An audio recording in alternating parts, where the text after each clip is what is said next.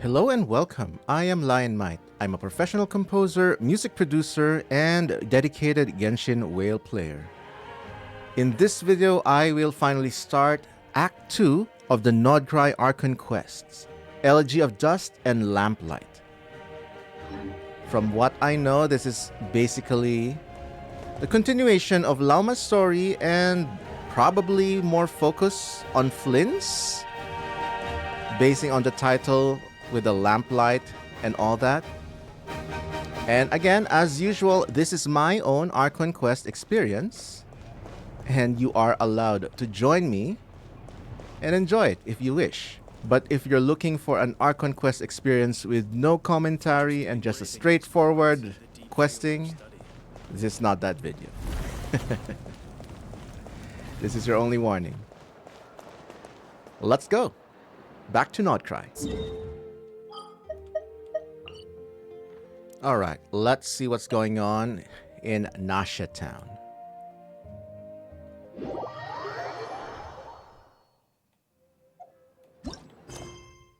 Fulminations and undercurrents.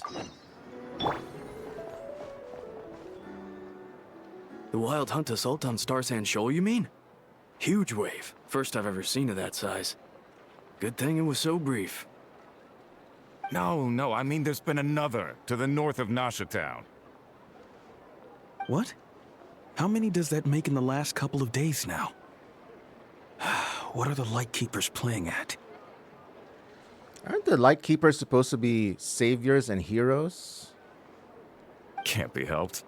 There are only a handful stationed on our side in the first place, and the cannon hasn't been fixed yet either. They've been strained to breaking point for a while now, I'll bet. I'm bugging out if this goes on much longer.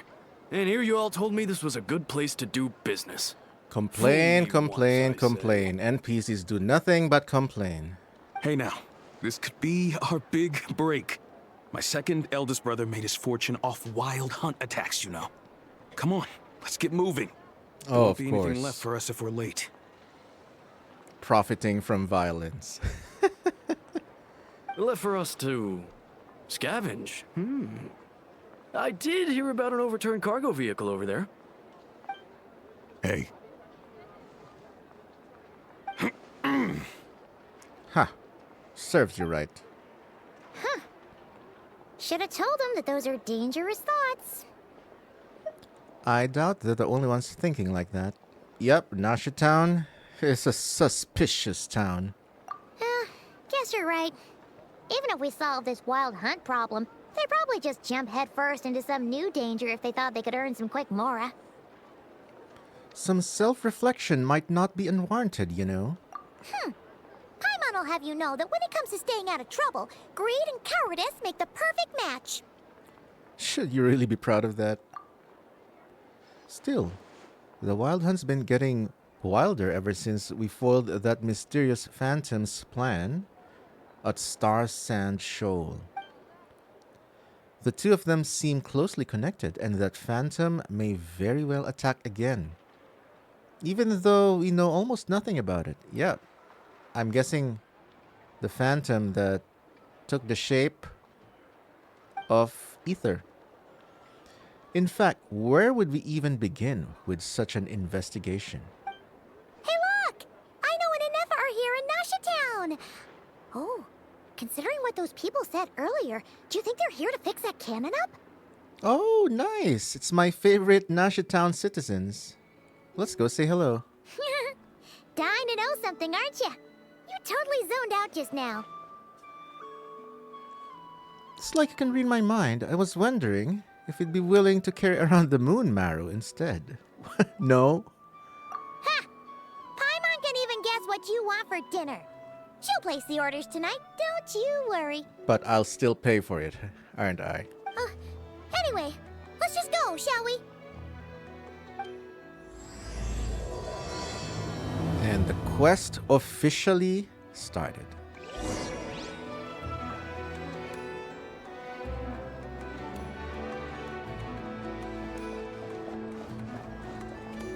Hello!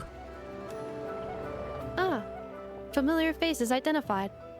Our good friends, the Traveler and Paimon. Whoa, free manual labor detected. Oh no, I know. Those evaluations could not be more different. Might I ask who is this? Who this is? This is Sosi, Sergeant Major of the nearby Lightkeepers. He's stationed here in this town. What an absolute downgrade from Flynn's design. Wait, that means... He is Flynn's superior, as far as position is considered. Yes, Flynn's unfortunately still has the more superior drip. Even though I'm not pulling him. I'm skipping Flynn's, by the way. A pleasure to meet you all. And it's by choice. It's not that I can pull for him. It's just... he's not my style. This is the Traveler and Paimon, friends of ours. They're experienced adventurers who are new to Nodcry. Hi there. Pleased to meet you. Were you talking about the cannon by any chance? Indeed. The sooner we can get it firing again, the quicker we can ease our current predicament. Pay I know. 2 more wild hunt incursions have come sweeping in at different locations after the last one at Star Sand Shoal. And our manpower is already stretched as it is. This is more than we can handle. Hasn't Flint's gone back to your HQ to ask for reinforcements? When will they arrive? Huh. Has he now? Yeah. That's what he said he was gonna do anyway. He hasn't contacted me about that yet. As per standing orders, he should be leading a team to root out the wild hunt. But I haven't received any reports for a while now. Ooh, Flynn's, what are you doing? Yeah, well, he does act outside the remit of his orders sometimes. I'm a superior, yes, but I wouldn't say I have much control over his actions. Seems like even within the Lamplighters, the Lamp faction, seems like Flynn's is still also a rebel within his faction. So, he made the call for backup on his own initiative? Hard to say. Contacting HQ's a tricky business. I should know, I've tried. They either refuse my requests outright or end up dragging their feet. And all the while, we're the ones who have to deal with the wild hunt, which, by the way, can strike anywhere in Nodcry without warning, sweeping across vast swaths of land. We need to send our personnel where they're needed most. A single missive will not do much to change HQ's attitude, I fear. Flynn's understands this well enough, I'm sure.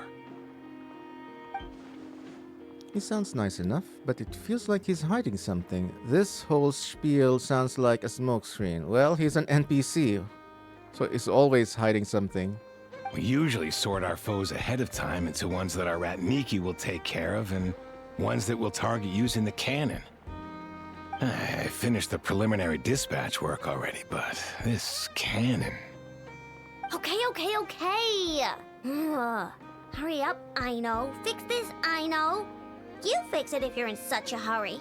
That, or bring me some snacks. This is tiring work over here. Yeah, old man. You should be paying, I know. Could you at least tell me how long we'll be delayed? We're way past our scheduled firing time. Well, that's your fault for firing too often recently. Machines get overworked too, you know. You could try thinking about their feelings for once, maybe. Sorry, what? A machine's feelings? Hello, Inefa is right there. Paimon. In layman's terms, this refers to wear and tear. As such, a machine is more liable to fail the unhappier it becomes. The exact probability here would be... Hello. All right. I'm not good at this stuff, I know that. But let me stress that we Lightkeepers are the primary financial backer of this cannon. And our backing does cover the fees for subsequent repair and maintenance. Okay, so that answered it. Yes, Lightkeepers. Gotta remember that. Lightkeepers. So they do pay Aino. But it feels like it's not enough if Aino's not motivated to do it. I mean, she's a genius. One of a kind. Nobody has the skill set that she has in Nodcry. So you better pay her well. And I'd say that was a good deal for you. You should thank the Krumkake craft shop. That means me, by the way, for making you such a huge and powerful weapon for such a measly price. There you go. Do you even know how much it would have cost you if you bought all the parts legit and fresh off the assembly line? Reminder, your future snack budget will have to be halved without the long-term commission payment, I know. Calculating a viable and cheaper option. Lavender melon candy. Inefa knows how to control Aino. What? No! Absolutely not! Let me think, all right? It should take maybe 3 more hours? Wouldn't this place be crawling with more monsters than there are fungi and Sumeru by then? That might not be the concern you think it is. The monsters of the Wild Hunt are only active in the immediate vicinity of its attacks. They will not spread any further, on their own initiative at least. We Lightkeepers will also keep an eye on those areas, both to monitor the monsters and to prevent people from entering the cannon's blast radius. That said, I'm afraid I can't wait 3 hours before dispatching manpower to the locations that the cannon won't be firing on. And here's where my need for manual labor comes in. There are some checks I haven't finished yet, but with your help, I can get the repairs done sooner. Wait, but we don't know a thing about this stuff. How much help will we be? Well, there it is. Manual labor indeed. You'll be fine, trust me. Just take this. Oh, and this. Whoa! This book is so heavy! And what is this? That was very creatively animated and executed. Well hidden, in fact. In fact, Paimon didn't have to catch it. It was just like an overlapping item. Ooh. You can use Beep Boop Pizza to run diagnostics on the cannon. It'll tell you what to do. And this book will help you understand Beep Boop Pizza. Beep Bubita?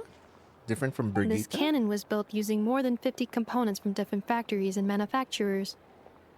Aino has bound the manuals into one volume. Also, please note, the device's name is Birgita. Oh yeah, there she is. So, it's manuals all the way down, huh? Yep. And if you're quick about this, we might just cut our time to fire down by a whole 2/3. We'll do what we can. I'll go with you. Nice. So you'll check the outside and Anefa inside. Come find me in the control room once you're done. Cool? Cool. Cool. Instructions received. Please go about your work seriously as well, Aino. No snacking while I'm away. Hey! A little snacking will also improve my efficiency by 2/3. She's more motivated by snacks and desserts instead of Mora. And I guess all the Mora is just spent on desserts as well. Oh, so this is the cannon. Nice. I assume it would be by Clink Clank, but I guess I wasn't paying attention. Now I know. Aino's explanations for things that don't interest her are a bit meh, aren't they? Or is that just how geniuses are? Isn't Beep Boopita just following us around? It's Sure doesn't seem as Birgitta. smart as she said it is. How are we even supposed to know what to check? We might not be at the right spot yet. There's probably some condition we haven't triggered.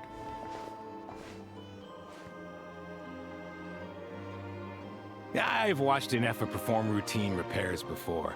It seems some sort of maintenance port must first be found, and then this small robot will automatically interface with it. Ah, so you're in the know. Nice. What does that port look like? A USB. Now that I'm not so sure of. Let's search around together and see what the robot reacts to. Works for Paimon. Is this it? Probably not. Or this one? Oh, ew! Stinks of machine oil.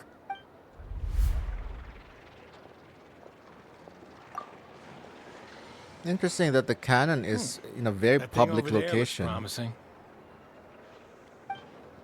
Where? I hope it's well guarded. Yeah, it does.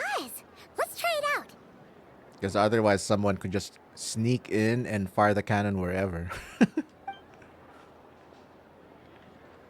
Whoa! It's flying! Does that mean we got it right? So, what do we do now? Let me give it a try.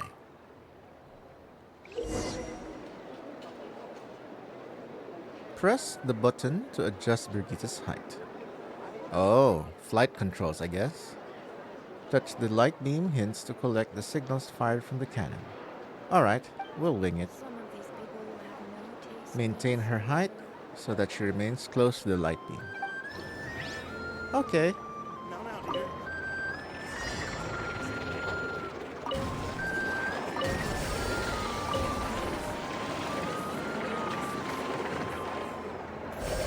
Oh, this is kind of fun. Simple idea.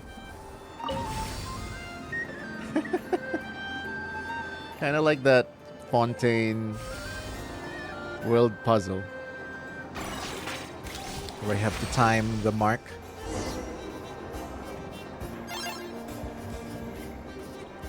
Brigitte is adorable. No. I know was right.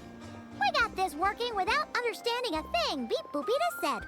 Still, it's impressive how you figured things out right away. I've figured out puzzles 100 times more complex before, that is right. Memories of that Inazuma puzzle. Paimon's up next, along with this stupidly heavy book. Wow! Let's see.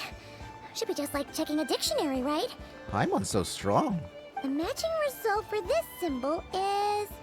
check passed. All systems normal. Wait, is that it? Well, as they say, no news is good news. Yeah, guess you're right. Just feels like we did all this stuff for nothing, that's all. On to the next spot, then. Well, that's what mechanical redundancy checks are. The less news, the better, I guess. Paimon's getting the hang of this now. It's this thing, right? I'll handle it. And this time... Huh? Why are you angry? Oh. Huh. Looks like its expressions are also prompts of a kind. Oh. We need to take note of the order in which its eye colors change. Purple, red... Hey! Slow down! Paimon didn't catch that!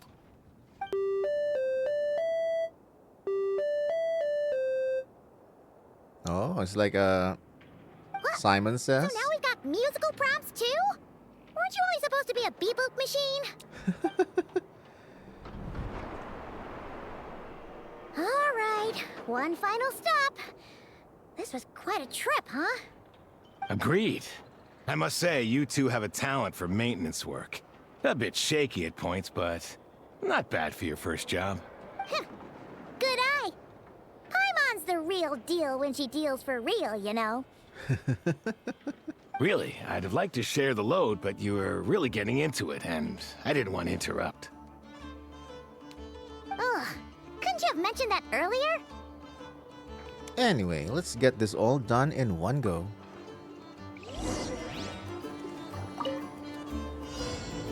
I love this music so much.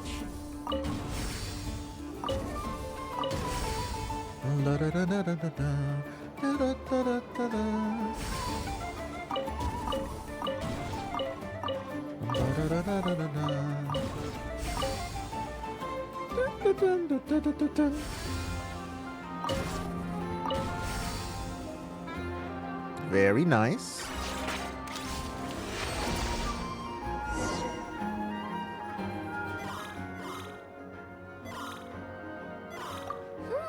A pictorial prompt this time. Don't worry, Paimon's just about gotten the hang of which prompts are listed where. We gotta take note of the flashing patterns.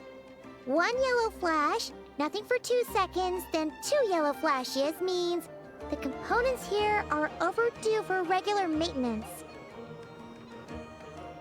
Maintenance is a high priority task. The device will be rendered inoperable until it is complete. Switch Beep Boopita to input mode to send out a signal to unlock components. The description of input mode isn't on this page. Ugh, more page flipping. Flip, flip, flip, flip, flip. That was a real struggle. Well, Paimon needs a break now. Paimon represents the educational growth of a typical Genshin player learning how to read for the first time. Good work, Paimon. Yeah, good work indeed. But it seems this input mode requires some additional work to operate. Allow me.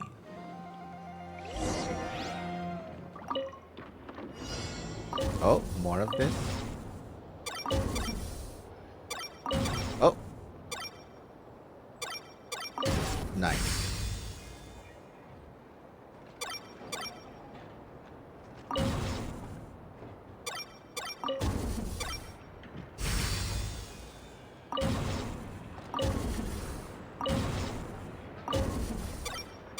More advanced mechanics, huh?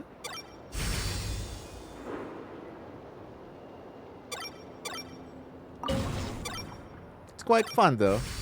Simple as it is. Nice. Woohoo! Well, looks like we're all good. We can remove this thing now. What is it anyway? No clue, frankly. But whatever. I got a feeling we've all given up trying to figure this cannon out. I'll go get the replacement component. We should be done once we pop it in here. What do you think? Maintenance work's easier than running errands, wouldn't you say? That's for sure. We're counting on you, Sosie.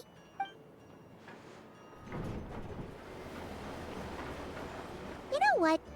Paimon took him for the stony type at first, but he's actually a pretty nice guy. Oh, that's a red flag. Maybe he is the typical Genshin NPC who will betray us at the end. Let's wait for him here, huh?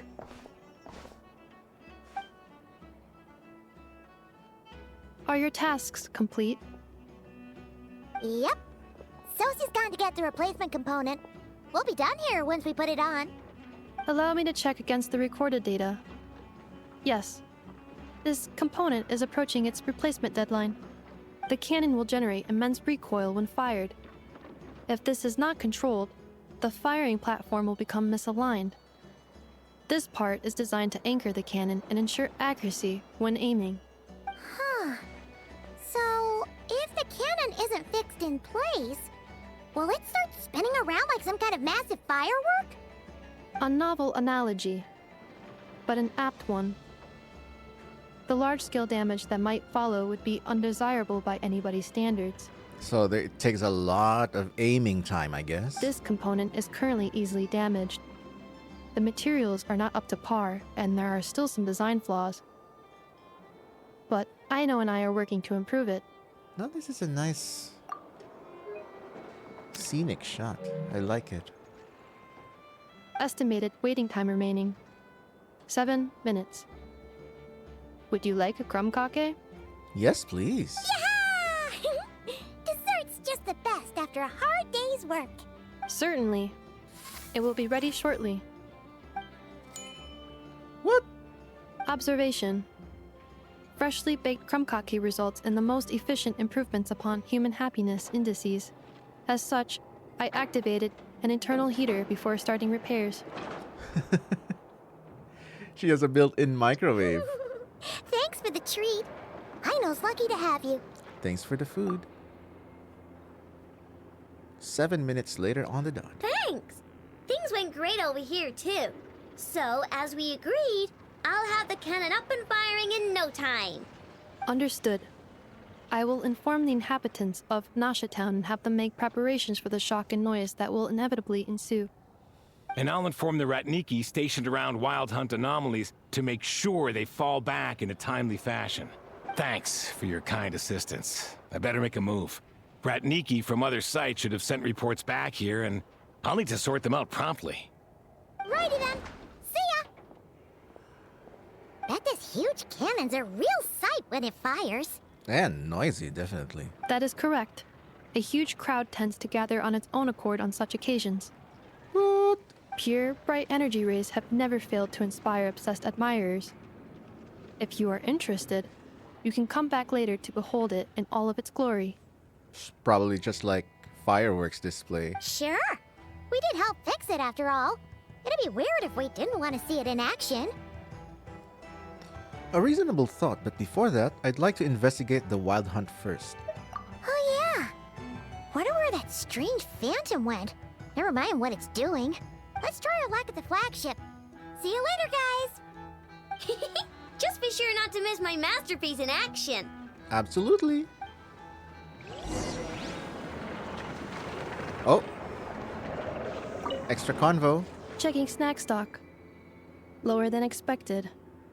Please, explain, Aino. Uh-oh. You're in Later, trouble later. now. Can't you see I'm busy? You know, saving the poor, anxious inhabitants of this town? That's a valid excuse, though. Life and death situation precedes snack theft or something. Let's fly.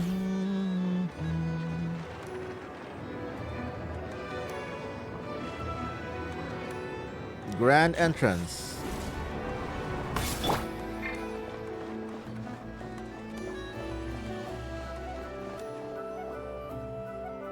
Is it Hello. just Paimon? Or are there more people here now? Oh, just as well, since we're sniffing for intel and all. Might as well go in and ask around. And maybe, just maybe, let's get some of their berries and fried meat too, huh? We still haven't had it yet. Ah, now you show your true motives. Oh, come on. Why so uptight? Excuse me, are you guests? Uh-huh. If you wish to return to your room while the banquet is on, please use the side door. Wow. No, we're not heading back to our room. Are we not allowed in here right now? That is correct. Only those invited to the banquet may enter. Our goal is to ensure that our regulars can enjoy peace of mind and comfort, so that they can speak freely with one another. What? Name your price. Familiar with our ways already, I see. But here in Nodcry, channels hold equal value to Mora. I am but a lowly employee, so you'll have to forgive my inability to help in this matter. It's fine. Can't be easy being you. Looks like we'll have to switch channels then. And I know Never, just the right? person. The Curatorium does seem to already have an amazing intel network up and running. But if we ask her straight up, she'll likely squeeze us for all we're worth. Good point. Let's not be quite so forward then. My goodness, Nefer is just a more ruthless Dory. Dory is tame in comparison. Ooh, Paimon's got a plan. Lauma got Nefer to help her prep some medicine, right? We'll be heading to Hisi Island later anyway to ask Lauma to help us use the moon marrow.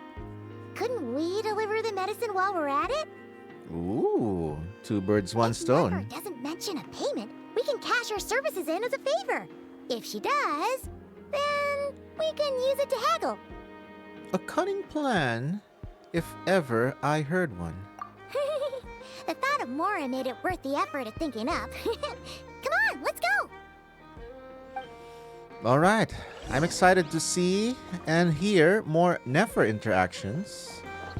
I mean, we had some interactions with her in the previous Act 1, and also some interactions with anecdotes. But I feel like we've only scratched the surface of Nefer's personality, so I'm excited to see more. Hey, Black Cat, we're here! Oh, it's you this time. Especially that I plan to pull for her mostly C6R5. So I do wanna be emotionally invested as well. Or at least make her likable in my book, in my criteria of character likability in Genshin. Hello, you two. What's up? Still stoic, huh? Not much. Just here to say hi. Also, we'll be going to Hisi Island later, so we can deliver the medicine to Lamma for you if you need. How thoughtful of them. Bet they want something from me in return. Absolutely. This is a very nice close-up shot. Oh my goodness. The green Yelan allegations is really not going away. Especially with the a very prominent mole. You know what I'm talking about. Well, the faster the delivery, the better, naturally. And we're lacking free hands right now, so that would be a great help. I mean, doesn't seem to have any other employee aside from Yehuda. Yehuda's gone to get the medicine, and she should be back any moment now. If you have nothing else to do, feel free to wait here. I'll have someone bring you some snacks. Don't mind if we do then. Thanks. You all seem busy. What's the occasion? Let me guess. The Wild Hunt? Oh yes, I'm sure you've all heard about what's going on. Nasha Town's in turmoil, and right now everyone wants intel. Whether it's to strike it rich, save their lives, or escape whatever predicament they've found themselves in. Wow, yeah, that kind of information gathering is definitely very valuable in a Wild Wild West kind of town. Ah, so you're busy making Mora. How nice. It's not all good news, I'm afraid. We're stretched so thin that our clients have taken to competing for our services via auction. Businesswoman, auction. Mora. She reminds me so much of Ningguang. But she's definitely colder. Ningguang, I don't know. Ningguang seems to be acting stoic, but we can see through her that she's very much a softie, especially for the traveler. The price for taking priority slots has all but skyrocketed. In other words, we've had to suspend free intel handouts for now. Oh, nice. Translucent hair as well. She cornered us right away. Did she guess what we really wanted from the start? Is there anything we can do for you then? If there's anything that worries me right now, it's the Wild Hunt. It affects everything we do, yet the number of people who can ensure cargo safety in the face of such a threat is vanishingly small. Well, that's what we're here for. That doesn't sound too hard. If you need something delivered, hit us up and consider it sent. Is that so? But... no. Forget I said anything. I mean, you're great heroes. How could I waste your precious time on trifles like these? Is that so? As a matter of fact, there is something we'd like to know. Is there now? You should have said so sooner. Far be it for me to extort you, of all people, for intel. But seeing as you so kindly made me an offer, I suppose I'll accept. What's there left for us to say here? On account of our previous cooperation? More like our common perspective. Most who live here only wish to defend their own interests. But we are different, are we not? We both seek to resolve the chaos that the Wild Hunt has caused. Absolutely. Or like make a profit off the Wild Hunt. Paimon doesn't believe a word she says. Well, you can do both. Dissatisfied, are we? The number of commissions over at the Adventurers Guild spikes during tumultuous times, too. Would you call taking those jobs for Mora a sin? She's got a point. Well, that's... We might squeeze some advantage out of chaos, but equally, chaos could uproot everything we've built at any time. Such is the threat of the Wild Hunt today. And what business would there be left should it end in some great slaughter, or put to flight many who call Nasha Town their home? Yeah, no business when there's no citizens. And as I understand, the two of you are here in Nodcry to follow a trail of clues yourselves. No? Mm-hmm. Well, yeah. In that case, we should keep Nodcry the paradise people say it is. At least until our respective goals have been accomplished. You must understand, no force exists here that would inspire unconditional unity amongst all parties. I do get it, but I'm not doing this just for me. I like this shot. After that incident with Lauma, I'm inclined to believe you. Your selflessness is admirable, to be sure, and rare around these parts. You better not take advantage of it. Though it's rare for a reason, kid. Yep.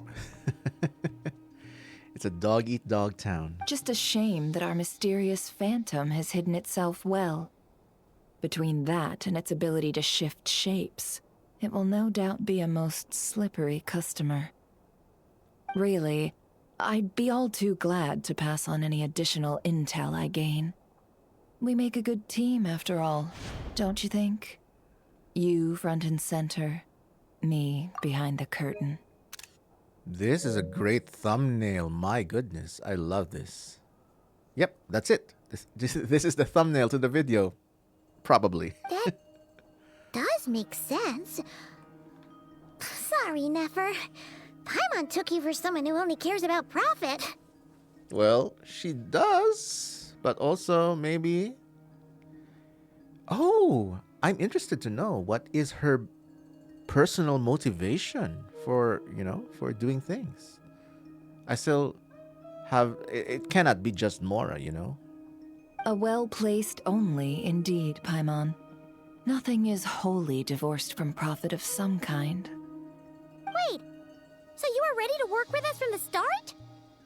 Why, of course. In fact, I was wondering when I might bring this up the moment you entered. But... Hey, boss, I'm back. Huh? Oh, you guys are here too? Hello, Yehuda. Indeed they are. In fact, they've volunteered to deliver the medicine to Lauma on our behalf. And totally free of charge. Such kind souls, aren't they? Yeah, definitely she is a Ningguang variant, but definitely more stoic, definitely more, what is this? Stone cold, maybe?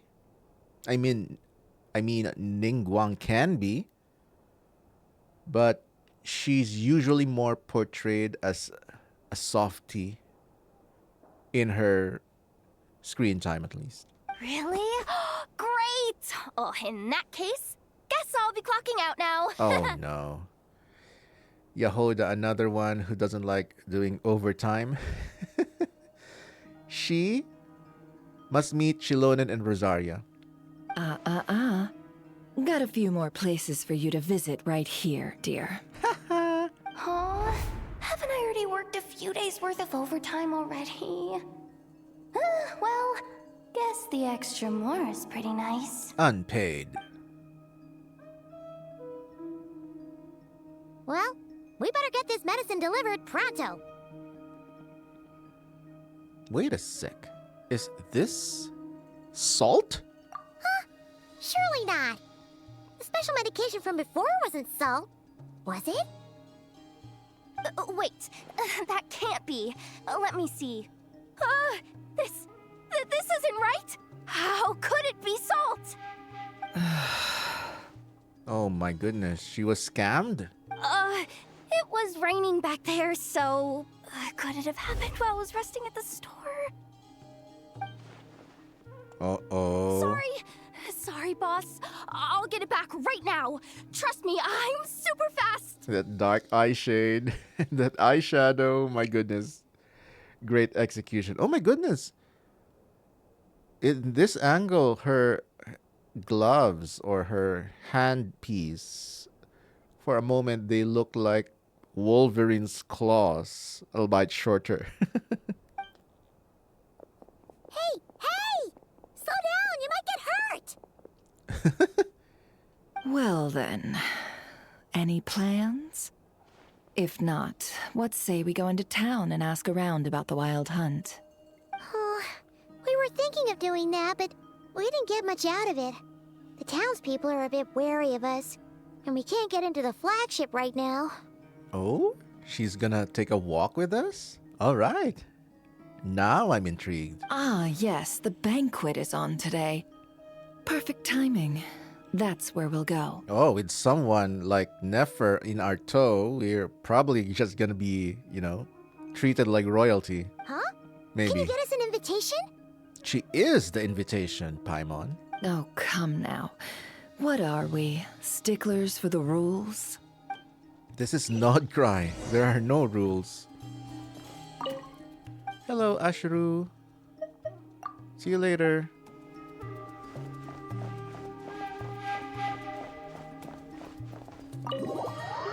I do like the music in the curatorium.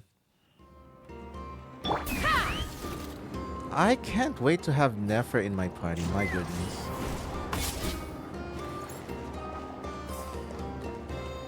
And maybe I'll make a fun, non-meta team of Nefer, Lauma, Emily, and Kinich. Just for fun. Lady Nefer, a pleasure to see you. Oh, and our guests from earlier, I see. She's our invitation. That's right. My apologies. Consider it my fault for not having explained the banquet's rules to them beforehand. Oh no, it was no trouble at all. Please, do come in. Yeah, sure, thanks. What are the rules, though? Not even an invitation check? Oh, Paimon didn't realize Nefer was such a big shot. Yes, channels really do take you places. Yes, connections and information is currency enough.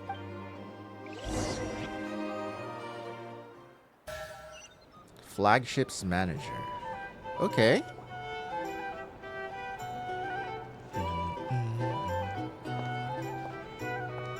He's got the dendro hair.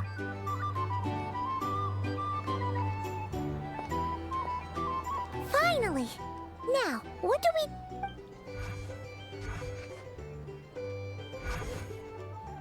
Oh? Pardon me. I'm sure we're all having a good time. But I would like you all to meet a mysterious guest I invited for just this occasion. My goodness, she's got that Sherlock Holmes, like, sixth sense or something. Or kind of like Nahida when she reads minds. In a way. Is that pretty much a dendro thingy? I give you tonight's special guest, a renowned mixologist from Mondstadt. What? Who? Are you serious? Me? What? What? A Lumine wink? Yeah, that's gonna get clipped and probably gonna be used as a reaction for, I don't know. I'm probably gonna use this as a reaction to some videos. That is priceless. Ladies and gentlemen, it is an honor. Nice to meet you all. I'm sure that no more needs to be said about Mondstadt's wine industry. After all, we are all connoisseurs of fine drink here. The special drinks menu is being set before you as we speak. Now then, for a time, let us set aside our worries and enjoy these exotic spirits from afar. Ah, I see. A new face for the bar. And here I was thinking, that ain't a familiar face. No wonder. Ooh, I like these new like NPC versions, scars and all. Well, it's a rare occasion to be sure. Want to order a glass or two? Sounds intriguing. I wonder who these people are. Are they like VIPs? I spoke to the owner. The bar is all yours. The recipes are available for your perusal here. Not to worry. I've taken the liberty of removing the more challenging options. I guess we'll just have to give this a shot. previous experience coming in handy. Who'd have thought it? How'd you set this all up so quickly? Well, as long as you know what both sides need, negotiations are essentially just a process of confirming the deal. No one would turn a beneficial offer down now, would they? Indeed. The flagship already had plans to invite a professional mixologist from Mondstadt anyway. So consider this a trial run, with the list of drinks brought out in advance. Interesting. Demyon will assist you. Serving guests with drinks will be the perfect opportunity for you. Yep. Of course, every guest will have their quirks, so you'll have to be careful not to arouse their suspicions. Oh yeah, this is kind of like a natural way to get closer to the guests. In the meantime, I'll go mingle with some of the guests who pique my interest. There'll be a little event during the banquet's second half, by the way. See you then.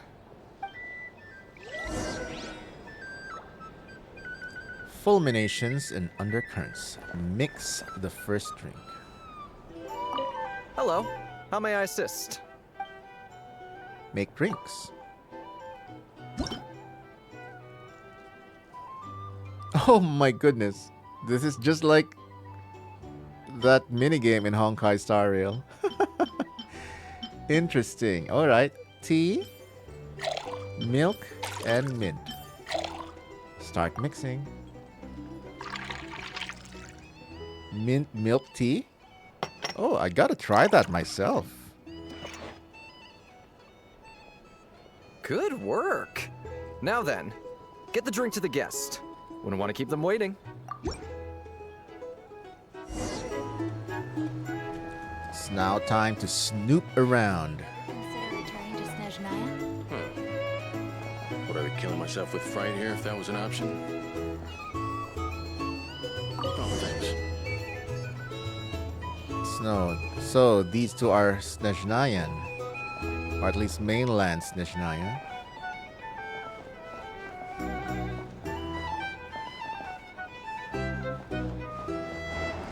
Pretend to check. Tell you what, I envy people like you. I'm like a man in a leaking boat, soon to be food for the fish. Wouldn't come to this dump if there were any better place to be. Come now. Surely it isn't that bad. You've still got the light keepers. You trust them? I wouldn't. Wouldn't trust anyone, really. We're stuck with a wild hunt here. The Snezhnayans can't be bothered, the Lightkeepers can't spare the people, and everyone else, they're a mess. I'd sooner put an ounce of faith into that cannon. Forget it. Let's just drink. Let's see if this new mixologist is worth the billing. So looks like the Lightkeepers are undermanned. They need more people.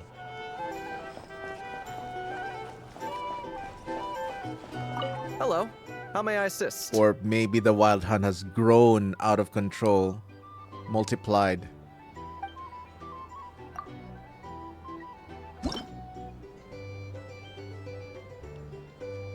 Juice? Caramel? Oops. Wait.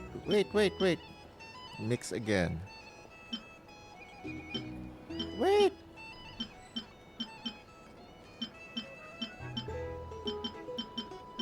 Oh no, I misselected. How do I? You're not my traveler. Oh well, I guess we'll just mix it. There's no way to undo.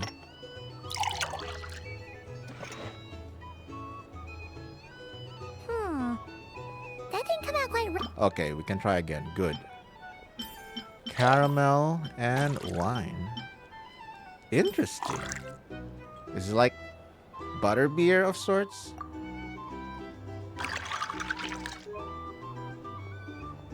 That Lumine looks so cute here.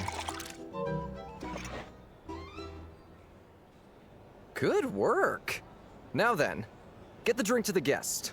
We Yeah, want to keep them waiting. Sort of looks like butterbeer. Even though maybe it's butter wine. I doubt the Snezhnayans will You're stay gonna spill the idly drinks. by if this wild hunt problem gets any worse. I wouldn't be so sure. They look like they give a hoot about anything other than their precious research. Hey! Just leave it over there. Pretend to check. Bet you some people are just waiting for this place to fall further into chaos. You've got a plan for that, then? These are Hard to brownies. say. But what I can say is that the situation in Lamplight will get out of hand if that cannon isn't fired soon. That gun's a symbol. The most solid proof that ordinary folks like us can stand up against Man, so much pressure for I know. Wait. What are you angling for exactly? They want to take control of the cannon?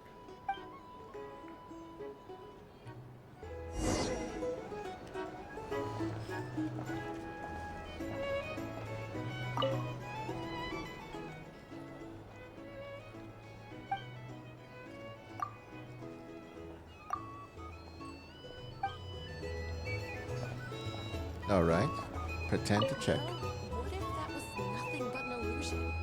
What if, let's say, the cannon was never meant to be fired? For our sakes at least. Surely this town is still of value to those who control it. Of course. That's all it is. Value. For us, though, there's no place but Nasha Town. And we're putting its life and ours in their hands. I get what you mean.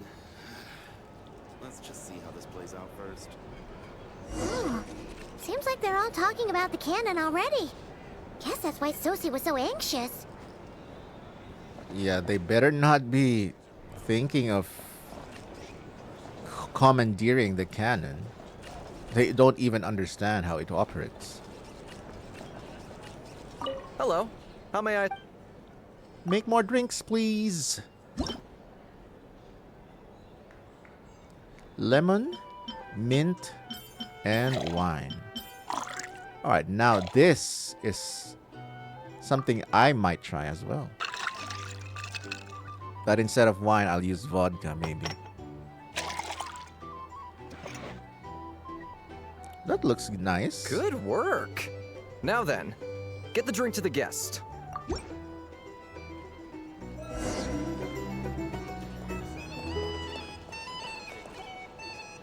Oh, so this order was yours, huh? Hey, that looks like a Boba Fett costume. Indeed. So, any notable news? Ah, you two must be Nefer's friends. A pleasure to meet you. If you've got a moment, let's have a drink. On my tab, of course. Yes, please. Paimon doesn't recall there being any other orders right now.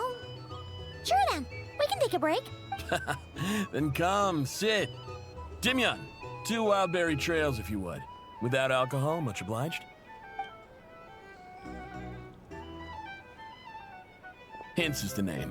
I help out at the Rossum workshop in town. They usually put me in charge of making and repairing simple machines. Paimon's name is Paimon. Pleased to meet you. I'm Traveler. They call me the honorary the honorary cocktail knight. Very nice. Yes, I've heard. Lots of knights over there in Mondstadt. I imagine your title's an impressive one back home, huh? Yep. We were just messing with you there. Anyway, help me keep an eye out, all right? Valuable intel will be suitably compensated.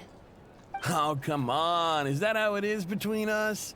I mean, I wouldn't even have this job if it hadn't been for your help back then. So, you've known each other a long time? That's right. I came to Nodcry with nothing at all. Would have starved on the streets if I hadn't met Nefer. There it is. Backstory. So she does care for people. She lent me money to study the craft, and even introduced me to Aino and the Voynich Guild, which is how I slowly carved out a living for myself. That's a huge favor.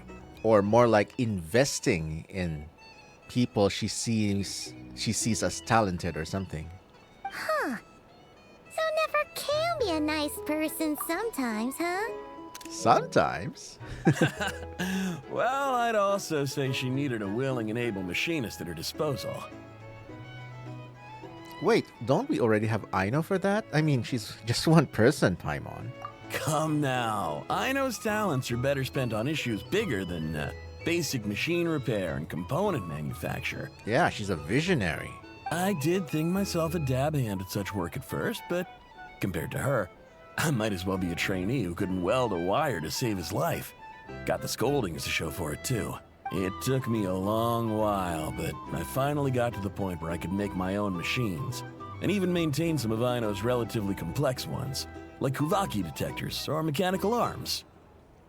He's the one responsible for maintaining Yehoda's robotic arm. Oh. I'd like to know more about Yehoda's robotic arm. How did she get that? Oh, speaking of that, didn't Sosi have a mechanical arm too? That's right, one of Aino's masterful designs. I could never design one of those in my life, but if you gave me its blueprint, I could hammer one out. Damn, Aino's a genius, truly. Nowadays, I've got regular customers, which makes for a decent keep. Even got a kid, if you can believe it. I wouldn't have, had you told me my future when I first arrived here. On the flip side, being a family man means I can't just flee this place whenever I feel like it, so I'm afraid I'm counting on you to help solve this wild hunt crisis. All the more reason to be proactive and do your part. Wringing our hands in despair does us no good in times of crisis. That's right. Oh, wait. Just another question that's been bothering me. Have you heard anything about people seeing illusions within Wild Hunt anomalies? People they know, perhaps? I have heard of humanoid shapes being sighted, but familiar faces? No. Most would think they'd lost their wits from fright if they started hallucinating. After all, no ordinary person could survive an assault from those monsters. Does this have anything to do with our current Wild Hunt crisis? Perhaps. Perhaps not. Oh, never. All right, I get it. I'll keep my ear to the ground for you, and naturally, my lips will stay tightly sealed. Then we'll take our leave. Enjoy your drinks. He's a social man. You can often find him here chatting with friends, and he's had contact with all manner of clients. Since he's never heard of the Wild Hunt exhibiting the power to imitate familiar faces, might it be safe to assume that our Phantom wants to keep that a secret? Maybe it's just one person or one member of the Wild Hunt who can do that. Huh. That does sound worth noting. How about we go talk to a few more people? A good idea. And one our upcoming activity will facilitate. Let me show you how it's done. Come, back to the bar. Back to your work.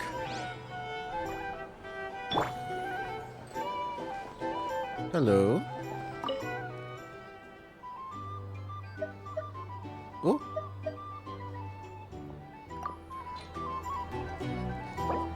Interesting. I didn't know this.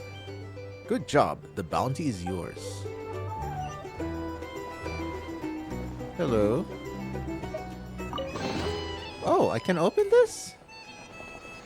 Oh, I guess it has something to do with this. Bounties. If you want to negotiate prices, go find a flea market. Oh, okay. Got it. We'll check that later.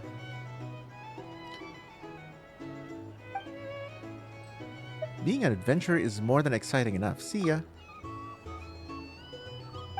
Safe travels, my friend.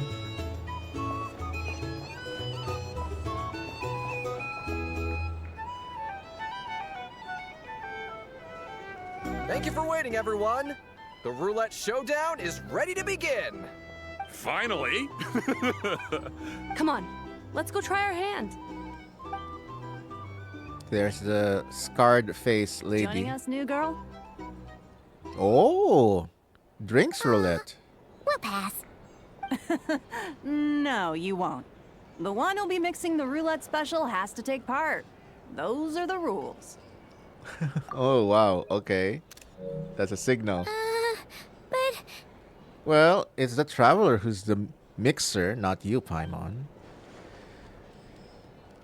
There's Nefer's hand signal again. Let's go with it. Sign me up.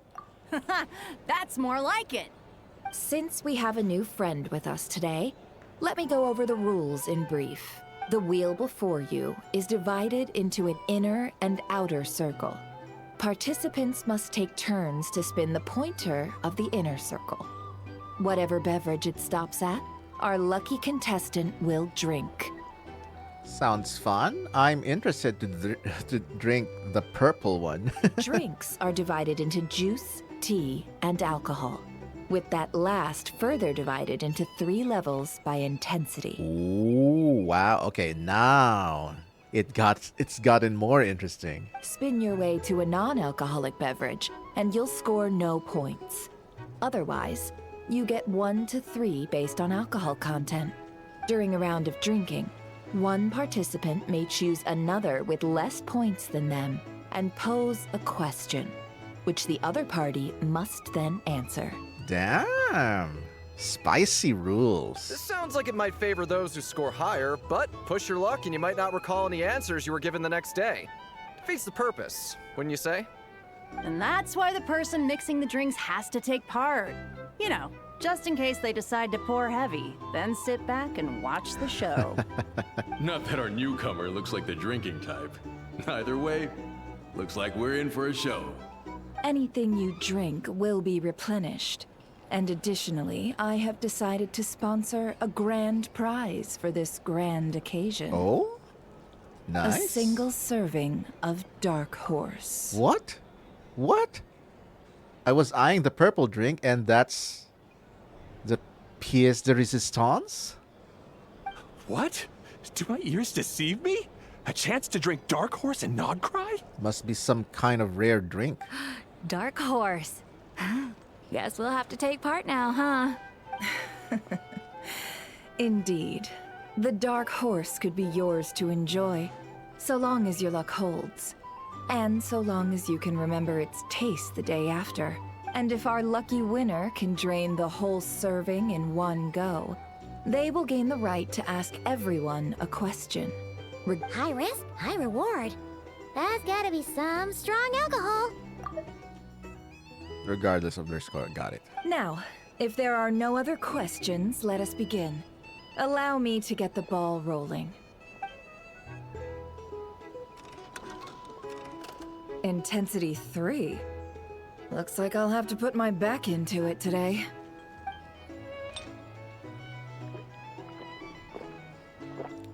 Ooh. Feisty. Let's go! Wow. She can hold her alcohol. It is. Oh, my turn. All right, man, fess up. You've been making a killing lately. Where's it all been coming from? I like this. Very nice Hey, editing. I heard you met up with some big shot from the Voynich Guild. Mind introducing me sometime? This is fun. A normal drink, huh? Must be my lucky day. We've reached the final round of the Roulette Showdown. Let's see who gets the last laugh. I gotta say, you Mondstadters really know your alcohol. These recipes are super good. Teach me, would ya? Lady, you're drunk. I was wanting to ask about your wife. Your wife. I've rolled non-alcoholic drinks without fail the last few rounds. This 0-point game is no accident. Oh, looks like it's being manipulated by Nefer in her favor, in Traveler's favor, I guess. Similarly, Nefer's been maintaining an ever so slight lead and has been using it to ask ever so slightly probing questions. That can't just be luck. Oh, it's definitely rigged in our favor. Oh my goodness. Nefer is just so cunning. I can tell that Drobrawa was lucky enough to survive stumbling into a wild hunt. But Nefer's turn is... You're up. Uh-oh. Uh-oh. Oh. Nice. Nice reaction shot. Nice reaction shot. There we go. Ah, she left him to me. Whoa! New face here just drew the dark horse. Uh-oh. Bottoms up! Bottoms up! Hey, will you be alright? You wanna just give this one to Paimon? Paimon? No. Do it! Whoa, she actually downed it in one gulp. If Dark Horse is an alcoholic drink, is this the first time Traveler is depicted as drinking alcohol on screen? Nice job! No wonder you Mondstadters have such a reputation. Unless Nefer switched it as non-alcoholic. What do you see while you were inside the Wild Hunt anomaly? Me? Well, what do you think? Monsters, of course. Only monsters? Absolutely. If there was something else, I didn't stop to see it. Just took off as fast as I could. Oh, and guess who showed up just as I'd gotten out of there? Those good-for-nothing rat Niki, that's who. If my luck had been just a little worse, they'd have found nothing but my corpse. Or whatever was left of it anyway. Either way, there's nothing in there you'd want to see. Even those who have had a personal encounter with the Wild Hunt know nothing about the strange phantom we saw. It seems Nefer's judgment was on point. I see some downcast faces. Why, have we all hit our limit? Says who? I'm still raring to go. Because you didn't drink that much. In that case, let me raise another glass. To a blast of a showdown and a wonderful evening. Hello, ma'am. Lady Nefer has ordered a fresh round of drinks. Could you deliver it to her? Sure. Did Paimon switch the Dark Horse because she was holding another purple drink? Ah well.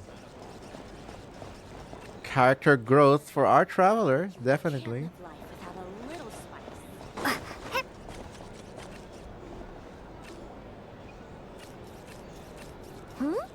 Are they playing cards? Paimon spies some elemental dice. Same as usual then? One die, 100,000 Mora. Oh, wow. Are those TCG die? I'm not here to do business with you. Oh, he seems like a lightkeeper. Come now, I've already ordered us drinks. Or are you looking to add another line to your ledger of arrears?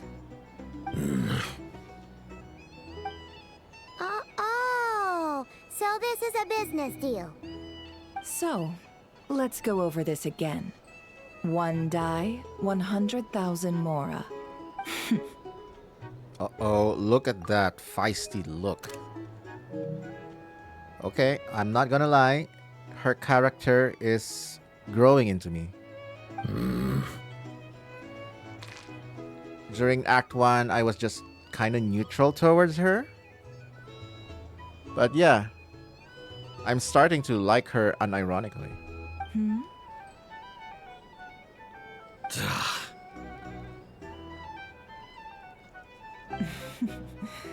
Then we have a deal. Come, you two. Take a seat as well. Oh, it looks like it was a negotiation. What are we even doing here? I can give you 3 things. The features of the Wild Hunt, the exact locations where it has appeared, and the intel we've received from the Lightkeepers. The Wild Hunt is in fact a phenomenon linked to abyssal power. Fog and monsters follow in its wake, posing a lethal danger to ordinary people. On the flip side, these monsters cannot leave the fog, so the disaster cannot spread quickly. I see. We already know all that. So the fog is just the area of effect. Fair enough. Then I won't beat around the bush. Here's a map of current Wild Hunt anomalies that I snagged from the Lightkeepers, including the locations they'll soon be bombarding. Wow, those are a lot of locations. That's a lot. We've never seen anything like this either. That's why everyone's so worked up. That's not enough. 4 dice. Oh, she's negotiating for information? Cool it, all right? I'm not done. Now, the Lightkeepers don't want you to know this, but weirdly enough, more Wild Hunt sites have disappeared than their involvement would indicate. Isn't that normal? They're not the only ones fighting the Wild Hunt after all. Adventurers do that too, and maybe some just go poof by themselves. I'd agree. And really, we've always had a small, stable discrepancy between reported anti-Wild Hunt ops and anomalies cleared. That variance has become a gulf lately. What could that even mean? I've got 2 theories. One, that some new force is clearing the Wild Hunt out in secret. Or 2, that some Ratniki are not reporting the work they do on purpose. Oh, omissions? The odds of the former happening is low. Not many organizations can even engage the Wild Hunt. Never mind keep those operations a secret. Are we part of those who are also helping clear out the Wild Hunt? If you're interested, I'd recommend following the latter train of thought. Paimon doesn't really get it. What would anyone gain from doing that? Let's just note it down first. Now that's what I call interesting intel. No wonder you've been doing well for yourself lately. Even if you've mostly just been reselling my intel. Oh. Please, stop. This is all I've got for you. Oh, stop that. Why, people might start thinking me a bully. Let me give you an opportunity instead. Out of respect for your independent intelligence gathering. An answer to a simple question for 50,000 off your debt. Have you heard of people seeing familiar faces within a Wild Hunt anomaly? Or experiencing something akin to, say, an illusion? No, nothing like that. Nothing at all but ghostly shadows. Nothing at all, Not even for 50,000 Mora? Either you don't take your debt seriously, or you're confident you can pay it off. Hey! No means no, all right? This is about my dignity as an intel broker. Mora doesn't factor in here at all. Okay. Well, that puts me at ease. You really are the same as ever.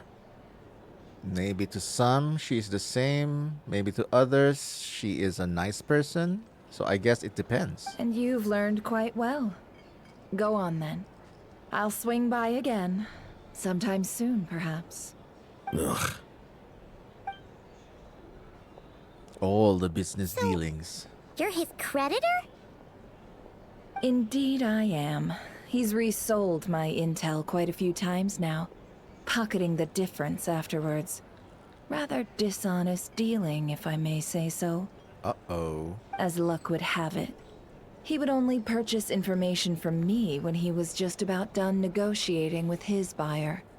So I arranged a little something just for him. A painful lesson, you might call it. He went directly to the buyer, maybe? Ooh, that sounds brutal. Oh, I was downright beneficent in charging for that betrayal. It was more about the message, really. Good thing we're on the same team. Yep, I wouldn't want to cross Nefer.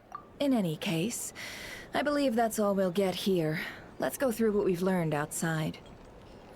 Gladly. Channels are king.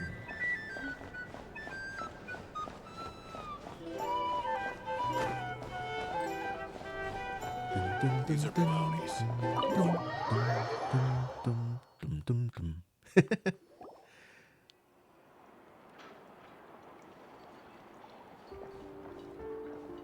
Most of our intel seems quite dispersed, so let's try piecing it all together. Yeah, let's go. Well, first, no one else has seen that weird phantom, apart from our encounter on Star Sand Shoal. Indeed.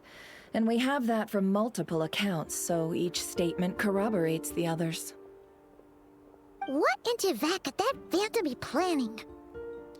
The wild hunt anomaly that occurred at Star Sands Shoal seems quite unique. Agreed. Instances of the wild hunt afflicting Nodcry in general have increased in frequency, but the phenomenon itself hasn't changed much. What you encountered must have been something special, with our mastermind concealing themselves within, in order to target the Moon Marrow. In which case, two questions arise. Who is this mastermind, and why would they want the Moon Marrow? I mean, the Fatui is the easy answer, but, you know, Sandrone, Marionette, gave it back to us, so I guess they don't really want it that hard enough. But also maybe Marionette is more than who she seems to be portraying herself as. Still a mystery to be uncovered. Additionally, that intel broker mentioned that some Lightkeepers might be withholding information. Given the inconsistencies in Flint's words and deeds, he might be a likely suspect. Ooh, I like this. Not every quote-unquote playable character is immediately heroic. But let's not share that with Nefer for now. I want to see Nefer interaction with Flint. I'll continue investigating along these two lines. We can reconvene again if any progress is made. I'm back! Hey! Luckily, the store owner kept the medicine bottle I left on the table safe for me. Here you go. Okay, now these look like medicine. Thanks a bunch, Yehoda. Take a break. You've earned it. Oh no, I've got work to do later. And anyway, isn't the cannon about to go off? I was watching it the whole way back, praying it wouldn't fire. Not until I got back, you know? Again, lucky me. Huh. So you're interested in that big gun? Of course. I mean, just think about it. Something that size is bound to be comprised of thousands, even tens of thousands of parts, fused in such a way that it can operate smoothly and fire off a supergiant, super strong beam. And it was created and maintained by a kid and her robot. Isn't that just so cool? I mean, miraculous. Like a miracle created through countless careful calculations. It has been a while since the last time it fired. Go on, feel free to go watch. Work can wait for a while. For now. Oh, there it is again. A clear shot of Yehoda's vision / moon wheel. I guess the difference is what Hoya decides it to be, because they look similar visually. The moon wheel and a Nodcry vision.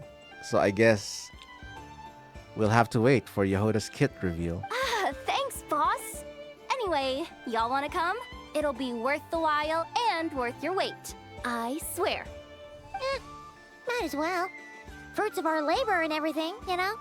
We're pretty much going that way anyway. Let's go. Woohoo! Let's go! Kaboom! Time for some fun. Wow, what a crowd! People seem pretty excited, too. Just goes to show how big a deal this cannon is, huh? Oh, for sure.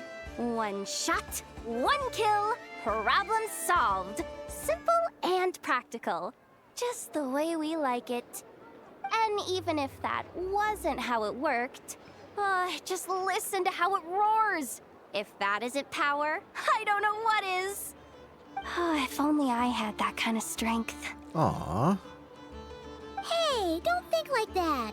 Your skills and smarts have been a big help to us, too. Yes, she's right. Really? They think that? Aww. Oh, I'll do my best the next time we work together. For sure. She's such a softie. Hey, look! It's starting! Go Aino! Go Inefa! Ooh. Music switch. Oh, the cannon has its own music. Me likey. Wow.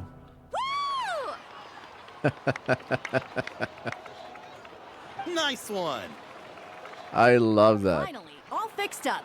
Nothing to fear now. For now. Awesome! Felt that one in my bones. That sure was powerful. And pretty dazzling, too. Guess that's why everyone's been counting on this thing.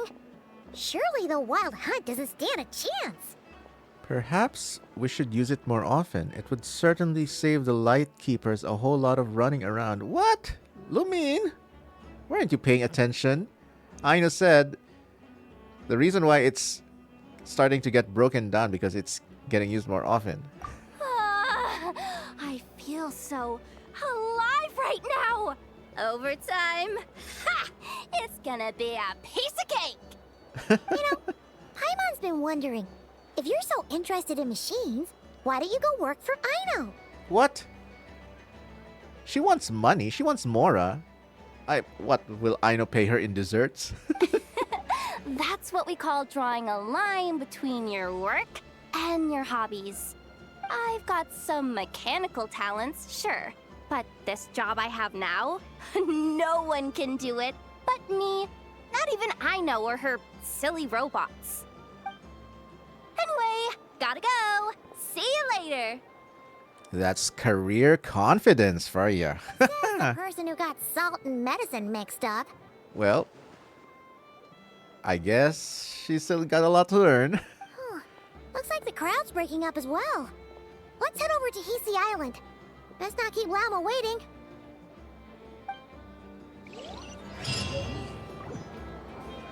That was a cute little chapter. Let's go over to Lauma and deliver her medicine. My goodness, from bartender to career. Traveler will take any job, won't she? Let's see now. What's changed since we were gone?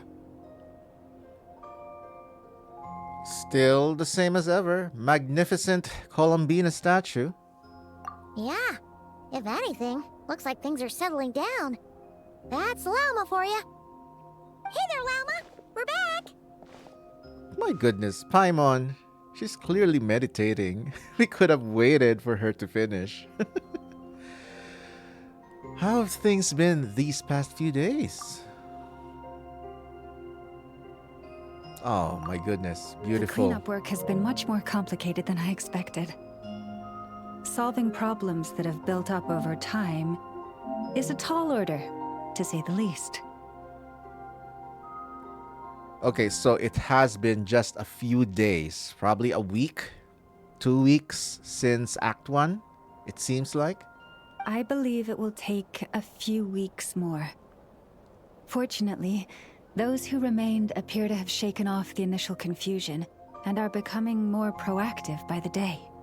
Oh yeah, the big Frost Moon Science exodus of believers and non-believers and alike. It's as if they've finally been forced to come face to face with what their faith actually is. And it's all thanks to you. No, I should have done this a lot sooner. Oh, Llama, come on.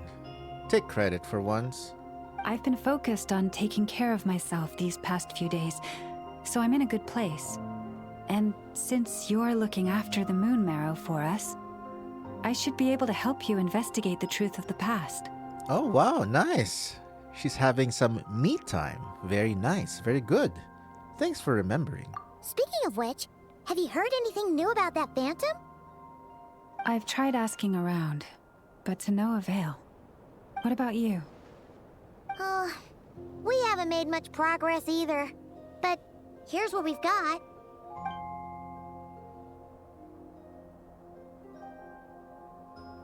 I think I've got the gist of it.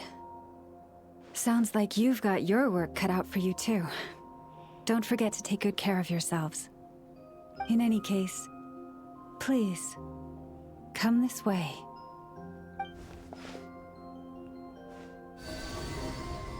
What?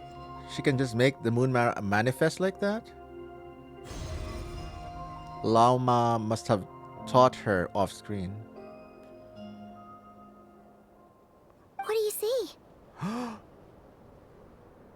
It's a Primogem wishing screen. Or they are descending. This is not Cry? This all looks familiar. I mean, the blue hue, blue tint, definitely feels Nodcry. Somebody's wishing for Primogems. Somebody's using their Primogems to wish for the character. Is that a shooting star in the sky? No, wait. That's our spaceship. Is it over already? Oh, so that's a clue to the location of the landing. This appears to have occurred a long, long time ago. The memories I sensed are highly turbulent and disordered. So that is all my power allows me to discern. At least we now know where our spaceship landed in Nodcry. Near Star Sand Shoal, or so it seems. Ooh. Whoever that phantom is must have accessed information from the spaceship or memories or ley line memories around it, maybe? That matches with what Ether told me, but I want to know more. Lunatar. Huh? What's the matter? Hello. The flowers changed color. Ooh, Columbina? These flowers are a reflection of the damselet's powers. Does that mean she's... I remember her mentioning that she wanted to use the moon marrow to restore some of her power. Paimon. Yeah, we should go see her and see if we can help her in some way. Ooh, my goodness. I'll leave that in your hands then. Oh wait, here you go. This is the medicine you asked the Curatorium of Secrets to help prepare earlier. Thanks for coming all this way with it. You've been a huge help. You're welcome, Lauma. Also, if I may, I have a feeling that Kuthar might be able to help you get a more detailed glimpse at the memories about your spaceship. Oh, that's true. She's the Kutar after all. But we best check if she's doing okay first. Yeah. I mean, it's nice that they're very well concerned about Columbina herself. Unlike the Saritsa or the Frostmoon Science of the past. Just wanting her power. See you later then.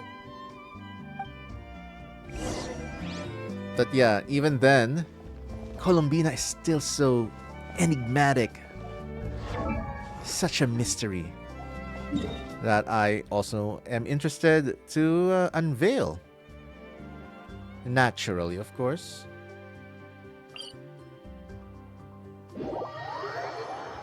Go to the Silver Moon Hall to see the damselet. That's why we're here. And interesting to know, the moon marrow is a concentration of Kutar's power? Are there more of it? Are these... I don't know. Are these structures kind of serving as conduits for her power, maybe? Is that why she can't leave aside from, you know, staying in hiding? I don't know. Lots of theories, but hey, I'm no lore Genshin YouTuber. There are better people equipped. Oh, hello. Oh, she's not wearing her water shoe. Oh, she doesn't look so good. Aww. Sorry for disturbing you, but are you okay? Has your condition worsened?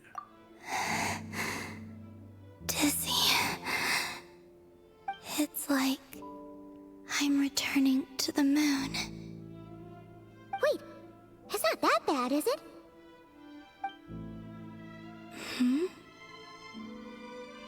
I sense the moon's power within you. We got the moon marrow back from the Fatui. Can it help you in any way? Good call, Lumine. And what do you require this time? Nothing. Come on, don't even think about that. Right now, you gotta focus on getting better.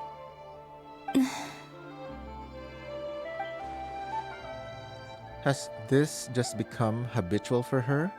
After living in relationships of mutual benefit for so long? I might need your assistance in the future. Oh. Very well. Well, at least honesty, right? Give me your hand.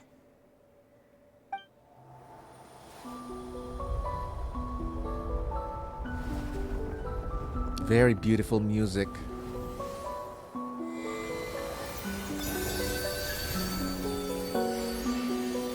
What? Very cool.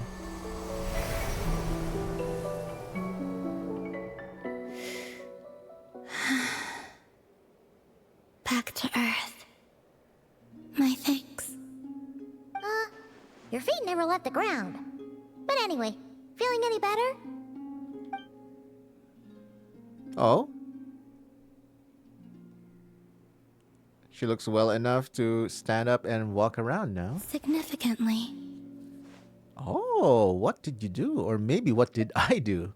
The moon within your body. It is as silent as a reflection in the water. Fascinating. I merely drew forth a ray of its light from the water. Enough to keep me tethered to the ground for now. Ooh. Does she exist in multiple consciousness? Or multiple spheres? Like her consciousness exists on the moon and then on Tevat, or maybe timelines, kind of like Dr. Manhattan from Watchmen. I don't know. Theory only, theory. I think I sensed some other changes as well. That is the moon goddess's favor. All things I come into contact with will bear this mark. Oh, looks like Columbina is not looking weakly anymore, and she's like standing more firm. Even the expression on her face, even if it's like a one expression, I don't know, seems more confident now. It is harmless and will fade over time. Speaking of which, do you want to be the Moon Marrow's custodian now that you've got your power back? It's supposed to be something that belongs to a god in any case, right? It is the remains of Arya, goddess of the eternal moon. Oh, nice. So it does have to do with... Wait, what? Is it Did you her? not know this already? Wait, let me review. The remains of Arya, goddess of the eternal moon. Is it her actual bone marrow? I don't know. Llama just said it was different from the other fragments, and that she could sense divine power within it. And she is correct. When I drew that ray of moonlight from the marrow, I also drew some memories from within. That is how I know that it belongs to the goddess of the eternal moon. But Llama also saw the past by using the moon marrow. Why didn't she see that? Lama mentioned that she could only catch brief, blurry snippets.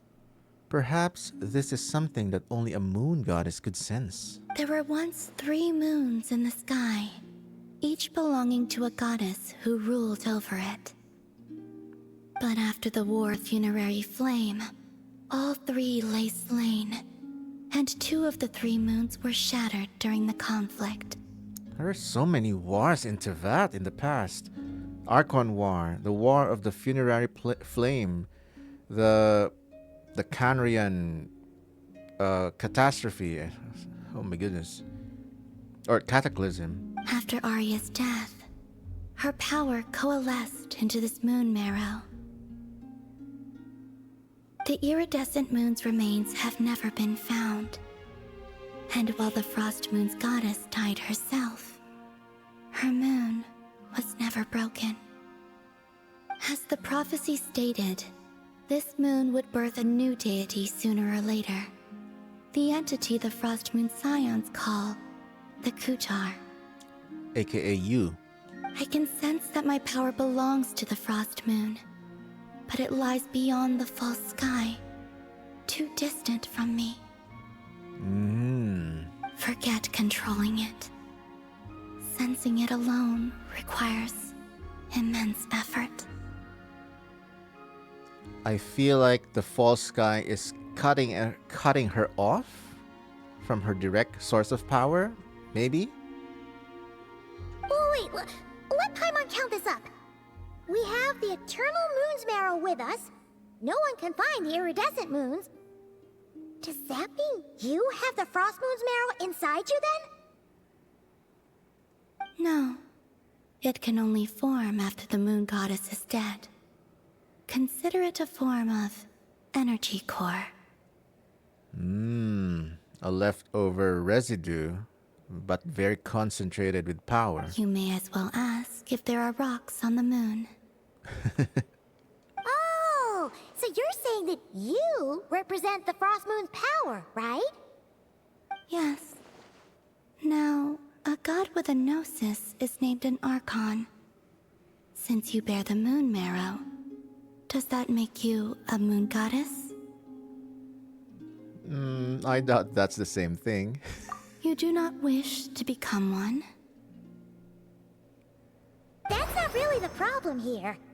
Also, why are you so eager to pass that title on to someone else? Maybe it's because she's tired of living in the shadow of power only to be abused by those who would seek to wield it for themselves. Damn, got in philosophical here. Anyway, never mind this becoming a moon goddess stuff for now. We're asking if we should return this moon marrow to you. I do not desire it. I knew it. Huh? Nor does it desire to come to me. I think it has chosen Lumine. And what does that mean? When I came into contact with its power, I sensed a kind of rejection. I can only guess that this is because I, too, am a moon goddess. Two moons will not rise at the same time, let alone consume one another. A lunar civil war? Guess it's stuck with me for now then. Yep. What? Looks like Lumine's disappointed in that. You sure that's gonna be okay? I did say that you've hidden its power well, but the damselette sensed it just fine. Well, she's a moon goddess, so... And it's the wild hunt we're dealing with here, not some run-of-the-mill enemy. If it detects the marrow... The wild hunt? You speak of that phenomenon as if you were describing a person. Well, it sure looks like there's a person behind it all. Someone with a super clear goal, too. They've been after the moon marrow non-stop. That seems to ring a bell. Finally, we're starting to talk a little bit more normally and straightforward with the damselette. Huh? Is it really? My colleagues used to mention someone, back when I was still with the Fatui. Okay, yet another confirmation that she's no longer Fatui. He hailed from Conria, gaining abyssal power during the cataclysm, and he had a consuming fixation on the moons. Conria? Well, we don't know if the phantom we saw has anything to do with that, but the details kind of match. What was his name? I only know what others called him. The Rehir of Solnari. One of the 5 sinners? Huh. There was that title too. Yes. Wait a second. Dane mentioned him, didn't he? Does that mean that our enemy is Rarier, one of the 5? Uh-oh. Huh? If that was the case, surely he'd be stronger than this, though. I have heard that he disappeared not long after the cataclysm. Beautiful Columbina theme version in the background for harp. But when I asked my colleagues where he went, they replied, "Do you really not know?" Why would they say that? The tale of his final fate has it that he fell into the moon's reflection, from which there can be no return. Wait, hold up, pause. There's just too much information. Yeah, I missed that. Fell into the moon's reflection? That's cryptic. I felt the same. They seemed to think that I should be the one who would know everything about the moons. But as I said, my prologue lies beyond the false skies. I do not even remember my name. Oh. Either way, following his departure, the Wild Hunt situation worsened drastically, and it has since become a byword for abyssal disaster. The present phenomenon may have inherited the same title, but it far surpasses its past incarnation in both scale and lethality. Not good. Oh, to think that we're up against one of the infamous 5 sinners! That's way too much for us to handle. That incident on Star Sand Shoal must have been luck then. Or maybe he wasn't giving it his all. And even then, he still defeated Marionette.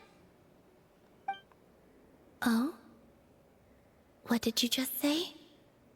Would you mind repeating that? Oh, mentioning Marionette piqued her interest. Interesting, interesting. That's your ex-colleague? So, we were on Star Sand Shoal together, and she was beaten by the Wild Hunt too. Is she giggling? Did you just laugh? Uh-oh. We must have triggered a past memory. No. She totally did. Are you two on bad terms or something? No. I simply imagined the put-out expression she must have worn in that moment, and found it interesting. She seemed quite shaken. She was definitely mad. So mad and pissed off that she just gave it back, the moon marrow. Oh, she'll adjust soon enough. She's very good at that. It seems like Marionette and Columbina seem to have an implied closeness. Maybe they were besties or something. Okay, anyway, we've gotten off topic. Now that we know how dangerous the guy targeting the moon marrow is, you sure you want to carry it around with you, Traveler? Yep, for plot reasons. If Fatui intelligence is to be believed, Rerir would prevail even if all of Nod Cry were to stand against him. Perhaps something restricts him, if only for the moment. Before I decide, there's a favor I'd like to ask you, Columbina. What do you need? Do you think you'd be able to show me what happened when my brother and I arrived in Nodcry? I mean, when our spaceship first landed? Sure. That was quick. Must be effortless for her. As I said, this to me is but a single ray of moonlight. Nothing to it. Give me your hand, and ready yourself. Uh-oh. Cutscene time, maybe?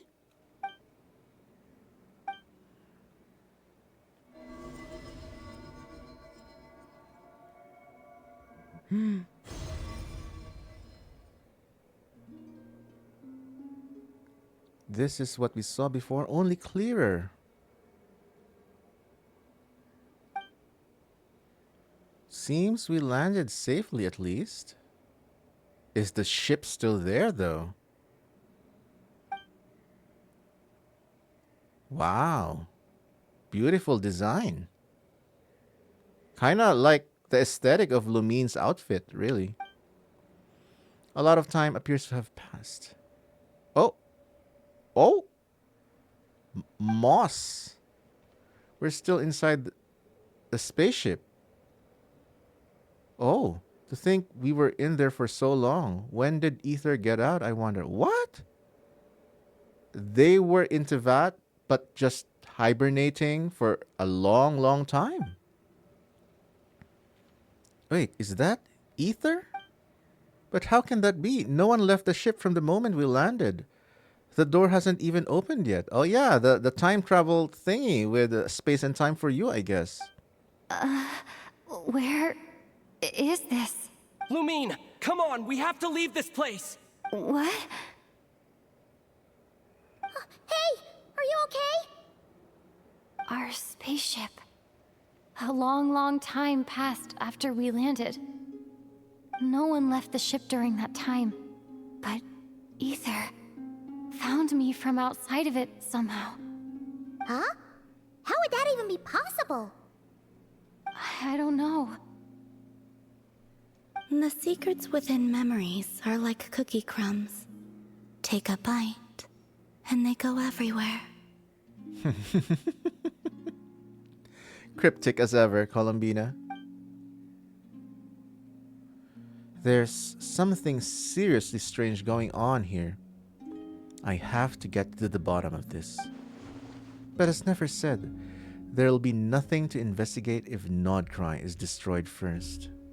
And of course, we as the Traveler must again, as always, become part of a nation's struggles and solve it for them before we solve our own personal problem, just the same as we have done so in the past.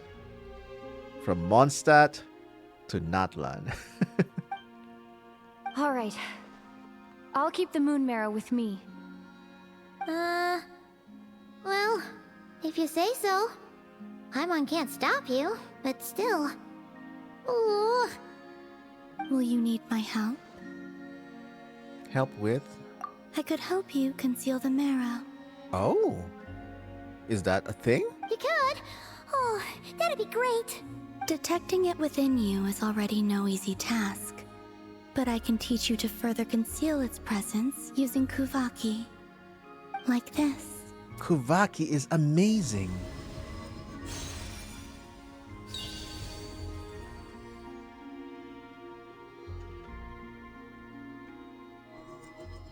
Oh, I like that. Like a protective shield. Ooh, looks like a shield. Hey, stop copying me, Paimon. This feels so soft and gentle, just like the moonlight. Can you sense it? Now, try to maintain it. Wow, taking magical lessons from Columbina herself. Nice. She's our mentor. You learn quickly. Thank you, Sensei. Huh. Looks pretty sturdy. Could probably be used in self-defense in a pinch, huh? Thanks for teaching me that. Is Columbina gonna be the one to teach us lunar traveler reactions? Are you always here, Columbina? It's kind of dangerous out there, sure, but have you, like, taken a walk outside or something? Fair question, Paimon. That's actually made me curious, too. I dislike strangers. And where do we rate on that scale? Slightly better. Ooh, once this whole business with the Wild Hunt is over, let's go out for a walk. Yeah, the Frost Moon Scions have changed since you last saw them. Who knows? You might actually like them. I will consider it. That's all we need. Thank you for your consideration. He seems kind of tired. Probably hasn't spoken this much in a while. Either way, thanks for agreeing to help us. Oh, look at It that. wasn't much. I wonder if that is comfortable to sleep on. The flowers here. They like guests like you. That's good to know, I guess. Oh, I've been waiting for this. You can visit Silver Moon Hall from time to time to meet the Damselette. For a certain time after completing the quest, your party will gain the New Moon's Embrace effect. When in Nodcry, your party's moon sign level will always be Ascendant Gleam. I see. Additionally, after completing a certain number of quests, you can claim a variety of other rewards. Oh, I see. Okay. Always Ascendant Gleam even if only one Nodcry party member, maybe?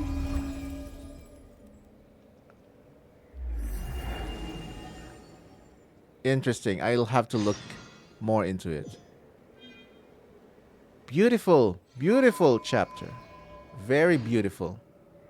Let's go visit Llama again. I wonder if she's gonna be interested to learn what we learned from Columbina.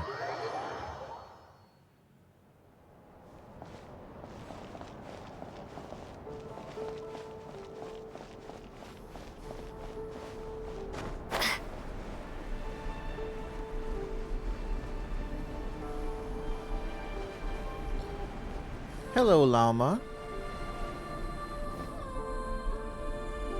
You relate the gist of your conversation with the Damselette. The Raker of Solnari. I've never heard that name before. Let's keep this news confidential for the time being. It would only cause even more panic amongst the people of Nodcry.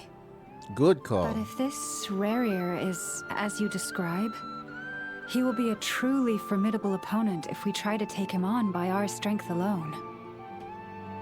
Yeah, things might be okay if everyone was willing to work together, but right now... If we don't stick together, we'll be picked off one by one.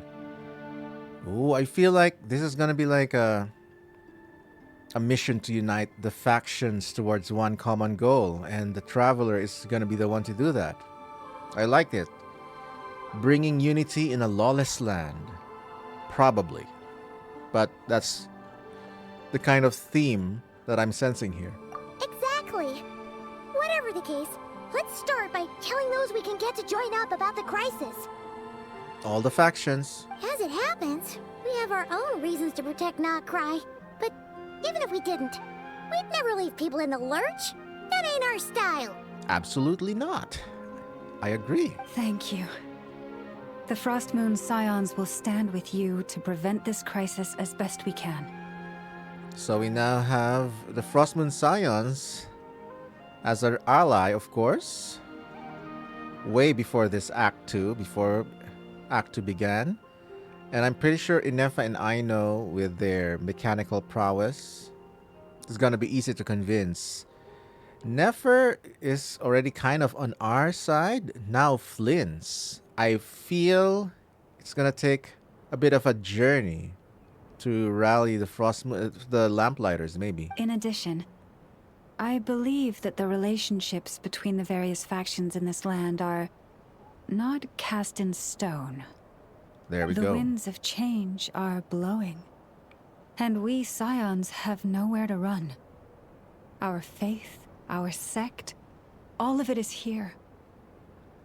Damn straight. Whether our foe is the Fatui or this Raker, we must stand our ground and remain true to ourselves, even to the last. Thank you. Let's see. Speaking of allies, the Krumkake craft shop is the closest by, right? Enough is sure to help us. Yes. Oh, extra convo? The wind blows stronger. May your path ahead be smooth. Same to you, Loma. Oh my. This got more exciting. And unfortunately, I've seen leaks of Rarier, how he looks like. But other than his visual appearance, nothing has been revealed to me. Thank goodness.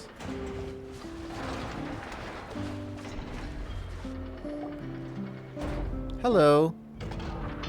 Friendly approach detected. Aww. We meet again. Inefa. What a sweetheart. Listen! We've got updates on the Wild Hunt situation. Oh wow, she's excited. So this is what happened in that. She's just like, just give me snacks. Threat level exceeds expectations. Absolutely. Phew, doesn't matter if he's the Rahira Solnari or Solari or whatever. Barcibato. One line from my cannon, and he'll be blown to smithereens. Well, that's confidence, I tell you. You were there when we fired it, right? If that isn't the kind of firepower that helps you sleep at night, I don't know what is. True, but the cannon only works against shambling monsters, right? What if Rarier's super fast? Well, we'll just get an effort to go grab him and tie him down. You're not taking this seriously at all, are you? That's probably what will happen. Inefa will be in my party for sure. Anyways, firepower is not a concern. See those canisters over there? That's all concentrated Kuvaki, which we'll be shipping to Nasha Town. Ooh, fancy. More than enough ammo in there to blast that Fatui research facility to bits in a single shot. You sure have been looking forward to this battle, huh? Of course! This is gonna be the shot that shocks the world. All of Nagkrai, heck, all of Snezhnaya will know my name once we're through. In that case, our firepower needs are in your hands. We'll continue to monitor the Wild Hunt's movements. Sure. Travel safe. I know. There remains intel left unshared. Oh, right. Yeah.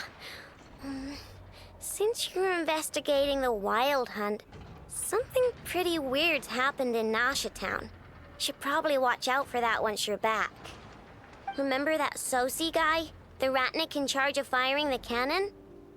He's been found dead in their organization's offices.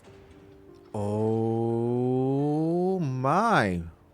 What if the Sosi that we met was already the duplicate, the doppelganger, and he's been dead before we even met him? Wait, what? Didn't we just see him like half a day ago? Yeah, it's still new news. So not many people are in the know. We were only informed because we'd worked together closely. And even then, only just now. I'll send Inefa over to Nasha Town with some flowers later. The question is, how long ago has the real Sosi been dead? Oh, he seemed like a good guy. Didn't put on any airs despite being a superior officer either. Does that mean Flynn is gonna be promoted? The data concurs. This gentleman appears to have been one of the most accomplished amongst the Lightkeeper's sergeant majors. I see. So they do have some sort of militaristic structure. His character has also received commendation. Most would have lacked the motivation to fatally attack him. Oh, that makes it even worse. Could it have been the Wild Hunt? Is Rarier actually afraid of the cannon? Hey! What do you mean, actually? Either way, I'm not clued in on the details. Only Ratniki have been allowed on site to investigate the scene. You'll have to find some way in if you want to check it out for yourselves. Ah, and this is where Flynn's comes into the story again. Got it. Let's go then. You coming along, Inefa? Yeah, Electro meetup. My tasks are incomplete. The last few batches of ammunition must be randomly inspected. You go ahead. All right. We'll see you later. Okay, I guess no Electro hangout for now. Oh, extra convo. Hey! supposed to bring me some candy? You said you would. Sorry, but things happened kind of suddenly, so... We'll bring you some. Batch inspection complete. Approved. Next up. Wow, it's all work, work, work for them today, huh? Makes sense. Whole town's busy.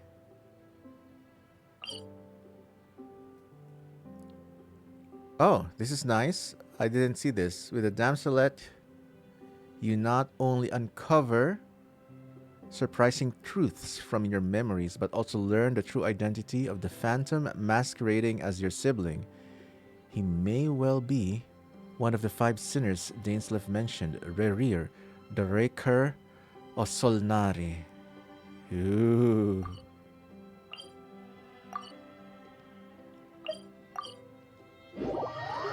Oh, we have a Flynn's anecdote. I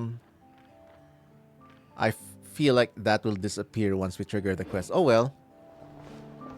We can wish for him again. The same way I did with Lauma.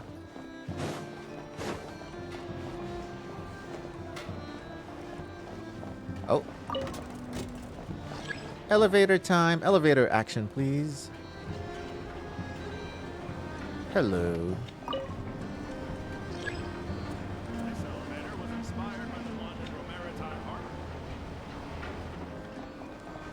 I didn't realize the elevator had lore. Check on the Lightkeepers. Oh, their headquarters is here? This must be it. Oh, doesn't look like there's any chance of us getting in with that ratnik guarding the door, though. Should we go speak to the guard first? Yeah, of course. Might as well try squeezing blood from a stone. Hello again, Nefer. Nefer! When did you... I came over to take a look as soon as I received the news just now. Aino told you about this then? Yes, while we were passing by the Krumkake craft shop. Before we start, shall we see if we've made the same guess? Looks like the wild hunt is on the move. Indeed. Quicker than we thought as well. Indeed. Keep your eyes peeled for any clues once we get in. No need to jump to conclusions. Mm-hmm. But how are we supposed to get in at all? Just follow me. Okay, she's our ticket once more. Our access, our all-access pass to Nod Cry.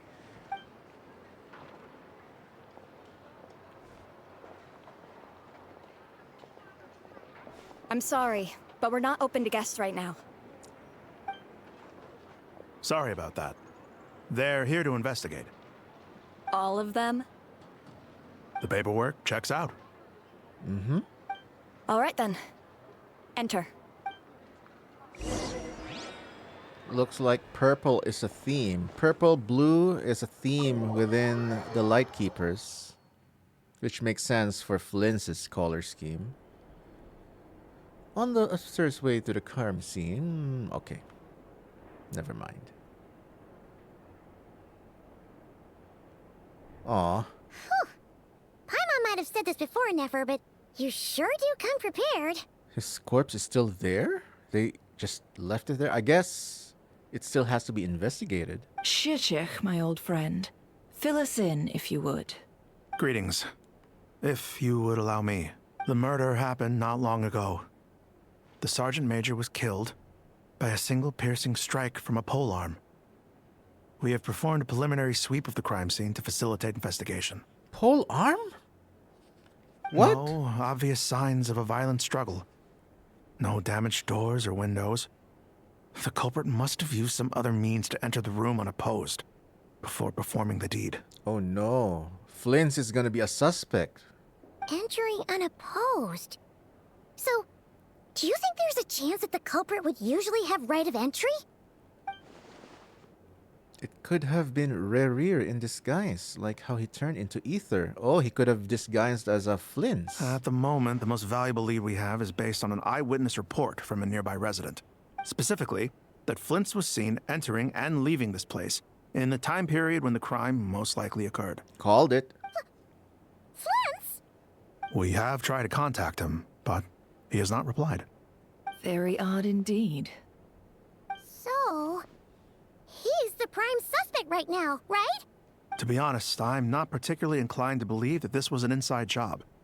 Flint's can come across a bit eccentric, but he does well in missions on the whole. I see. He also had no disagreements with the Sergeant Major that we know of. So he lacks the motive to commit such a terrible crime. But neither the eyewitness report nor the nature of the fatal wound itself are in his favor. So we are looking for him at present.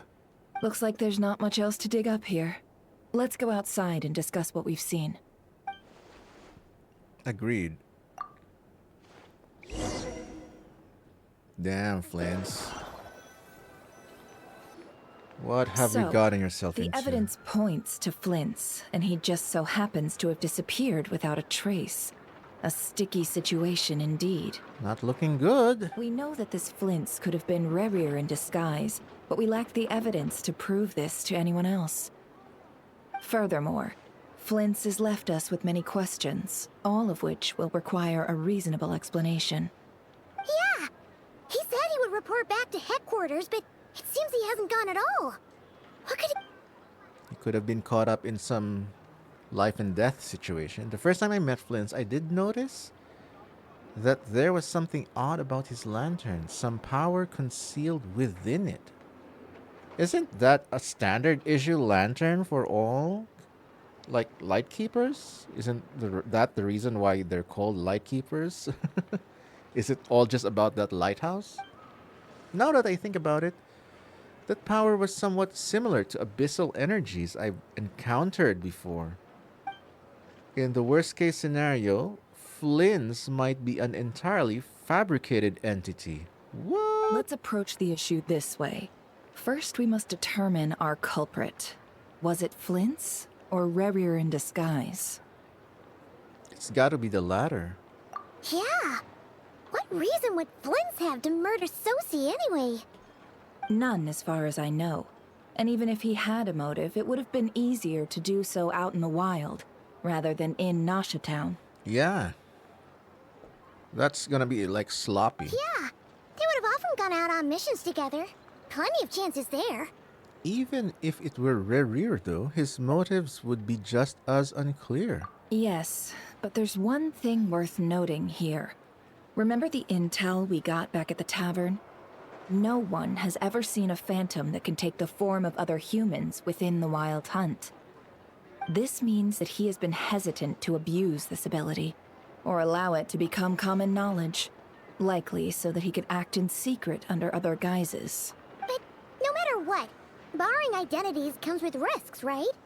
What if you bump into the person you're imitating along the way? Precisely.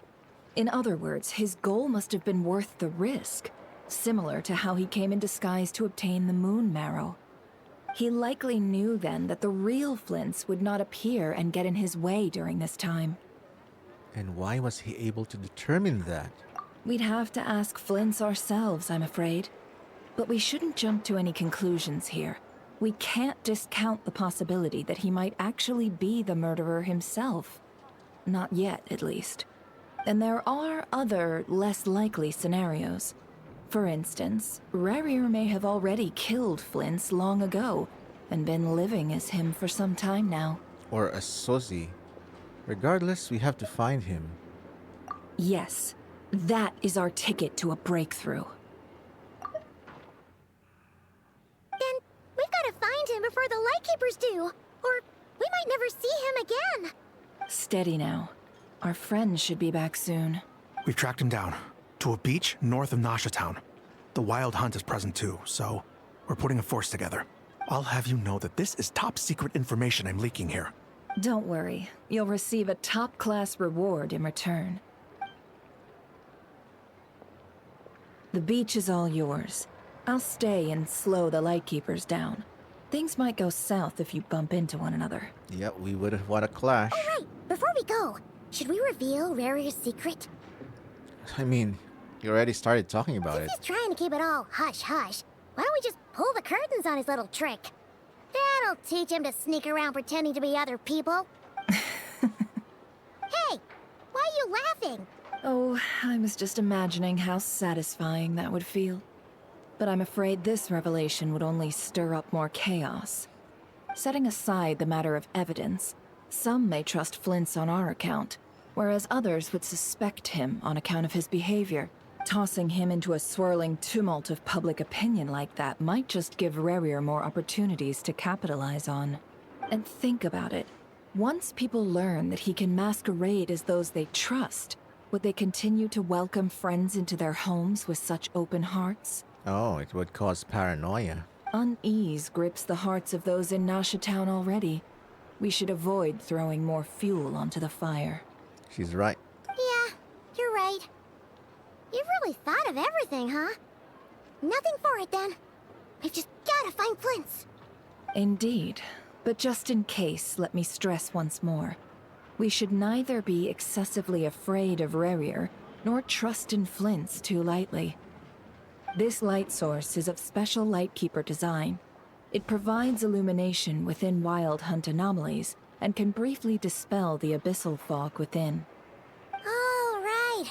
We'll have to deal with that mess, too. Yeah, this'll be important. Thanks a bunch, Nefer. You're welcome. I've charged it to your account, by the way. What account? Hey, you! What is that item? I guess, is that gonna be like Lilupar? Oh, looks like I have statue rewards, but not tonight. Not right now. Where is that lamp? Oh, I guess it's just a quest item then. Flint's is right here.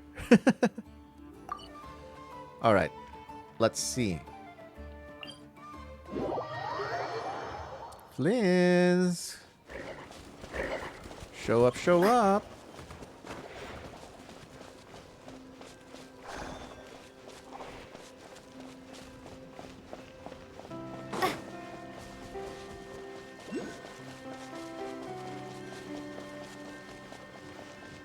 I'm so tempted to get that Lunoculus, but I'll control myself. Story focus. Whoa! The fog's really rough. Is that a Lightkeeper's lantern? Is there someone up ahead? Come on, let's go see. Wow, that sudden change in atmosphere. I love it. Monsters!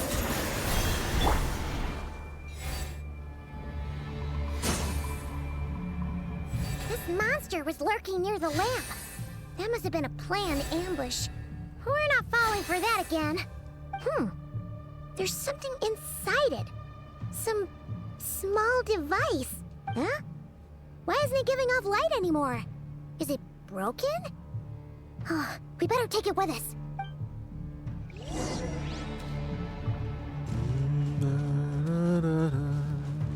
Very beautiful, haunting atmosphere.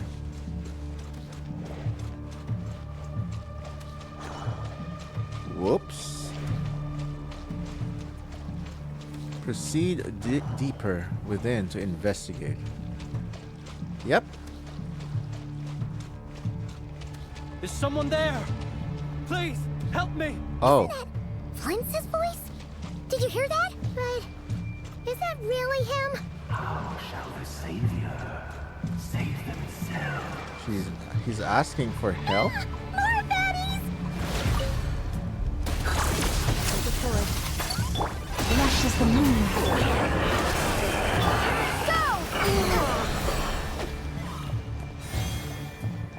Hello.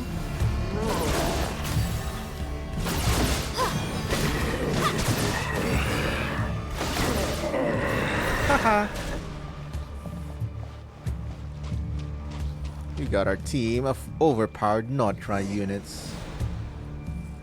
Use the lantern's light to pass through Phantasmal Zone. Ah! We'll be in trouble if these spooky shadows touch us! Quick! Use the lantern! Oh, something to repel them, huh? Bye.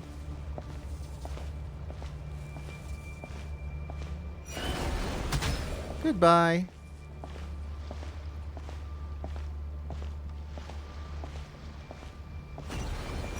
Oh, wow. Okay, that was close. Uh-oh. Oh, we can do more than one at a time. Perfection.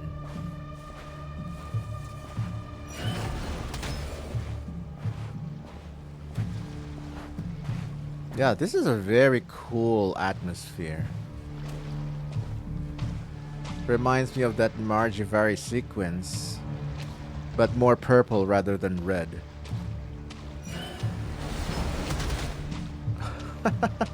It was hiding. Hello. Where are we heading? Do we need to go? Oh! No way. Are we gonna head there? Okay, I see it. Looks like we followed the path of where those phantoms are.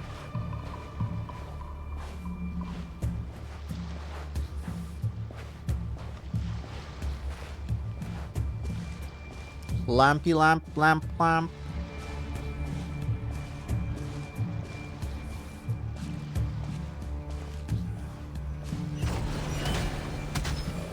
Perfect.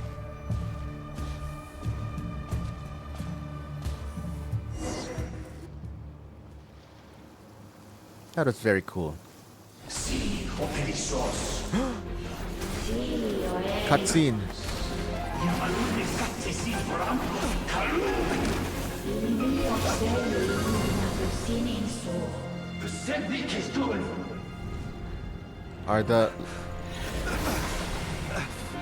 Are the voices coming from the lamp?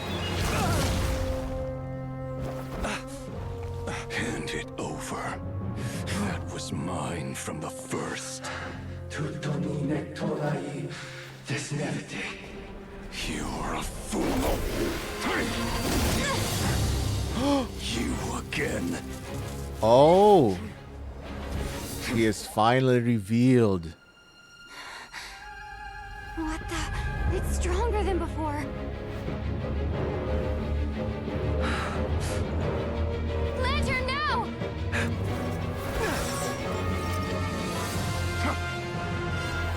He's afraid of the lantern? Wow, Lumine is so cool.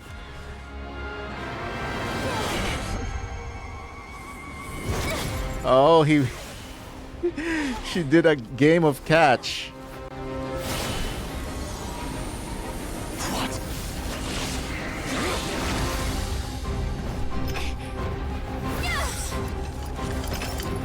Oh, it's just a game of catch.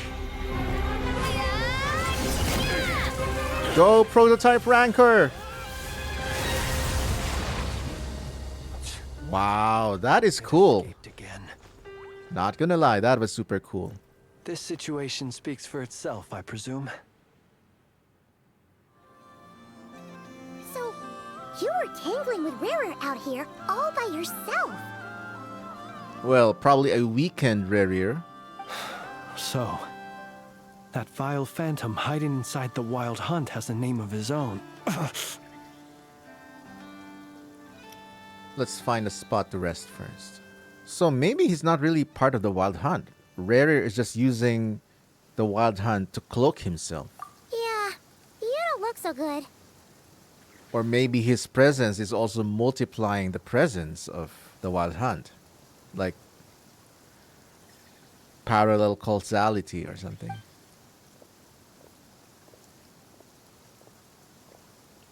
Sorry you had to see me like this.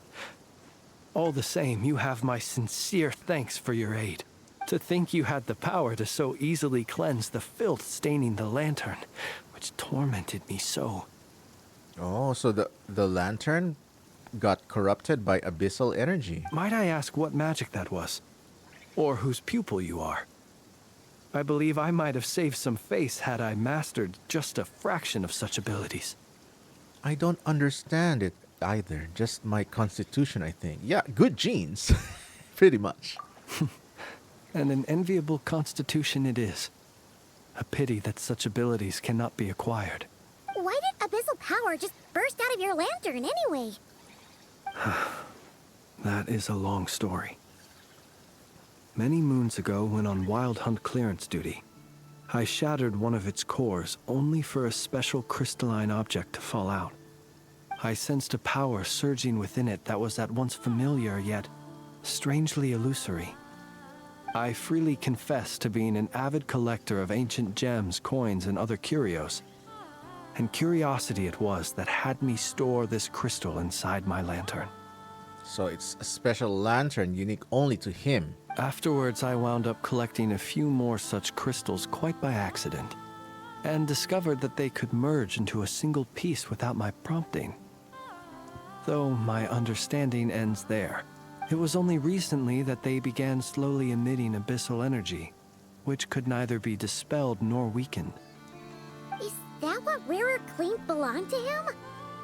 That must be what he's after then! Oh, interesting. I concur. And here's the kicker. Before he was exceedingly weak. In fact, I've already beaten him several times, though I could not destroy him completely. But I noticed while engaging him that the crystal fragment would restrict my powers. As such, it occurred to me that I should hide it rather than tangle with him any longer. So he's controlling the gem. Alas, he has proved most fixated upon this fragment. And for some reason, his strength has grown by leaps and bounds since I last encountered him. And if this object is contaminated by the abyss, why carry it on your person? And where, might I ask, would it be safe? Or do you think it wiser I threw it away? Were our places switched, would you discard it? Knowing that its perilous might was beyond your ability to counteract, yet capable of causing greater harm should it lie beyond your grasp. True. Yeah, throwing it away would mean giving the bad guy what he wants. But exposing yourself to its corrosion and growing weaker by the day, that sounds super dangerous too. Who said he's growing weaker? Only those who shoulder risks are qualified to welcome in the turning of the tide. Those who flee when troubles come are nothing more than deserters. He's like Baiju, another one of those characters with I guess, chronic health issues happening to them. Though I shan't deny that I have your fortuitous arrival and most outstanding assistance to thank for my continued ability to speak such platitudes. Either way, it seems this fragment is now utterly still. That must have made it useless to Rerir. I doubt he would have retreated so readily otherwise. I imagine this wasn't the only reason you came looking for me, though? Well, no, but... You briefly tell Flint about Rear's murder of Saucy. Ah. I see. Can you think of a reason why Rear would try to frame you? To use the Lightkeepers to find me, I suspect. I did not inform anyone of my true whereabouts, so he should have had more difficulty tracking me down. They alone have the ability to quickly pinpoint my position. Our Sergeant Major has a Kuvaki-powered device that can be used to detect others who bear a lantern. Ah, that makes sense. They usually don't pay my whereabouts much mind unless they absolutely must find me. Interesting. So, the death of a superior definitely is a reason. You mean this thing? Yes. Where did you pick this up? We found it inside a lantern when we first charged into the Wild Hunt anomaly. It must belong to a Ratnik dispatched to investigate the area, who, it seems, dropped everything and fled the moment they saw the Wild Hunt massing to strike. Well, at least they're not dead. Guess it's not surprising how they found you so fast then. But if Rerir could have shapeshifted into Sosi, why didn't he just use that Kavaki device to find you himself? Were he to use it, that device would likely fail to act as it should, owing to abyssal interference. Ah, guess that explains it. So not only is this Rerir ruthless, but a purveyor of dirty tricks too. A purveyor of punishment. You might not be familiar with Sergeant Major Sosi, but he put his heart and soul into every mission. Our deployments are subject to orders from headquarters, and his orders were to be stationed long-term in Nasha Town.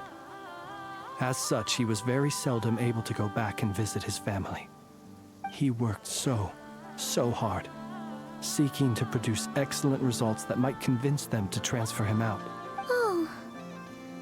But every year they would say, "Wait a little longer. Wait a little longer." He often wondered if it was because he was lacking somehow. He is grieving. In truth, everyone had nothing but the highest praise for him.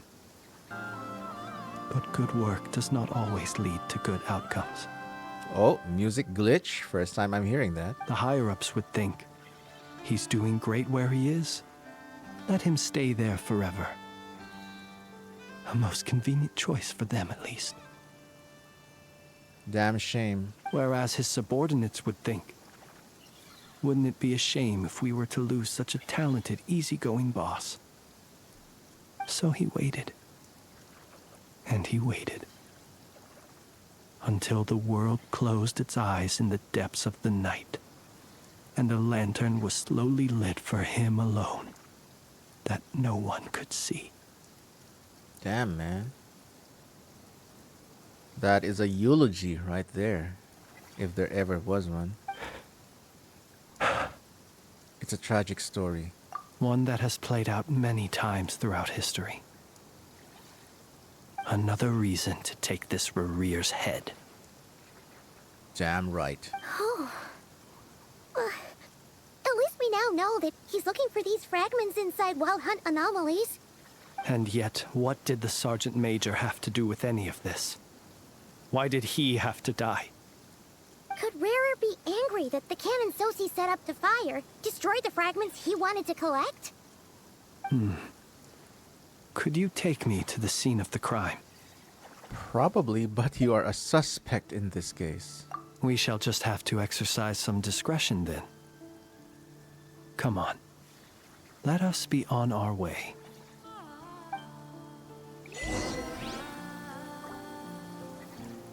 Oh, man. Alright. I guess time for some sneaky sneaks.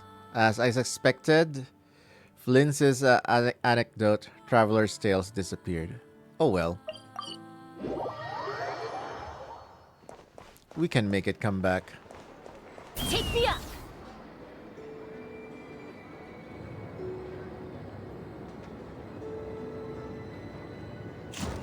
Back alley sneaking, huh?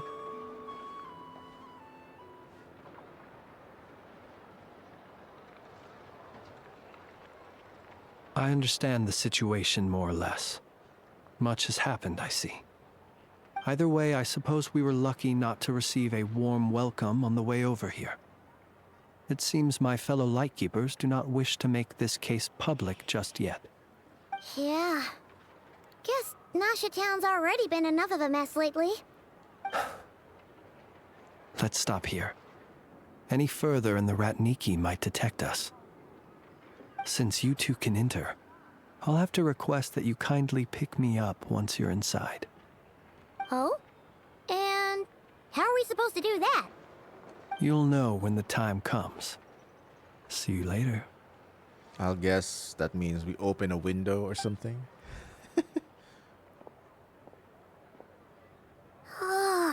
Still acting all mysterious.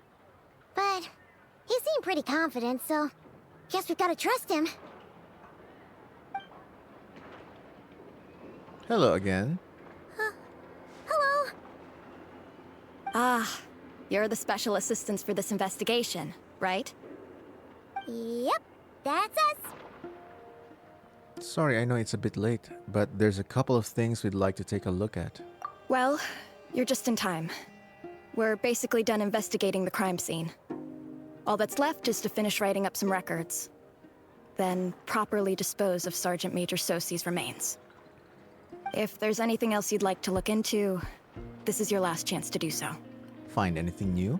Sadly, no. The motive behind the killing remains a mystery. And while we somehow managed to get news of Flint's, an unexpected accident caused us to miss him.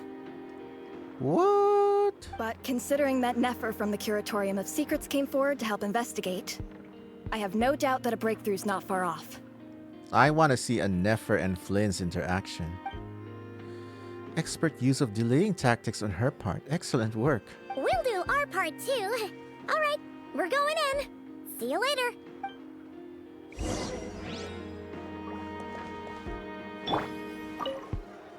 For now, please keep the current situation confidential. Of course, you can trust us. I love this music. I'm gonna stay for a few seconds more.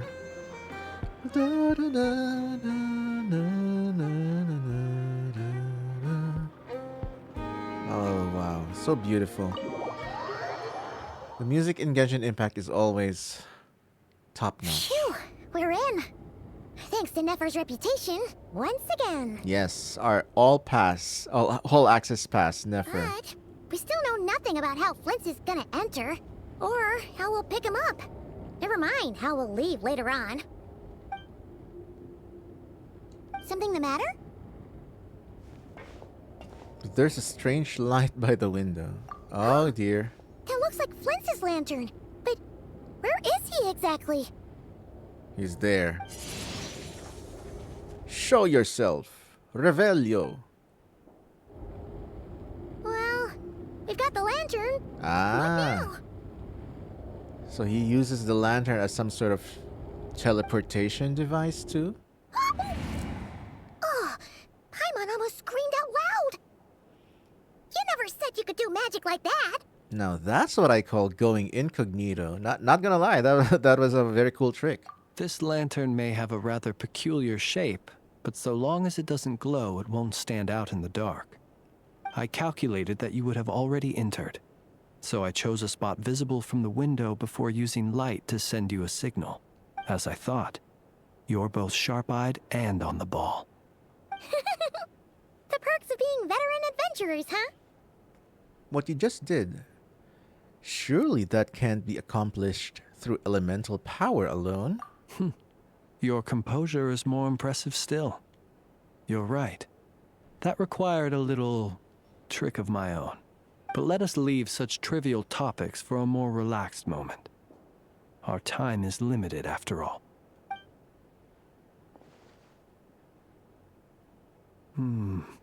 Just as I thought. Come, try sensing it yourself. It's very faint, but there is some residual power near the wound that feels identical to the abyssal energy that surged from Flynn's lantern. Identical powers must flow from the same source. It was the Wild Hunt, then, that took my form and killed the Sergeant Major. But why do this? To sow chaos by depriving the Lightkeepers of one of their commanders? Yeah, but that's a generalist motive. If the Wild Hunt's true form is powerful enough to stand against the world as you claim, I fear not even the full force of Lightkeepers could stand against him, let alone the handful of us stationed in Nasha Town. He would have no reason whatsoever to pick quarrels with individual ants. Let's look again more closely. We must leave no stone unturned. They said that the crime scene investigation is already complete. There should no longer be a need to keep this place exactly as is. Well, that makes things simpler. In that case, allow me to disturb the fallen. May the ghost flame guide your spirit. May you rest in peace. However, despite a very thorough search, when we fought, he seemed like quite a reckless foe. Certainly not the meticulous mastermind type. Yet here we are, grappling with this enigma he has left us. Oh, if we can't get any leads, we might have to go back and find Nefer. Oh, the longer we're stuck here, the likelier he is to achieve his goal. Ugh, this is so frustrating! Is that all? Have we really tried every angle? Found every clue?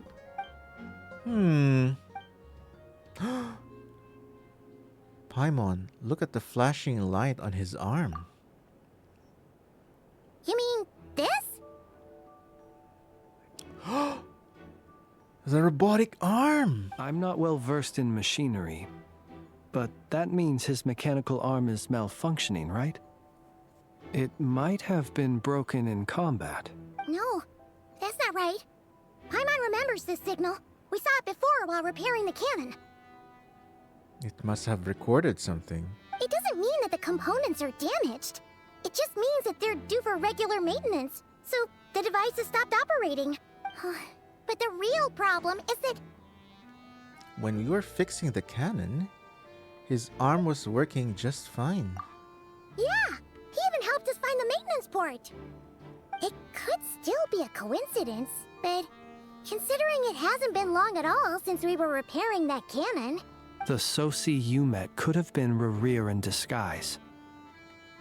In other words, he played the Sergeant Major before disguising himself as me.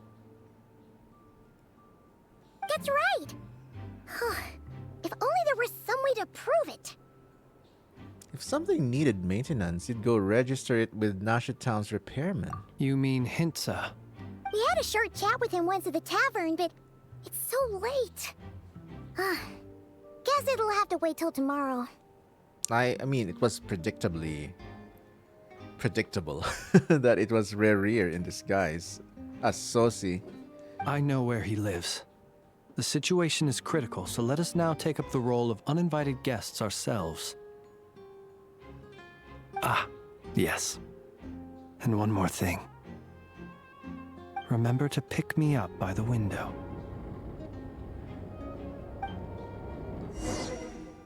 I guess he can't move the lamp on his own.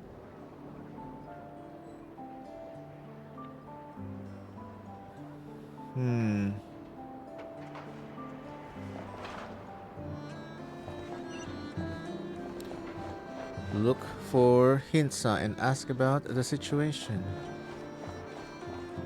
Let's see. Okay. It's just right over here.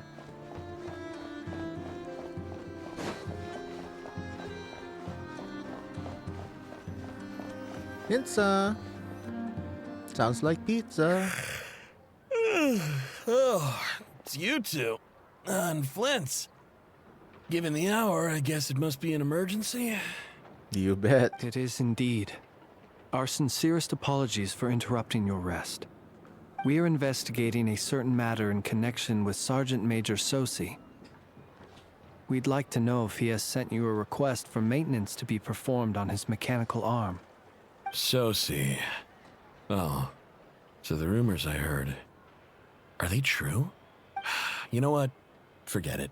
I'm sure it's complicated. No further questions from me. Just a moment. I need to check my records. Thank you for your understanding.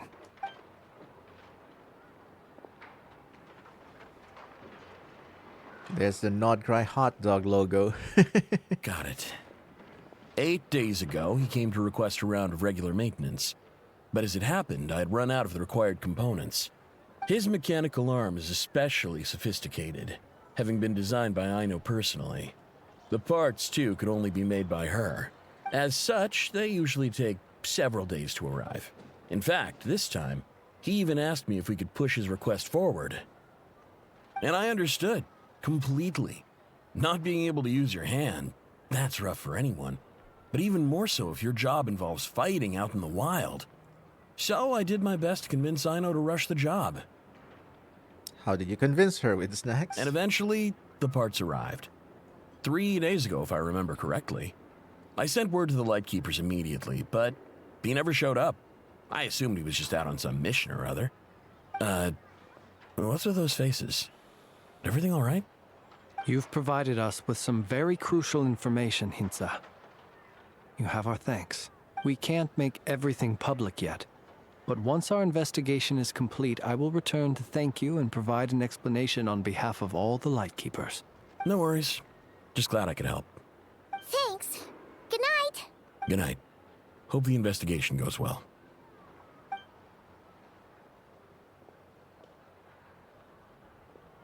It seems that it is as we guessed. The Sergeant Major Sosi you encountered while repairing the cannon was actually Rerir in disguise. So we never actually met Sergeant Major Sosi. 8 days ago, he had yet to act. But at some point after that, he attacked and imprisoned the Sergeant Major. Haha, he's copying Mad Eye Moody and Barty Crouch Jr., I guess. With the immense gap in strength between them, the job was finished in a single blow. And thus Rerir had no opportunity to discover the malfunctioning mechanical arm. Perhaps his mastery of shapeshifting extends only to outward form, and not therefore to complex internal mechanisms. Hence his oversight of the uniquely mechanical traits of the Sergeant Major's arm, and in turn, this flaw in his disguise. You're saying he thought no one would realize his mechanical arm was actually made of some kind of black muck on the inside, so long as it worked, right? Still seems like there's a lot of guesswork involved here, but it mostly makes sense. That means that the only thing he did as Sosi was fire the cannon.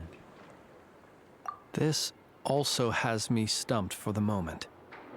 The cannon has always been used to destroy the Wild Hunt, and it works as intended. But how would that help Rerir exactly? Interesting. Yes, how would it help him? Assuming he plans to collect the fragments within Wild Hunt anomalies, firing the cannon works against him, since it would blast those fragments to smithereens. So we solved one mystery, only to dig up another. Mm-hmm. Whew. This is getting Paimon kind of down. And sleepy, too. We've been on edge for too long, it seems. Yes, I'd say it is high time we took a break. Seems like there's a lot left to investigate. We'll have to fight Rerir eventually. And we'll do a poor job if we're not well rested. Very good point. Yeah, we should totally get some sleep first. Want to rest a day in Nasha Town? Your residence is quite far away. A reasonable suggestion. I have no doubt that my quarters have been turned inside out by now, at any rate. My colleagues have never failed to live up to my expectations of their discourtesy. Well, guess we'll just have to pick you up as usual. That would be good, yes. Feel free to put the room costs on my tab.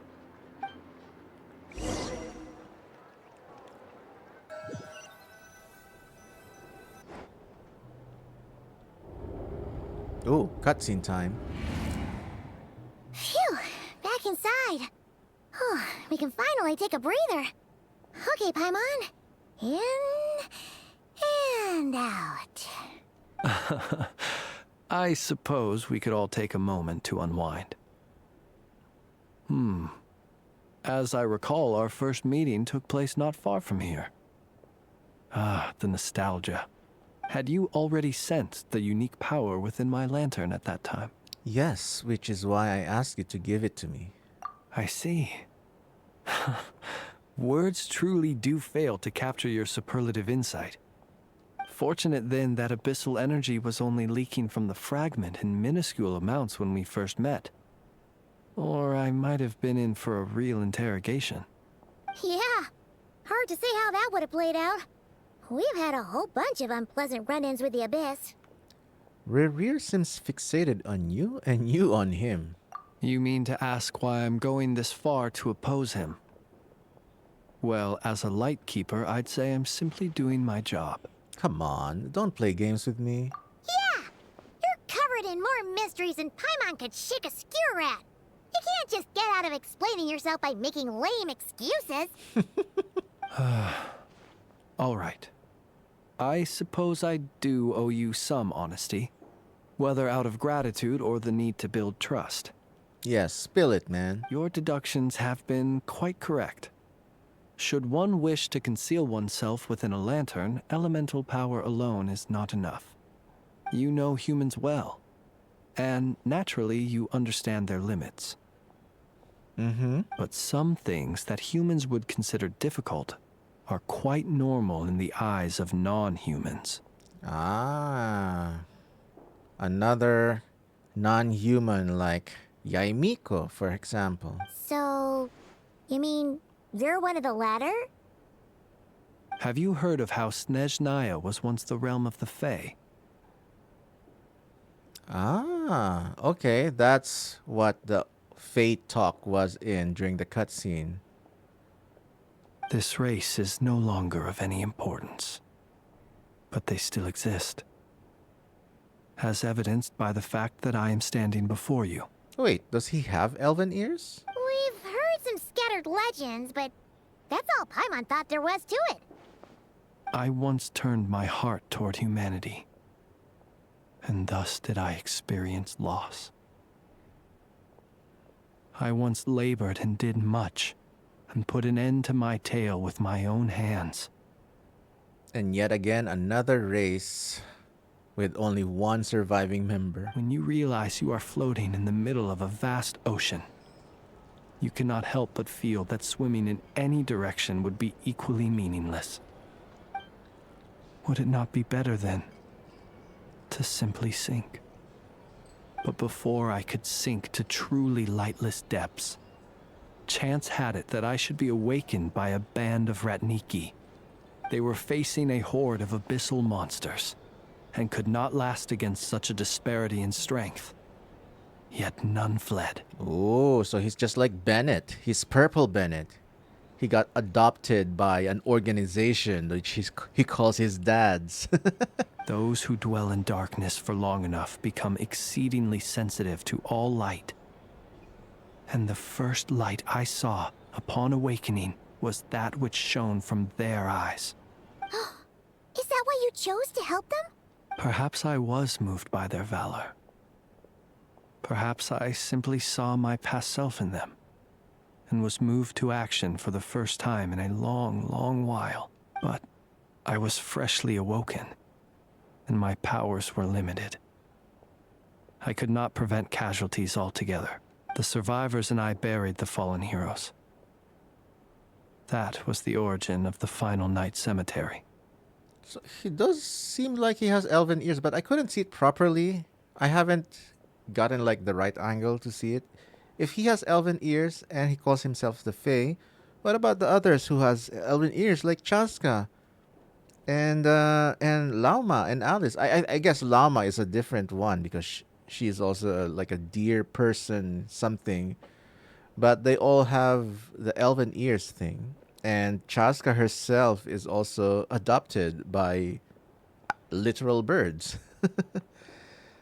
Everyone's adopted. That's why you chose to become a Lightkeeper. Well, not exactly. I was just more familiar with them. So joining up seemed the most convenient way to experience human life. Doesn't sound too believable. Well, I believe it. Besides, I'm well past the age when one might believe in things that must be done. Nonetheless, there are still some things I will not allow to happen. The chaos that Rerir has been stirring up is one of them. Tomorrow I shall go and check our records to see if I can find any connection between the Wild Hunt, Rerir, and the Canon. Will you need us to get you where you need to be? Okay, looks like he does have elven ears. But it's... Yeah, definitely kind of an elven ear, maybe from this angle. Oh, I'll be fine. I keep a backup copy at my residence in case of emergencies. Can you even go back there right now? Won't there be Ratniki watching it? Thanks for the reminder. I believe they'll have checked my place, but they won't have stayed. All things are ranked according to their priority, and we lack the manpower for such an open-ended stakeout. So they are indeed undermanned. And even if someone is waiting, I have ways around that. I am the master of my own house, after all. Wait, he does not have elven ears because the tips are rounded. So I guess, I don't know now. I guess Chaska is a different kind of race. We'll trust you. We sure ended up chatting for a while, huh?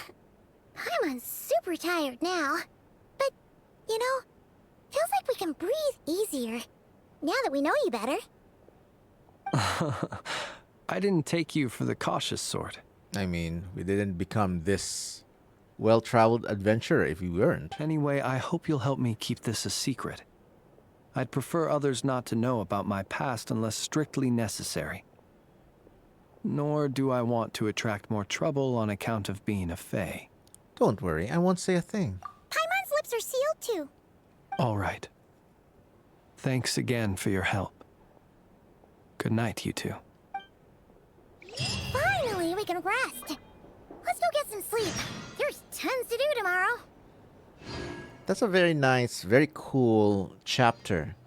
I enjoy the cutscenes, especially with the fight with Rerir. Oh, more convo? Let's go. It's getting late. The situation is urgent, but rest is vital. Good night, both of you. Oh, wait. We can check out his ears. Ears. Show me the ears.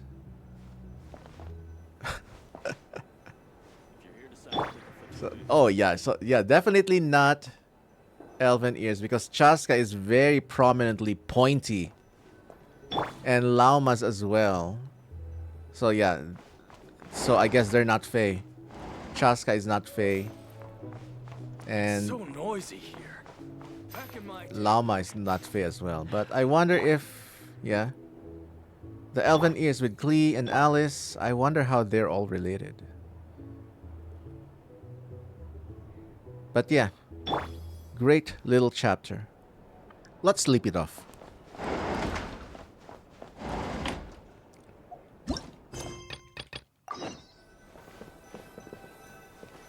Good night.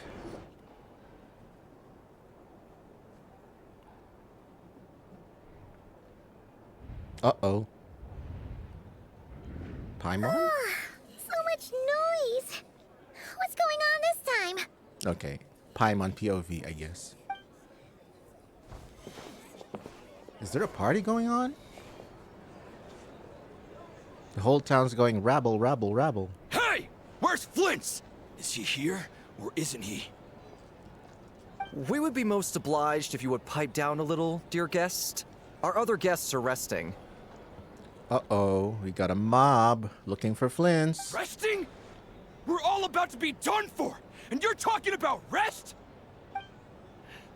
Flint's is a wild hunt shapeshifter, here to deceive us all! If we don't get rid of him now, there'll be no end to this! How about I end you first? You assume too much, mister. You'd better give him up. If anything happens, your business here is done for. You want that, huh? You better run laps instead. Or are you in cahoots with him? You with the wild hunt too, huh? Shush. What happened? Did something leak out? But we were so careful last night. How did anyone see us? It's Rerir. Something fishy about this. I doubt it's because of anything we did. What do you mean? They clearly know something. Why else would they be talking about a wild hunt shapeshifter? Somebody leak info. My goodness. Who could it be? Who done it? Confusing! What do we do? These people are no match for Flint's, but they're super heated right now. It's not like all the unusual stuff about him will make it any easier to explain either. Let's go buy some time. Okay! Hey! Let us in now! No. My apologies. My apologies. Hold on! Calm down, everyone! What in Tevat is the meaning of this racket? Are you intent on depriving both the Voynich Guild and the Curatorium of Secrets of even a moment's rest? Thank you, Nefer. An authority figure at last. Boss, do we really have to entertain people who don't respect the rules? Call a few of your boys and have them thrown out. And what hole did you crawl out of? A watering hole, of course. The one you've just disturbed. A place to get a moment's respite from all the recent unhappiness, and to escape from all this talk of the wild hunt, or strange ghosts and phantoms. Who'd have guessed people like you would come bursting in, shrieking louder than any ghoul? This is a matter of utmost importance. We've got solid evidence. All we need now is to confront Flint's face to face. Exactly. And you sure don't look like an impartial party either, Nefer. Oh, don't I now? How about this then, boss? Let them do their search.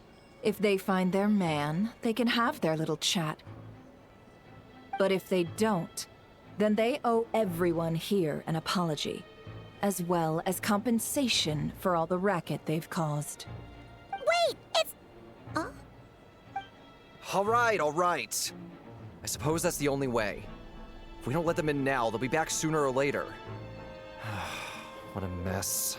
Oh, all right then. Well, I'd say that sounds like an impartial proposal. What say you? Or are you suddenly unsure of yourselves? Damn, she knows how to play them psychologically. They're now putting the ball in their court. Putting them in an awkward position. Genius. Come on, everyone! Move it!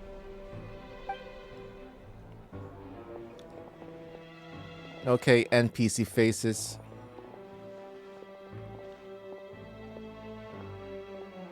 Of course, he's only looking at food. No sign of Flint's. But how can that be? Hasn't he always stayed here? Done searching, are we? Guess it's time to uphold your end of the bargain, huh?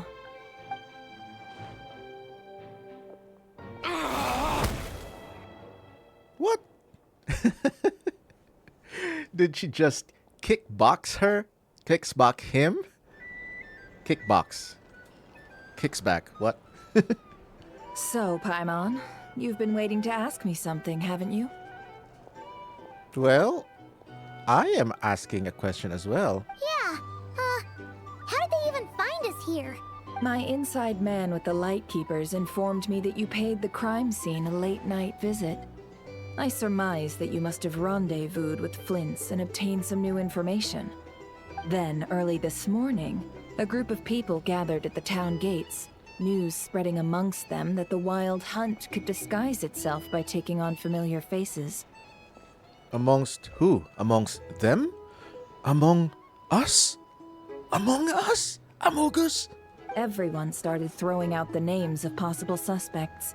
No one seemingly was exempt. Of course, mob rule sucks. And amidst it all, Flint's name started gaining more and more traction. I'm sure his solitary lifestyle may have played a part, but I wouldn't discount Rerir throwing fuel on the fire in secret. So, did Flint's make his escape after hearing about this? And that's where I, Yehoda, the quick-witted, fleet-footed backbone of the Curatorium, got my chance to shine. Backbone of the Curatorium? My goodness, I love this girl. She's so overconfident to the max that it's humorous. While everyone was super focused on the argument in the main hall, I alone noticed an opening. I got her to climb up to a window to help Flint's out, only for her to return with nothing but a lantern. Aw, come on, boss. I was just getting started. We initially intended to bring Flint's back to the Curatorium and wait those people out, but I never expected this to be all that was left.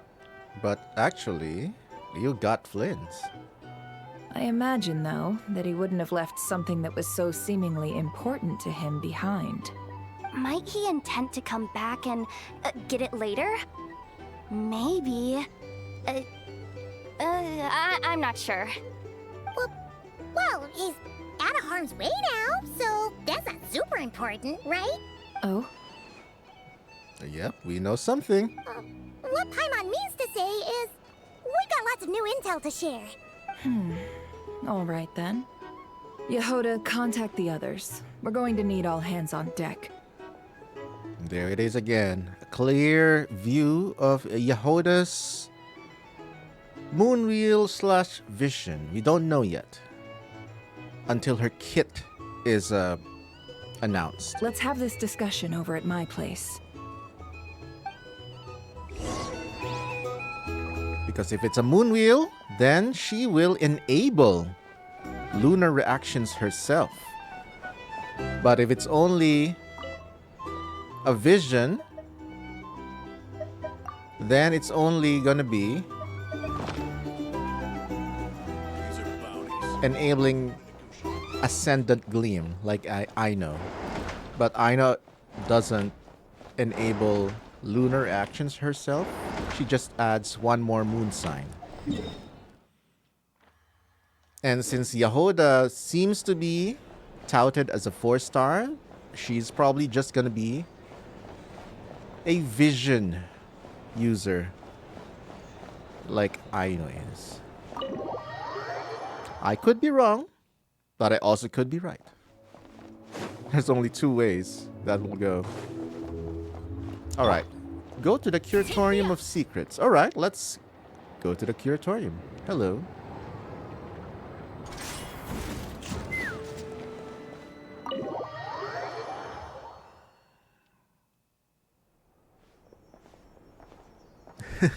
I'm so excited to see everyone else except Traveler and Paimon get jump scared by Flynn's appearing. So Flint's has a fragment taken from within a wild hunt anomaly. Hi, Lauma. Hi, Inefa. Is he Hi, gonna Aino. be okay now that he's on his own again? My goodness, everyone's here. Smash Bros! Earlier, he said that the fragment had gone still, so it's probably of no use to Rare now. In that case, Rerir shouldn't have any reason to keep pursuing him, right? So was all that ruckus back at the flagship just an act of spite? Or what? If I were him, I would have simply turned my attention to collecting other fragments. A reasonable course of action. Remember what we heard back at the tavern? The actual number of Wild Hunt anomalies destroyed has been greater than Lightkeeper records would indicate. Probably not to cause panic. Some of these must have been Rerir's doing. He must have been seeking more fragments. I wonder if Rerir's presence himself attracts more Wild Hunt activities.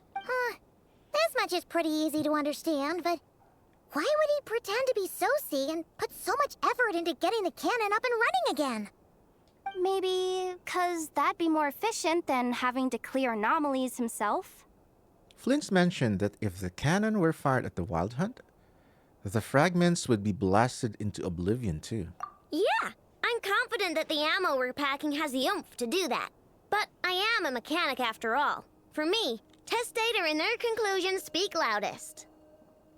Oh, why don't we find a few of those fragments ourselves and use Kuvaki to carry out a little experiment? Our lab could certainly accommodate such a test. In other words, we gotta destroy a couple of anomalies and collect fragments from them, right? Lightkeeper operations have just about ceased following the Sergeant Major's passing. Uh-oh, we'll have to take over. Meanwhile, the Wild Hunt continues to grow in scale by the day. I fear only we can keep the situation under control now. This is another group photo. I love it when everyone in a region or in a story like interacts together for a common goal. Just like Natlan, just like Nodcry. I'm super excited now. Then we best act fast. Paimon's got a bad feeling about this. I got a bad feeling about this. A feeling we all share, I'm afraid. Ooh, Nefer is starting to show more emotions.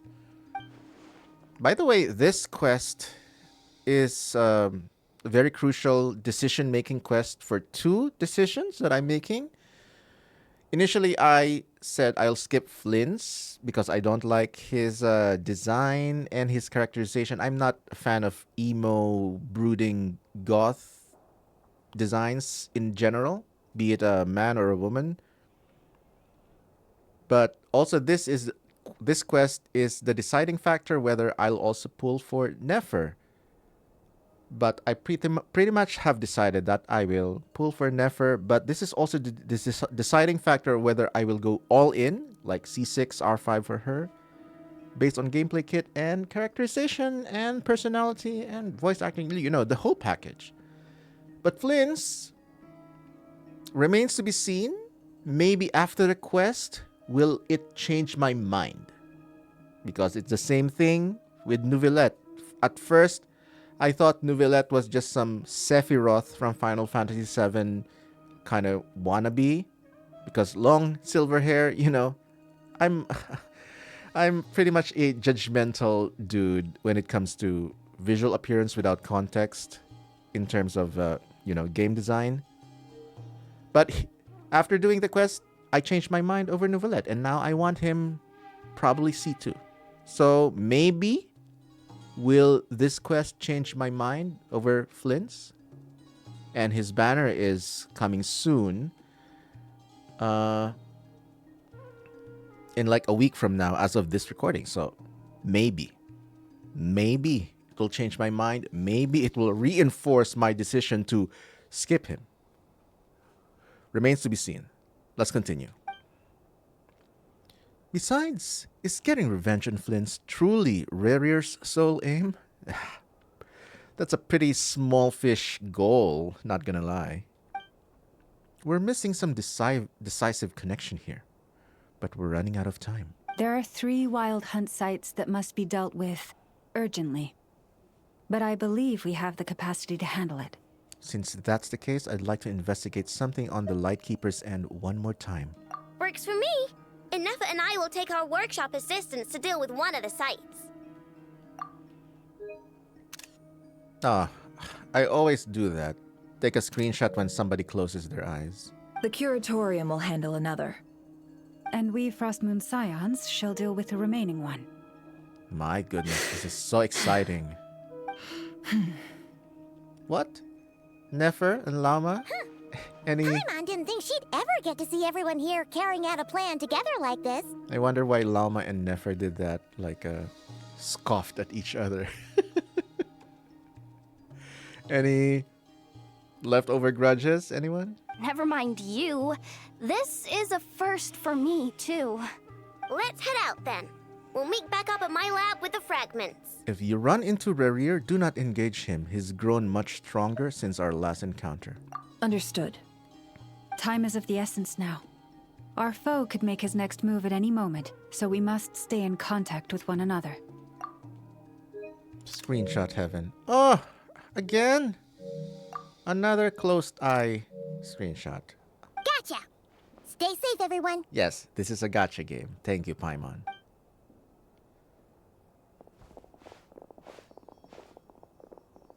Huh.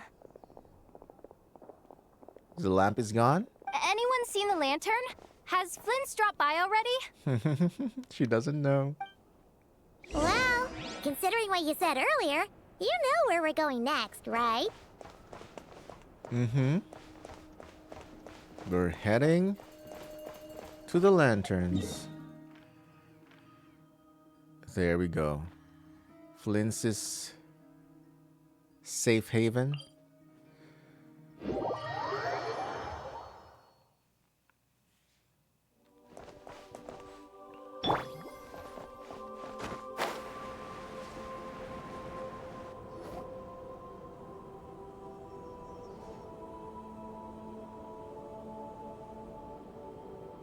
Peaceful corral right here. Oh, no one's guarding this place just like he said. But, where do we find the information he mentioned? There he is. This way. Let's move. We're running out of time.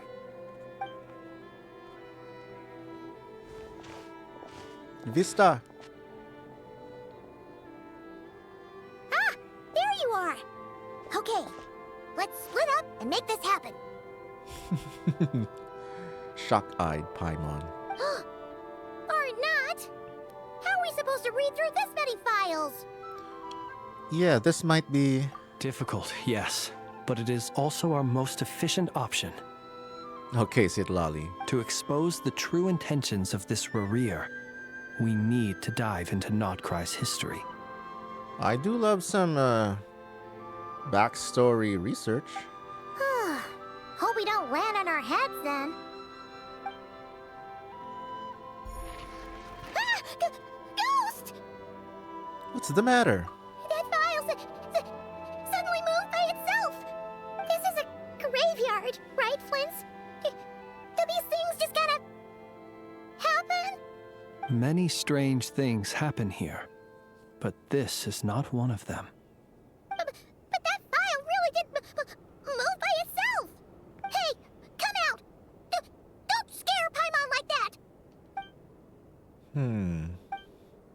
I don't sense anything. Wild Hunt Phenomenologue? Is some ghost guiding us to the right file? Sosi, maybe? Hey! Another file's moving! With a similar title too. Are we being given hints?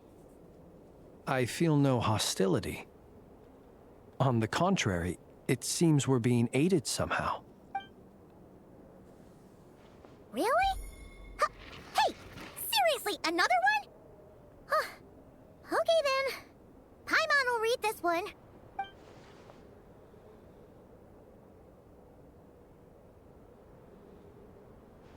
Passage of time. Visually interpreted. Yep. This is a common cinematography trope, which I like. Phew! Finally finished. Oh, Paimon sure could use a long break from long words now. The material I've read through has all been about past Wild Hunt incidents of enormous scale. What about you? Pretty much the same here. Paimon as well. Guess that makes 3 of us. Whatever this is, it seems to want us to notice something. Let's bring our files together and give them another look through. All right. Paimon will go fetch hers. Notice me, senpai. All these incidents look pretty different. Wait. I've noticed something. Before the occurrence of these huge Wild Hunt events, a smaller scale one would erupt in the exact same location. And look. All these smaller scale Wild Hunt site reports share a common outcome. They'd be detected, but would go inactive before any forces could be sent to deal with them. They could then be sealed directly using a tide seal stone. But why? Was Rerir actively clearing these sites? Some of these records are too old. I doubt he had regained the ability to act freely yet, or we would have met long ago. And here's another similarity. Kuvaki in nearby soil completely drained. Could this be important somehow? Kuvaki and the Wild Hunt are mutually opposed forces. We Lightkeepers previously believed that these small Wild Hunt sites would temporarily go inactive due to being neutralized by the Kuvaki present in the soil. Ooh, so it's like they repel each other. I like this. More parallels of magnetism. I mean, the red and blue Kuvaki are polar opposites in magnets. So yeah, I like this. They're being consistent. But now that we've synthesized all this data, there is a key issue this hypothesis cannot explain. If the Wild Hunt's power had already been neutralized, why would another large-scale Wild Hunt occur soon after? Indeed. Despite the name, I would not call a tide seal stone sealing powers watertight exactly. But for it to fail and the situation to deteriorate in such short order. Paimon feels like she's almost got it. Looks like somebody's tampering with the seals. The Wild Hunt was not suppressed by Kuvaki. Instead, it became stronger. And Rerir wants to use Aino's cannon, the ammo of which is also made using Kuvaki. Could it be? He can use Kuvaki? Yes, that might be it. It could be that when Kuvaki and abyssal energies meet, the stronger side will suppress the weaker one. And while Kuvaki can indeed destroy small-scale Wild Hunt anomalies, should Rerir be strong enough, the Kuvaki might be his for the taking instead. Ooh, he's absorbing the residual Kuvaki fired by the cannon in those sites. Paimon kinda gets where we're going with this. The Abyss always seeks to corrupt. This is just like the abyssal threat the ancient dragons faced. What are you referring to? Gosoisoth? Shuokotl? Oh, we had a real close encounter with the Abyss in Netland. It's a force that tries to taint everything. It's hard to explain in detail, but basically, your reasoning makes sense. So Rerir also grew stronger on account of the cannon being fired. Was there a gap between him pretending to be Sergeant Major Sosi and the cannon being fired? There was. Aino needed to make some adjustments after we finished those repairs. Rerir, disguised as Sosi, left at that point, leaving him more than enough time to shapeshift into you, return to the Lightkeeper's office and set up the crime scene, before heading over to the cannon's target area and absorbing the Kuvaki. It all makes sense. And all that just for the fragment I had with me. It begs the question, what makes it so special that he needs it so badly? Is it a fragment of the moon? Or one of the 3 moons? That's still a mystery. Who's that? That's odd. We shouldn't have any guests. I'll go take a look.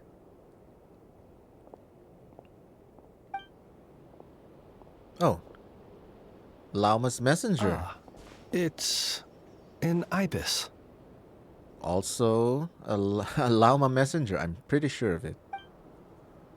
It's carrying a letter! Oh, Lauma must have sent it. She can speak to little animals.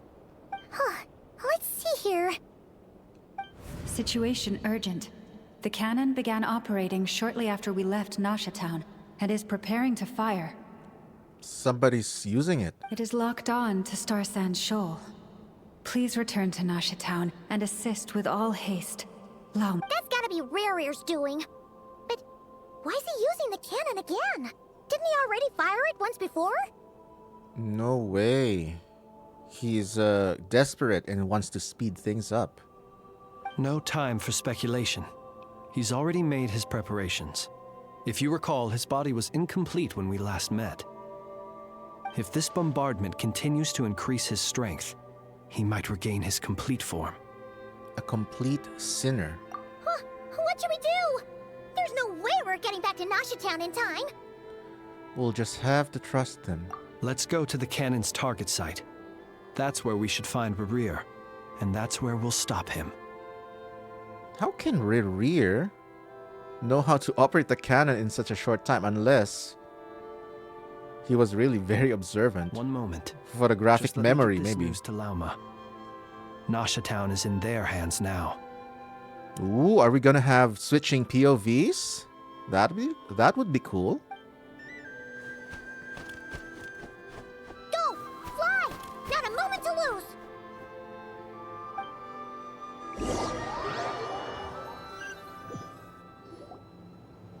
You're here, as expected. Hello. Humans, you never change. Always trying to use powers you neither comprehend nor control. Very cool voice. But it is also thanks to you that I found a way to return. Very Castlevania-ish kind of design. You've messed with the cannon again, huh? Sorry, but this round's not gonna go your way. Wow, Paimon's angry. Such faith in your companions. But will the inhabitants of Nasha Town understand why they wish to stop the cannon? I think not. When all they see is the wild hunt surging up everywhere they look, the cannon must seem like their only lifeline. This is the truth I have revealed to them. So that's why you riled them all up. You were baiting them into firing the cannon. They did this all of their own volition. Yeah, everyone's panicking. So now let's use the big gun. The zealous worship of power leads only to annihilation of equally zealous proportions. True power does not heed the commands of the weak. You were waiting for us to leave Nasha Town then. Of course. I imagine the one you call Aino would have managed to stop the cannon otherwise. Shame, then, that you proved one step too slow. In their folly, the townspeople will bar the path of all who seek to stop the cannon. And your kind-hearted, weak companions have not the stomach to deal with them. The cannon will not be stopped now. So, oh my goodness. All this catastrophe is dependent on one bird sending the message as fast as they can. Oh my goodness. Well, sir, you look most pleased with yourself. In that case, before you put us out of our misery, I would like to ask you a question, if I may. Why? See this fragment? It once haunted your dreams, but now it seems useless to you. What is it exactly? Yeah, what is it? That is my corpse. Corpse? Compressed into tiny fragments? Or a fragment? Sorry, what? My body was once torn into countless pieces and hurled into the swirling chaos of time itself. But even so, my life and will were not extinguished. Oh, like a Sauron thing, huh? Every last fragment calls to me. Sooner or later. Oh, the they fragment. shall welcome my return. The fragment is his Horcrux, or his One Ring, where he poured his malice. What are you even saying? Huh. So the terror of the Wild Hunt was in fact caused by scattered pieces of your corpse. I guess they don't call you one of the 5 sinners for nothing. Serendipity guided the fragments to construct an incomplete version of myself, upon which I began collecting more within Wild Hunt sites across the land. But each time, the fragments I obtained were hardly worth mentioning. While that which you hold in your hand was my heart. Interesting. This is like a Castlevania 2 Simon's Quest, where you're collecting different separated fragments or body parts of Dracula to revive him somehow. So that's why it responded so strongly to you. Only by retrieving this most critical piece could I gain mastery over the turbulent Kuvaki energies and be fully reborn. Hence, you fired that first shot, hoping to regain enough power to seize the fragment from me. Are you completely crazy? Weren't you afraid of dying? Dying? Such power has no hope of killing me. It may destroy my form over and over, yet always I rebuild it. It may smash my flesh and crush my bones thousands of times and more, but that is of no consequence to me. Yep, he's pulling a Sauron and Voldemort here. What truly infuriates me, however, is how you've destroyed my heart. All that suffering, everything I endured, and all for nothing. Oh, so cleaning or Traveler's power to cleanse abyssal energy pretty much killed his heart, maybe? Wanna go for another round then? It's going to turn out the same, you know. I've adapted to the strength and flow of this Kuvaki. The next cannon shot will multiply my strength immeasurably. It will not be a full restoration, no. But it will be more than enough to destroy any in this world who stand in my way. Still, I suspect the Kavaki will have rendered you down to nutrients for my consumption well before you have the time to kneel before me. Kneel before Sod. Never. Traveler! Behind you! Look at that light! What is going on? A short while earlier.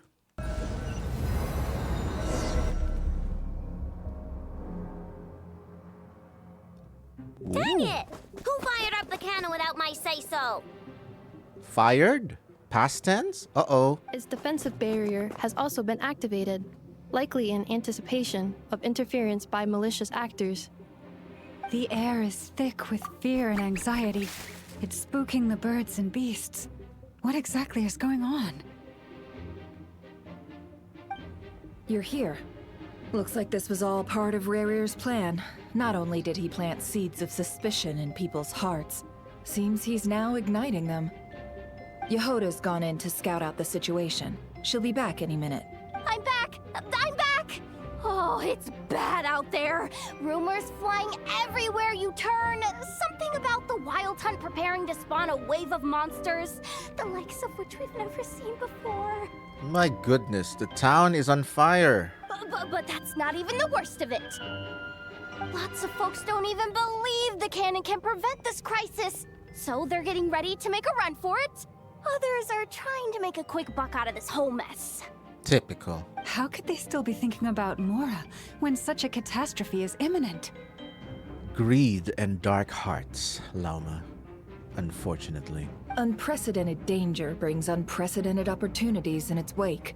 A chaotic situation can bury much wrongdoing. Even those who flee without reserve put themselves at the mercy of the divine. Is it any wonder, then, that some will aim to profit? After all, a gamble that might rewrite one's entire life is hard to come by. Even so.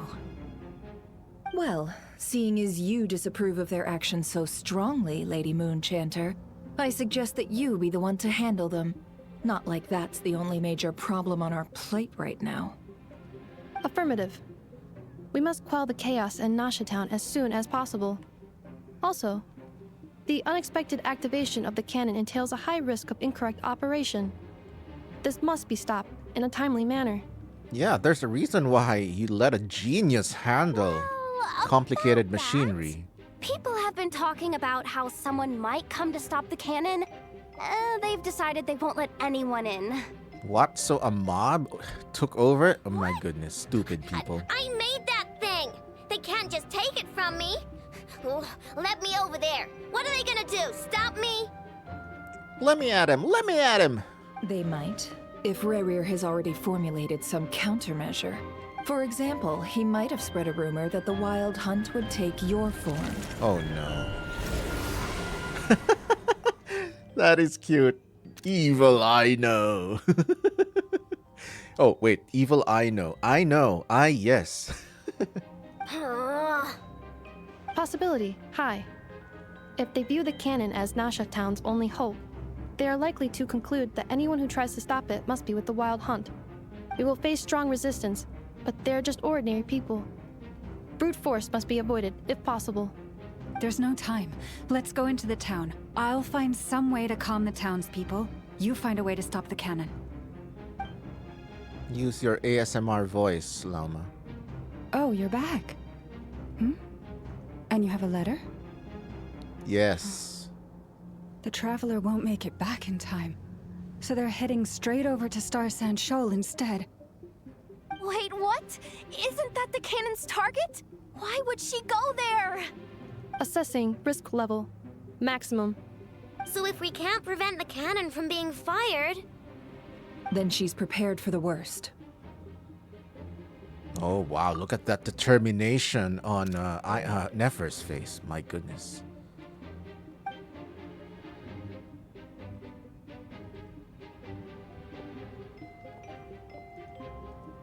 and we must ensure that her trust in us is not misplaced.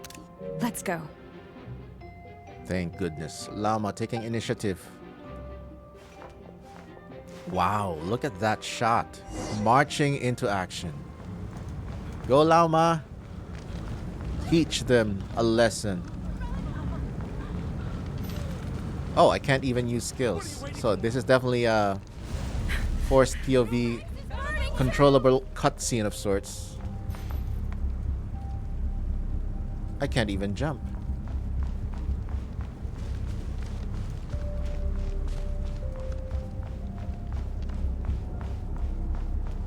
I like how this scene is choreographed and direct.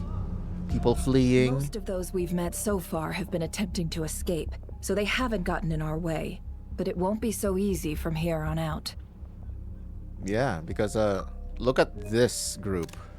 Yeah, everyone will see. These are the main characters. Looks like they formed groups to protect the cannon.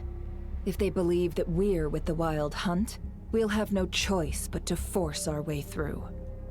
Is that Lady Llama? But are you really her? It's you, Rixa. I believe you recognize this power, having lived on Hisi Island for so long. It is not something that anyone else could imitate. I do, yes. So it really is you, my lady. But why are you here? Really, I believe you, but the others, well, they'll be on high alert. The townspeople have been misled into believing that they needed to activate the cannon. I am here to stop them. But... I know what you wish to say. Our island and Nasha Town have never had close ties. There should be no reason for me to intervene. But we're part of this world, is Samwise Gamgee's line. Oh, no. Not Samwise Gamgee. Merry and Pippin convincing the Ents to fight back against Saruman. But you chose to leave the island. You had the resolve and the courage to start a new life. Oh, is Rixa one of those who went on an exodus after knowing the truth about Frost Moon Scion's worship? It is unfair, unjust, that you should be dragged into this mess just as that life was about to begin. I seek to redress this injustice, not only for you, but for everyone here who wishes to live their lives free from this chaos. My goodness, what a great speech. Please, have faith in our long-standing friendship, and that this is where my heart has led me. Thank you, my lady. Thank you. Please help us. Then come. I need you to step forward alongside me, and to do your part too. So much screenshot heaven right here. All right, I understand. Seems we chose the right person for the job. All right, everyone. Let us meet again later. Huh? You're not coming with us? We won't be able to calm this storm by our power alone. As such, I'll need to contact some... let's call them friends in high places, shall we? Ooh. I wonder who those are. Let's go, Yehoda. Okay. See you again, everyone! That is, if we can.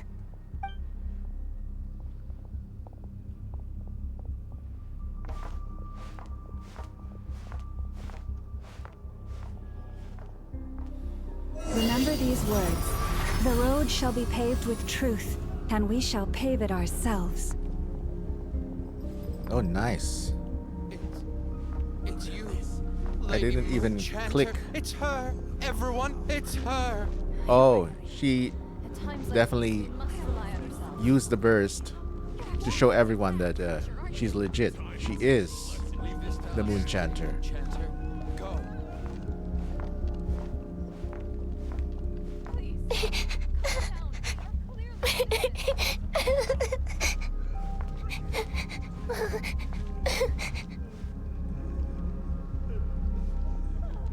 Lady Moonchanter, there's a child here! It's all right now. Go, quickly.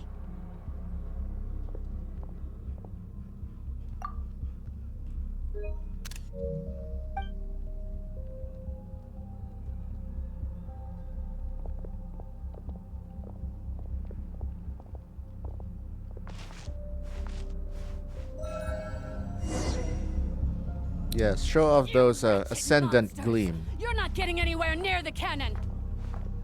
The monsters you fear do not exist here. The madness you have fallen to has been the source of untold disasters. You think we had a choice? Destiny is no excuse for greed and destruction. The choice has always been yours to make, and it remains so, even now. So they really barricaded the cannon, huh? Thank you for bringing us here. We can quickly overcome the barrier by going upward from over there. The cannon is all yours now. Got it. Thanks, Lauma. Inefa, give her a crankake. Orders received and immediately deferred.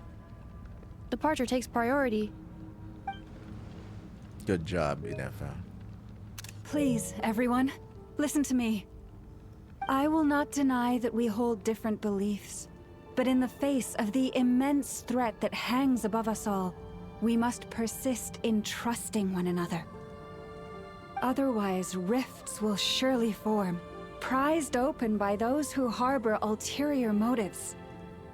My goodness, Lauma is amazing. If your fear is born of helplessness, if you flee because you know not how to fight, then follow me, you who are lost. She showed off her deer form. I am no god, but so long as we hold our candles steady and unite beneath the same moonlight, no deception or rumors can be concealed from us. Wow! That is so epic. Damn, Lauma stealing this scene. Wow! Let us resolve then to defend ourselves and to stand firm against the false illusions by which our foe seeks to beguile us. She's so boss.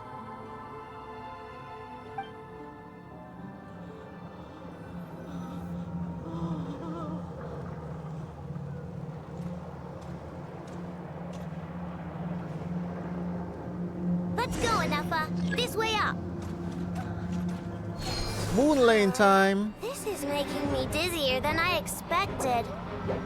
Aw, this is so cute. Adjusting route. Make ready. This is so cute. Oh my goodness. These two are so well written. Out of the way, small fry.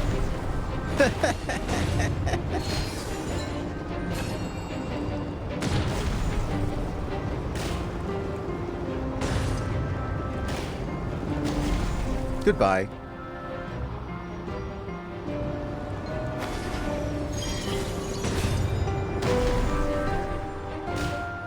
I love the way that Track missing. Inefa is carrying Lauma. I mean, carrying Aino. Inefa is such a caring robot. Such a caring Brace for impact. robot mom for Aino. Oh, Yahoda. I guess we're not controlling Yahoda yet. Who is Nefer talking to? Who did she approach? What? Whoa! Oh, he's talking to his contact.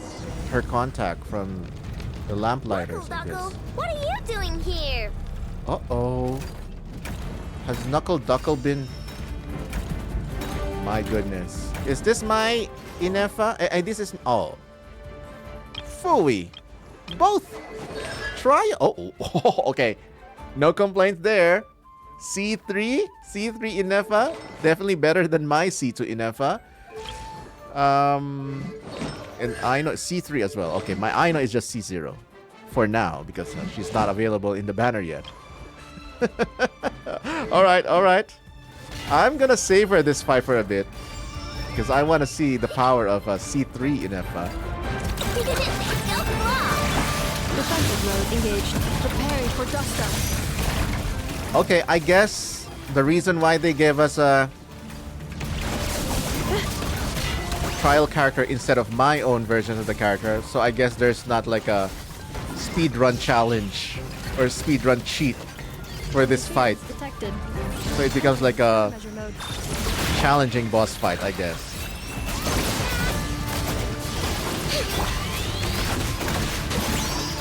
Oh, but is Aino's weapon? Oh yeah, the event weapon. You know what?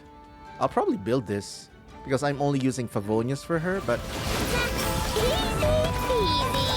What made you think I couldn't take on one of my own designs, huh? yeah, Knuckle Duckle.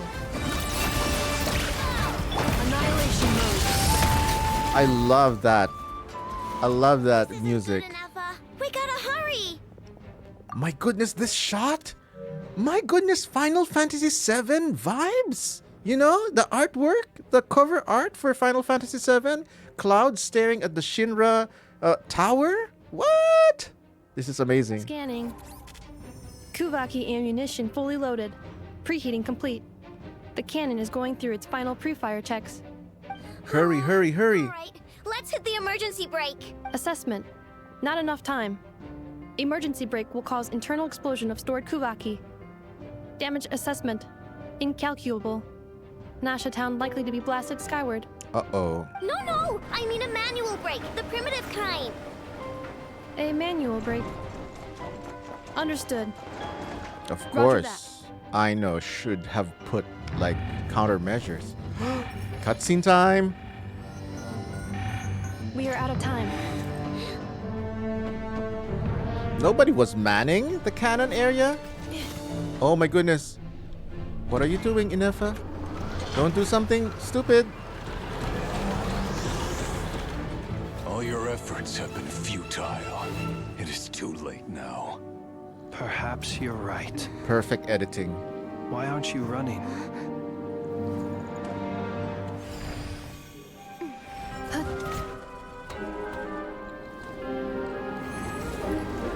Did Traveler get the fragment? Rarir's heart?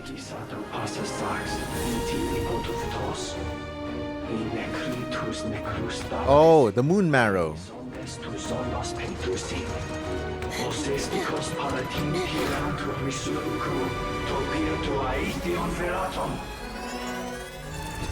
I like that Fey language. Sounds like Mordor, black speech. Wow. Whoa. Oh, okay. This is a little bit nostalgic of Mawika and Traveler team up. But I think, yeah, the Mawika one still tops it.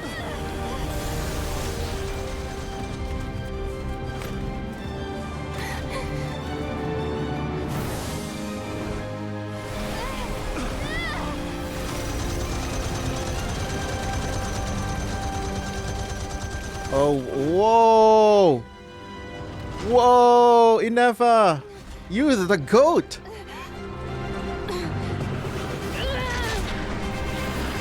That's like some Captain America level kind of a scene when he's like dragging down the helicopter by himself. Yep. V. Ooh. Very Breath of the Wild, those red hands. Gloom hands, I think. I guess Rarir absorbed enough Kuvaki to resurrect himself in this final form. Uh-oh. Oh no. He got reborn from that Wild Hunt egg, I guess.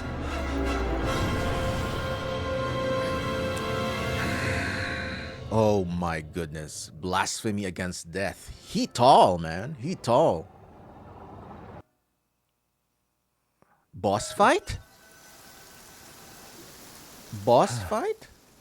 Well, that's not good. Sluggish. torpid. This body is a disappointment. Whatever, dude. I can barely muster 10% of my original strength. You've ruined everything again. Oh my goodness. This is thanks to Innefa. Oh my goodness. If she didn't move the cannon's position, maybe it would have revived Rerir more fully. But seems like our plan still worked. You know, we interfered with his full power plan. Let me guess. You didn't get a human body back, did you?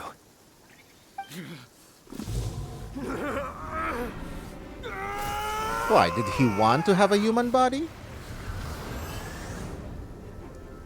What's with him? So I guess he got a hybrid wild hunt body or something? Ooh, wow, this is... Oh my goodness. Yeah, I'll screenshot that later. It's album cover material. This is bad. His presence feels completely different now. He's even stronger than before. Well, I can't even imagine what his full power is. He said he's not 10%. Daughter. Your colleagues.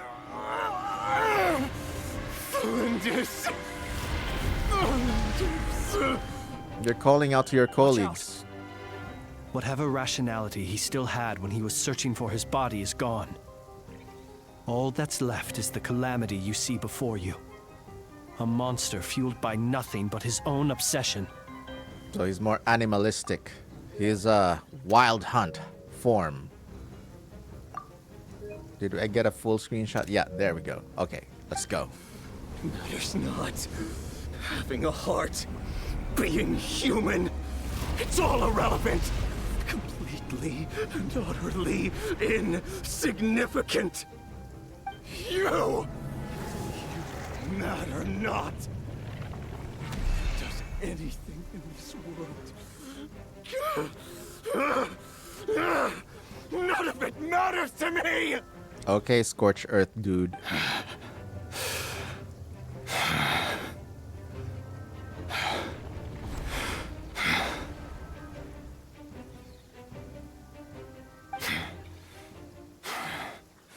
Fools.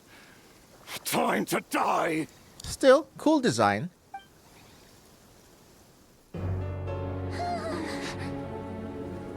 You too have the potential to be driven mad by knowledge. But the truths you seek are so insipid, how laughable that you should die for their sake. Whoa!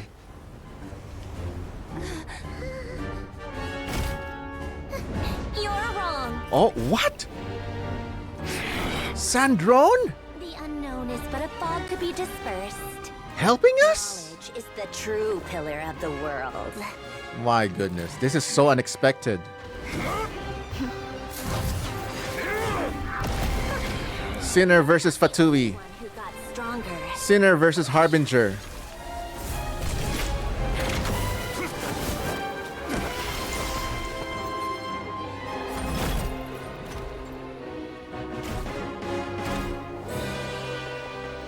My goodness. This is epic levels of epic.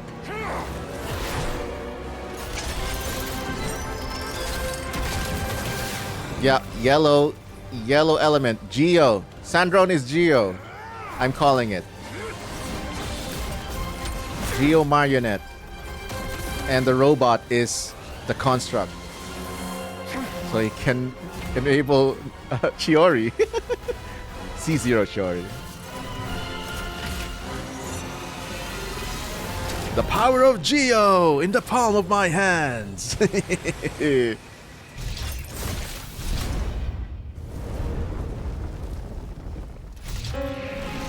Uh-oh. Looks like Rerir is some form of pyro.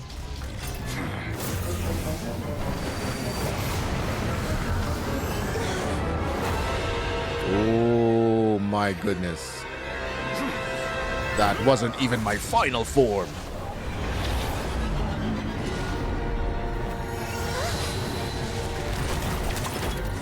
Who's using Kuvaki?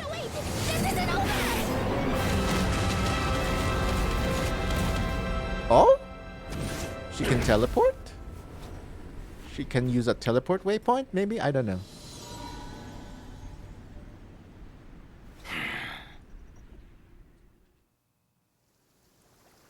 So she shows up to give Rarier a beating, but apparently it didn't work. So she just skedaddles. We're safe? What? Somebody pulled us. Seems this young lady aided in our escape. Oh my god. Oh. You have my sincere gratitude, dear madam. We got pulled away by the goat, Columbina. My goodness. My goodness. How did you know? I mean, of course. I'm pretty sure there's an explanation for it, but damn! Columbina the goat. The flowers here bloom in such peaceful silence. I imagine you would not have invited anyone here were it not an emergency. Huh. Talk about a good judge of character. Oh my goodness. Sandrone, Marionette feels so out of place here. But I'm guessing these two old colleagues have some stuff to talk about. Oh? I take it that means you've been here before then. In that case, I count myself fortunate to be your associate. That's right. Thank goodness to my persistence to be a friend of Columbina. Columbina! What did you do that for? Oh my goodness, that is so epic. Columbina! There's such contrast. Columbina is such a ethereal, calm, floaty moon maiden goddess. And Sandrone, Marionette, is just, you know, a steaming piston bullet train or something. I studied his abilities inside out, equipped Polonia with comprehensive countermeasures. We were going to settle the score. Settle the score? That implies that they've already fought before. But he still broke through, did he not? So she knows. She was watching. What? You expect a battle to be completely one-sided? I just didn't expect him to have no sense of honor whatsoever. Polonia would have been fine in a head-on clash, but battles just get chaotic. So this was just kind of a revenge fantasy for Marionette. Oh, so cool. So you actually thought you could win. Such calm demeanor, but throwing shade nonetheless. Have you been taking care of yourself lately? Your calculations seem to have deviated quite seriously. Perhaps you could try sleeping and rising earlier. Or you could adopt my previous recommendation and... My goodness. This is probably one of the interactions I've been waiting to see. Because, yeah, old colleagues.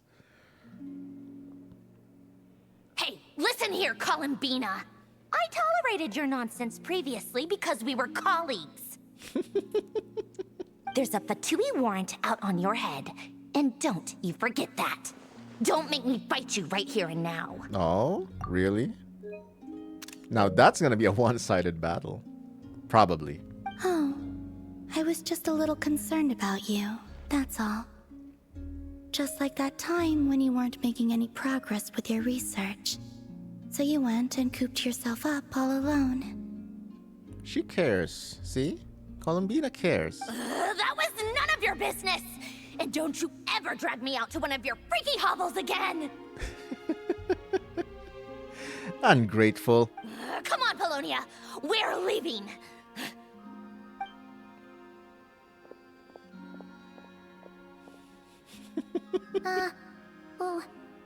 Well, anyway, thank you. We would have been in a tight spot without you. This was quite unexpected. Yeah, that interaction was quite unexpected, but a wonderful surprise nonetheless. I was worried about you, too. Not only because the remains of the Eternal Moon Goddess cannot fall into his hands, but also because you've done much for me yourselves. And then well, I brought your associate along for the ride too. But that was as much as I could do. You're not afraid to speak your mind, miss. I like that. Please, call me Flint. It is my honor to make the acquaintance of one such as yourself. Still, what do we do now? Rarer's gotten stronger again. At this point, it doesn't seem like we can beat him. We did block most of the Kuvaki, so I'd say we've put a lid on his plans for now at least. But we still don't know what his aims are, and he may continue gathering power. So we must be very careful. Yeah. After you left, I could no longer sense his presence. So he skedaddled as well. That means it's safe out there for now, right? A question, if I may, kind Miss Columbina. When the cannon's Kuvaki beam was deflected earlier, I saw several bolts of energy streak toward Hisi Island, only to be blocked. Did you also have a hand in that? No. I see. Curious. Oh yeah, the cannon veered off course in the end, didn't it? Paimon wonders how Aino and the others are doing. Let's head back and check on them. Yeah, that's because Inefa hulked out. In that case, Miss Columbina, I shall not disturb your serenity any longer.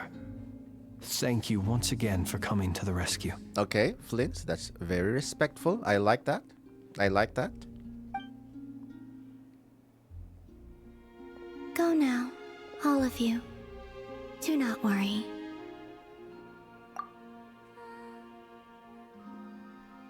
That was very cool. Columbina to the rescue. Oh my goodness.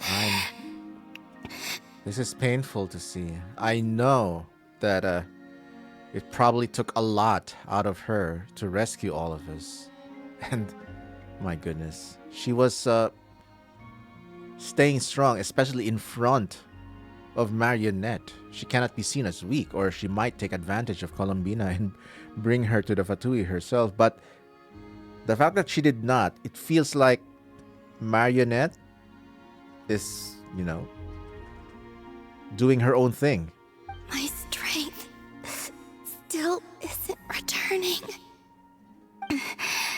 It seems my time is running out. No, I haven't pulled you in my account yet.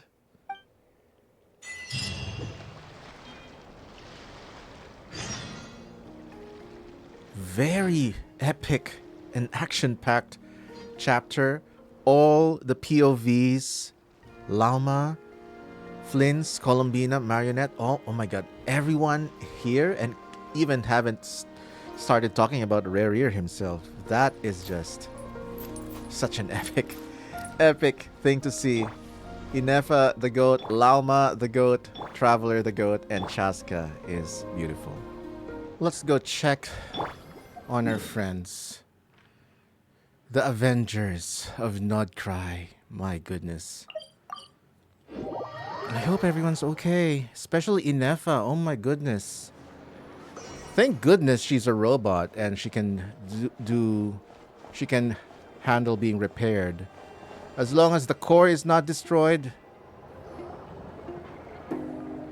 Everyone convenes, recounting what happened. Fortunately, we were able to minimize the harm. Only a few townspeople were hurt. But the Reikir of Solnari has now gained a complete form, while we still know nothing about his goals. It seems we have done something akin to releasing a vicious Kukusaur into the wild. Thank you, Inefa, for that Natlanese reference. I'm sorry. Is no one here familiar with Kukusaurs? I am. Chaska too. I mean, Paimon duh. knows what you mean, but that analogy seems more than slightly understated. He said that this world means nothing to him, so it is possible that he doesn't have a reason to fight us at the moment. confident If his Nefer. objective had been revenge alone, we would likely have no recourse. Yeah, it's still vague. What's he after? Who is he after? Is there, still time for me to tender my No. resignation? No. I still have to pull for you in my account. Oh my goodness, there goes the dark eye again. Just kidding. Don't worry, boss. I know there's no running now. So my cannon, my pride and joy was a hindrance rather than a help. You know what? I'm gonna dismantle it right now. This wasn't your fault, I know. Nor was it the cannons.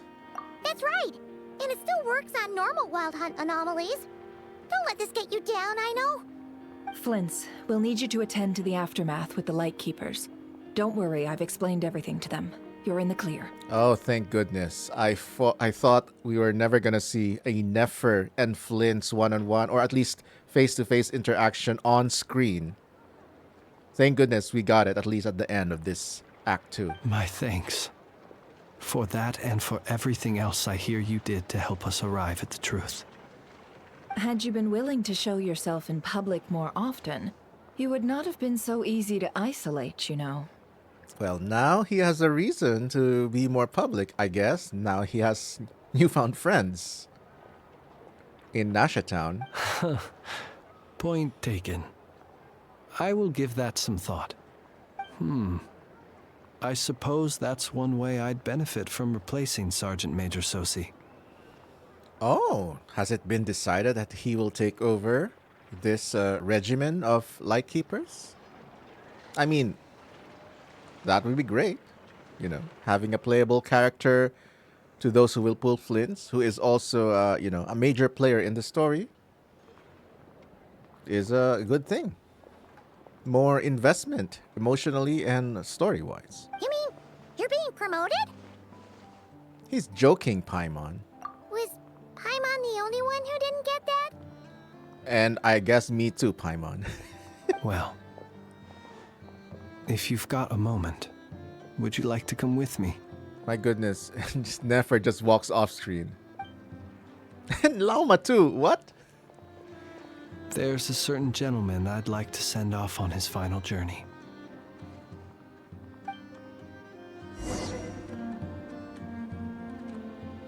I guess it's a proper burial ceremony for Susie, who's really a tragic victim in this. He didn't need to die like that. This man was like a lighthouse. Here he lived as if it were a mere matter of course, and brought light and grace to those around him.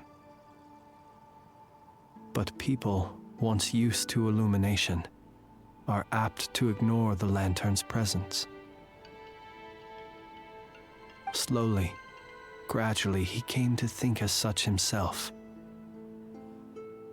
I have achieved too little. I must do better. There is more work to be done. Perhaps his end was tragic. But I remain proud of the way in which he illuminated the path for others. Every shadow born of the light shall remember it.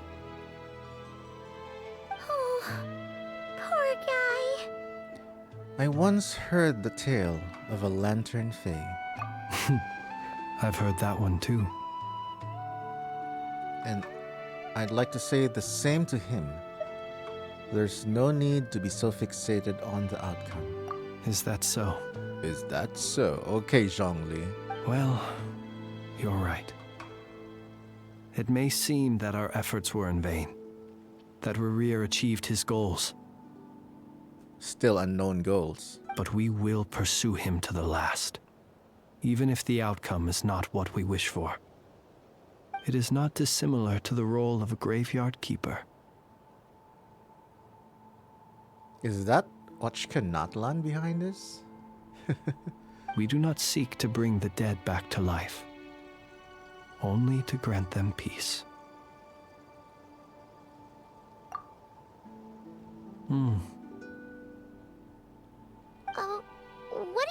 talking about? Care to explain? Not right now, Paimon. I'll tell you when we get back. Okay. Either way, the Lantern Fae is not playing the leading role in these final rites. Lightbearer, with your blood you have paved the road to glory and justice. Press F to pay respects. Even as we hurry on, bruised and battered though we may be, stay a while and look back upon the world and all its love and hatred. Stay a while and listen. Until it closes its eyes in the depths of night, and a lantern lit for you alone flickers softly into life.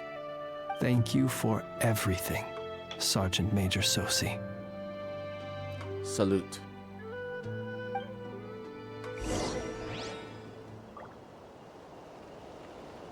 Follow Lunatar. Okay, let me just check something. Oh, I guess it is indeed Ochkanatlan behind us. Oh yeah, wow. It seemed so near, but... Well, I guess it's not that far in terms of Genshin map proportions. But it's so clear. She's very cool, actually. Very cool. It seems like, you know, it seems it's easier to travel from Natlan to Nordkrai. Or Ochkanatlan to Nordkrai. Where are we? Oh yeah, we're in... Okay, Nasha Town. Hey, it's the Lanatar! Should we go after her? Or do you have someone else you'd like to meet? Optional objectives. Oh! Oh! Oh! Of course we're gonna do all these objectives. Let's do it. You'll have to wait for a bit, Luonatar. Where is everyone? Where is everyone? Yeah, I saw Nefer and Dory is here. Where? Oh, Lama is there. Yahoda? Flins? We just had our time with Flins. So I guess it's everyone else. But where is Yahoda? Alright, we'll start with the most unimportant ones. Dory, who did nothing really in this Archon quest. Except, you know, try to scam people. She tried to scam, or she tried to get a one-up on Nefer, but nope. Her biggest rival now is Nefer. It's, What brings you here? it's almost like See you around again. it's almost like I'm taking pity during their meetup with Nefer and Dory. I almost like I feel sorry for Dory, but not really. No, not really. After what she did to Kaveh. And where have you been, huh? Didn't run away or anything, did ya? Oh, of course not. I was simply elsewhere discussing business deals. Mm-hmm. What business It was deals? all thanks to you that my little store was saved. I am grateful. So grateful. Come on. You can cut it out with the acting now. What? Why, I wasn't acting in the slightest. Mm-hmm. And didn't I tell you that my prices were reasonable? Oh, but you still turn to that curatorium of secrets, or whatever it is they call it. Stop pretending you don't know them. Of course you know who they are. It's Nefer. If even regulars such as you abandon ship like this, what can a businesswoman do but take her wares elsewhere? And how should I not be, Running small overseas enterprises is no mean feat. Never mind when such formidable competition exists. Forget it. Fortune and destiny are as one, so there is no use complaining. It's not as if Nefer did me no favors on account of our common homeland when I first arrived. If anything is to blame, it is the lack of opportunity to have her owe me in turn big time. Now then, should she ever need anything, you make sure, no, make doubly sure, to inform me first, alright? Mm-hmm.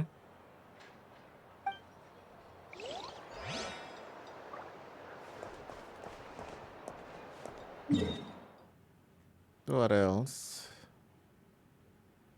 Okay. Let's go to Nefer. Yo. Curatorium of Secrets. Let's go.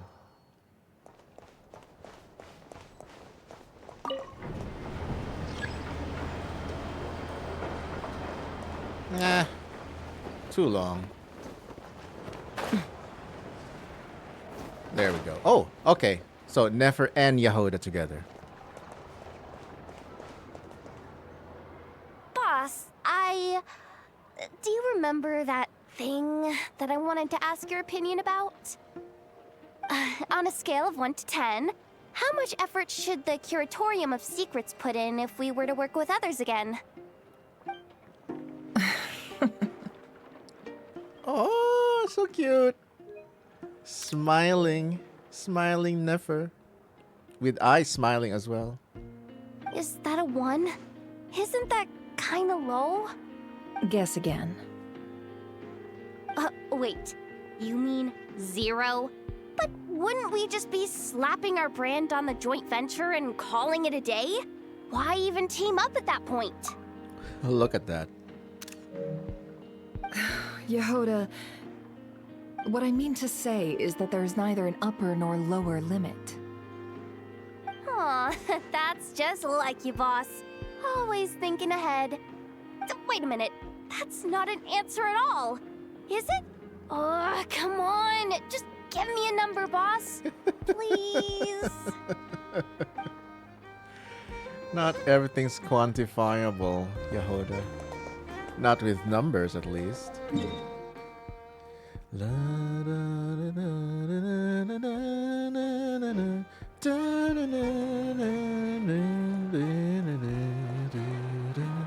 This might be... Oh my goodness. My 2 favorite ambience tracks from Nodcry right now is this one with the duetting violins and another duetting violin track in the Frostmoon Scions area. My goodness, I love it. I love it. Okay, Lauma time. Chat with... Okay, so... Lauma. Okay, so... Looks like... Nefer and Yehuda. A boss and a subordinate. Aino and Flynn's... Well... kind of like the opposite, really. Aino is the boss. Oh, no, I mean Aino and Inefa. Aino is kind of the boss, but Inefa is still the senior figure. Oh, looks like it's combined. Oh, wow. Okay. Inefa and Lauma interaction. Did they get much interaction face to face, the two of them? Anyway. Kankaki creation complete. Please, enjoy while it's hot. Oh, she went through with it. Thank you for going to the trouble of remembering that, Miss Inefa. May this taste bear witness to a friendship that will endure forever and a day. Aww. Understood. However, I fear that crumb kakis do not keep for that long. A week at most may pass before their taste deteriorates. Of course. Always the practical robot answer. That's not quite what I meant by... Oh? We appear to have some guests. Oh, did I miss a convo? Oh, okay. Just a close-up. They must have followed the aroma of the crumb kake. It's all right. Come closer. Enough is a friend. Affirmative. In fact, I can devise a cereal omelet based on individual preferences before crushing it into servings to share around. Aw, this is cute. What did they say? Ah, another closed eye screenshot. I always have bad luck with this. What are they saying?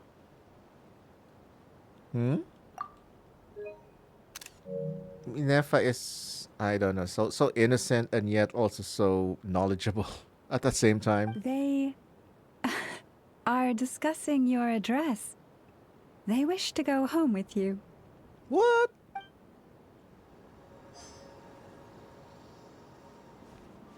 That was a nice, simple interaction. I like that they followed through with the story of giving crumb-kake to Lauma as ordered by Inefa's boss, Aino. Okay, Flint's and Aino. Flint's and Aino interaction. What would they be talking about? Are they gonna be talking about the canon now that Flint is probably gonna be promoted as the boss of the Lightkeepers? I don't know. Let's find out. Don't see you coming around here often. Just feel free to take a look. I'm busy right now. Well, I've come to visit you, Miss Aino. Here, I've brought some snacks from town in their traditional butter flavor. So, where should I leave them? Shh, Inefa might hear you. She's busy with Lauma. So, what's the occasion? Are you gonna say that the Rat Niki will be taking over all Wild Hunt incidents after that hiccup with the cannon? Aw, she's still so sad about the canon making some things worse. And criticize a genius like yourself on account of results that none of us could anticipate. We would not be that crass. If we really did do that, I dare say we shall never again see technological breakthroughs. Sweet talker. And sweets bringer as well, I know. It gladdens me to have set your heart at ease. Okay, this melts my heart. This interaction melts my heart. I like that Flint is very endearing towards Aino as well. Because Aino and Inefa has already... oh my god. They've melted my heart so many times with their interactions. And they're now precious to me. Especially Aino. She is precious. And as a father with a daughter, oh my goodness. Aino is precious. Inefa is precious.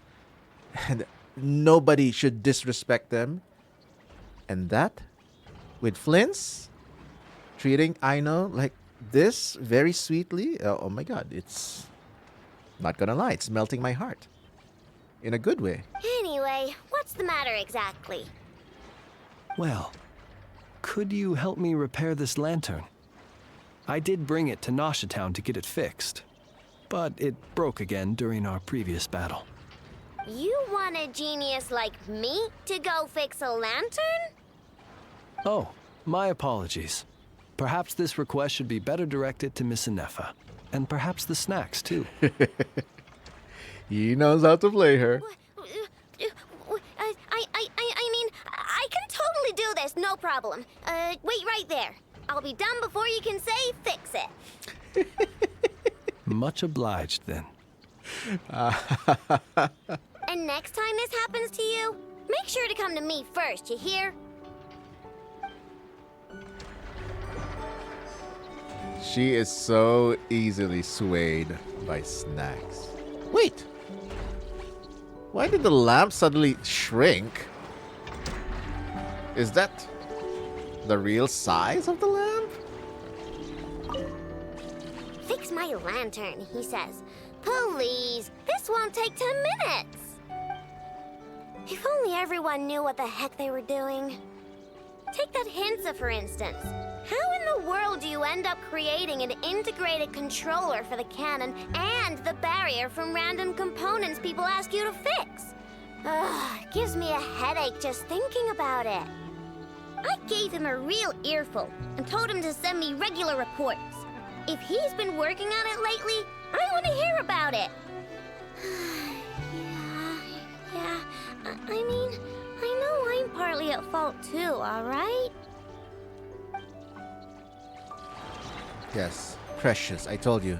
Must protect at all costs. Thank goodness we have Inefa's reliability. Oh, Extra convo. Let's go.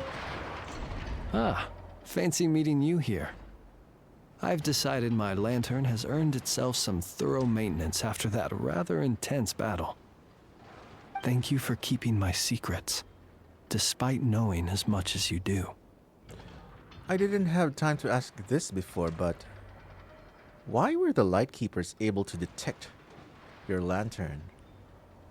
Well, because otherwise I'd get in trouble with the Starshiner. If they couldn't detect my own lantern, I suspect the higher-ups would foist a standard-issue Ratnik lantern on me. A Ratnik carrying 2 lanterns. Imagine that. It would be an aesthetic transgression of the highest order.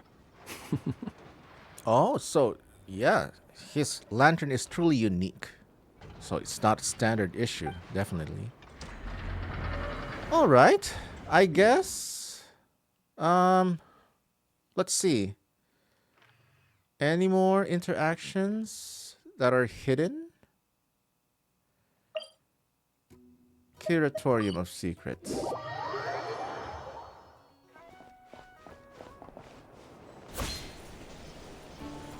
Boom.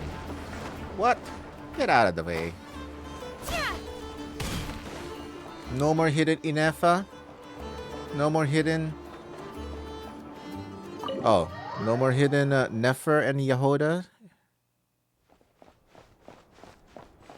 I'm guessing the meeting point for Nefer will be something to do here.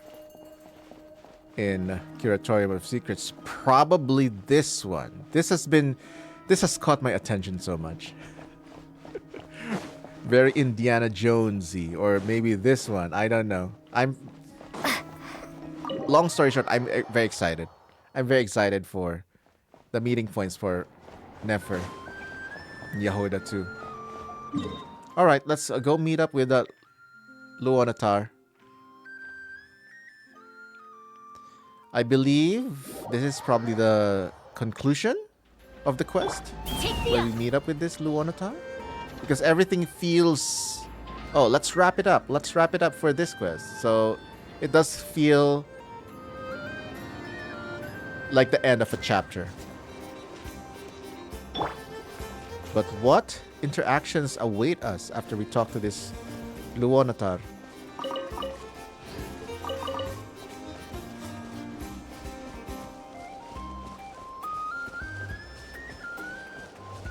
Hello.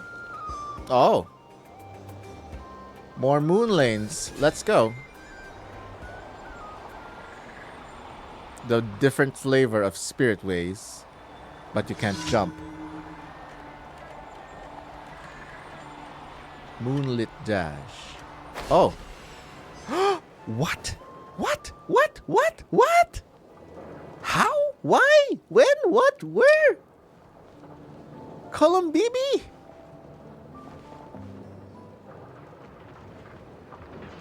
Columbina! What are you doing here? Yeah, what are you doing here?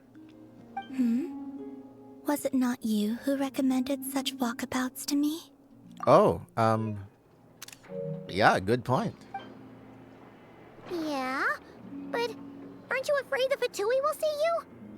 I mean, Marionette already saw her, and it seems like she wasn't surprised that Columbina was hanging around.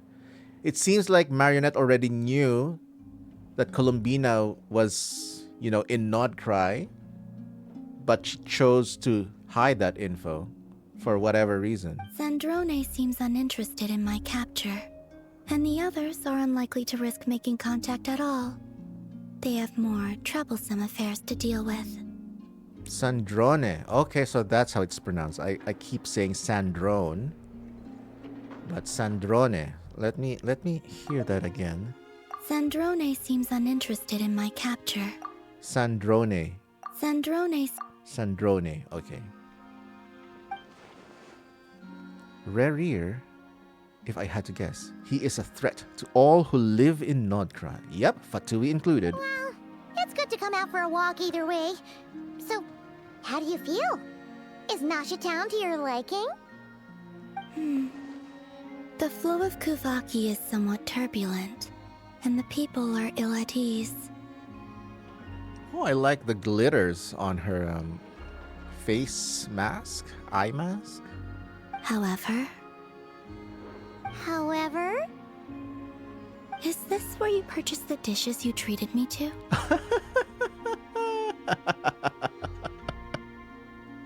That is endearing so much. Are you serious? That's what she's concerned about? Berries and fried meat? What? It's a normal concern. Oh my god, look at that face. Look at that smug Paimon face. I'm gonna use that as a thumbnail somewhere. We can take you to grab a bite if you'd like to. There's all sorts of delicious stuff out here that you won't get to try at home. Oh, I like this blur. Nice. You've been quite subdued.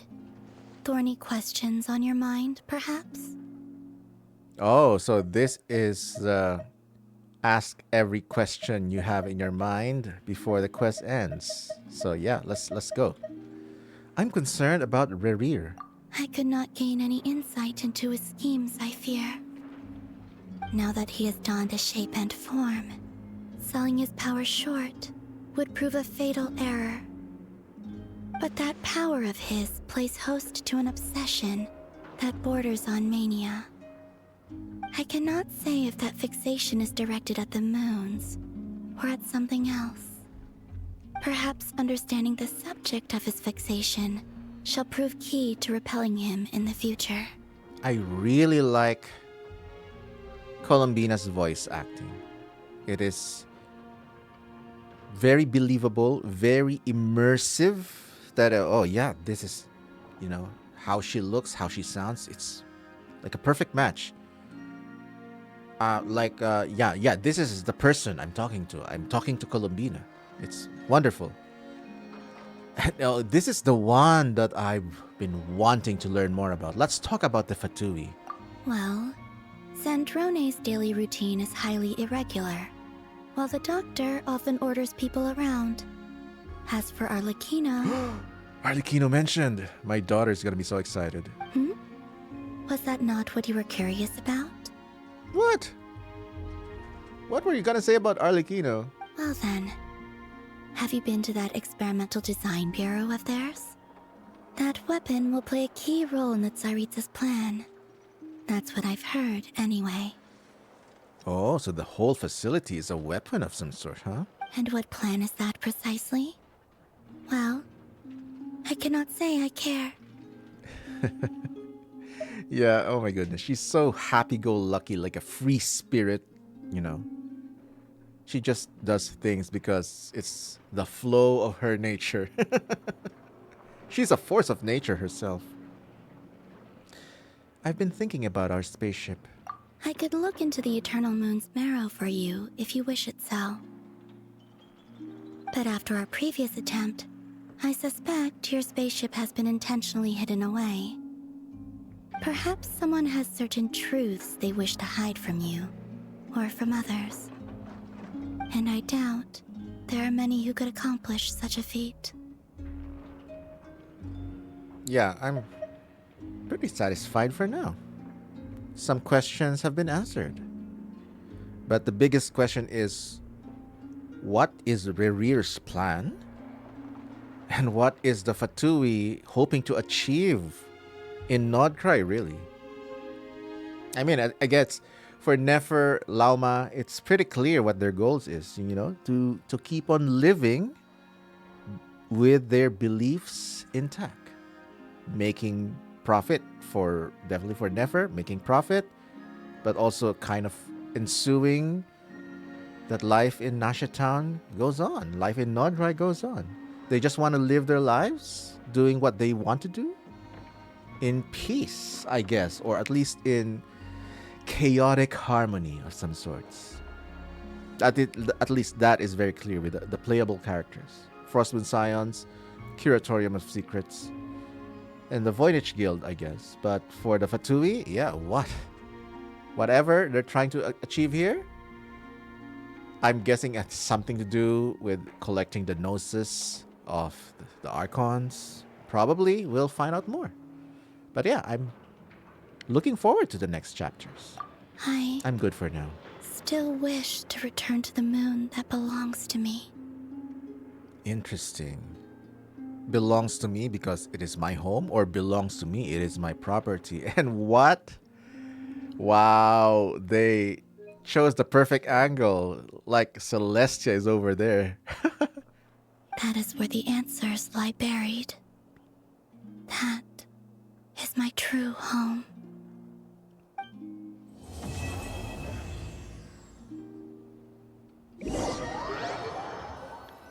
Can we talk to Columbina after?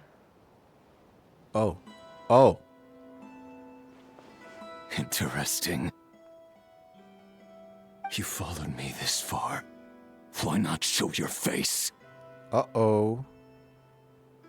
Uh-oh. Who is it? Haha! Right, right. Right you are. I forgot to introduce myself. Varka? The name's Varka. I knew it. Knight of Boreas, and Grand Master of the Knights of Favonius. What? What the heck? What a tease. What an absolute tease of a cliffhanger. Perfect way to end this chapter and tease the next. My goodness. It seems he's kind of settled a little bit. He's a little bit more calm. Rerir, I mean. Calm enough to, maybe have, I guess, a diplomatic conversation with Varka, whatever they're going to be talking about. But yeah, what a wonderful chapter. Wonderful chapter. I would say probably I'll give this probably an 8.5 or 9 over 10. Somewhere in between that. It definitely feels still inconclusive. Another transitional quest, which is, of course, we just started the new region, right? So, although some important answers were finally revealed, I still like it introduced a lot more questions dangling. And of course, even though the cutscenes are super cool, especially everyone doing their Avengers Assemble thing, even their distant Flints and Traveler fighting Rerir, and then Sandroni showing up. That was super cool, and Columbina pretty much just abducting everyone to safety in her lair, and Inefa hulking out on the cannon to make sure that Rerir does not collect the full Kuvaki energy. Damn, that was intense, very intense, and a very entertaining watch. But I feel like, again, it's very cool to see, epic. But it was more style over substance. I don't know if that's the right phrase, but I feel like there's still something missing. I'm not as satisfied lore-wise or story-wise or plot-wise the way I was satisfied with Inefa's own prelude quest, The Journey Home. But I'm guessing that was meant to be a one-off. So, but also an introduction to non-grind. So I'm guessing they had more opportunities to tie that up into a more satisfying bundle of a story. But yeah, this is definitely a transitional chapter where everything's gonna be left hanging, and obviously, this is just Luna 1. This is just Luna 1 patch, and we got a full year ahead of us, a full year of content, and I'm just so ready to devour everything that they have to offer. I'm just ready to devour everything Hoyo has to offer, especially with Genshin lore and all. And remains to be seen if I'm gonna be fully convinced to pull for Flints. But with the way he's interacted with Aino and some of his epic scenes, it's definitely softened my opinion on him. Just a little. As for Nefer, oh my goodness. Normally, I would not be interested in another kind of girl boss, rich woman kind of. But I already like Ningguang, and I feel like Nefer is the 5-star Ningguang that we've all been waiting for. Like, you know, a leader type of person, has full control, has huge influence in a nation, somewhat, has subordinates, especially in the form of Aino. Of course, Ningguang has subordinates with Ganyu and Kaching and Yelan as well.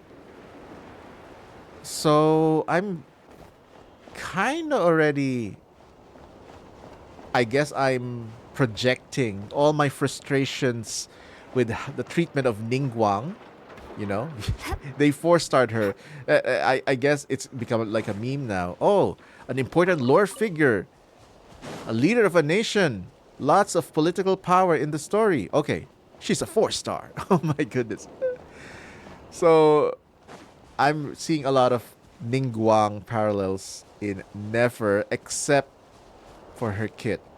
Oh, we made it to Sosi's grave.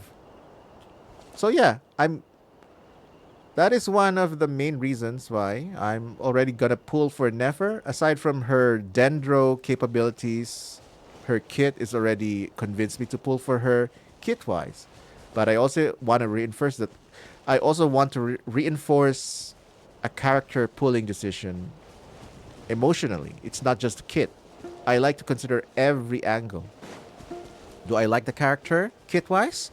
Yes. Okay, 50% pull. Do I like the character story-wise? Yes. Okay, that's another 50% pull, making it a full 100% decision.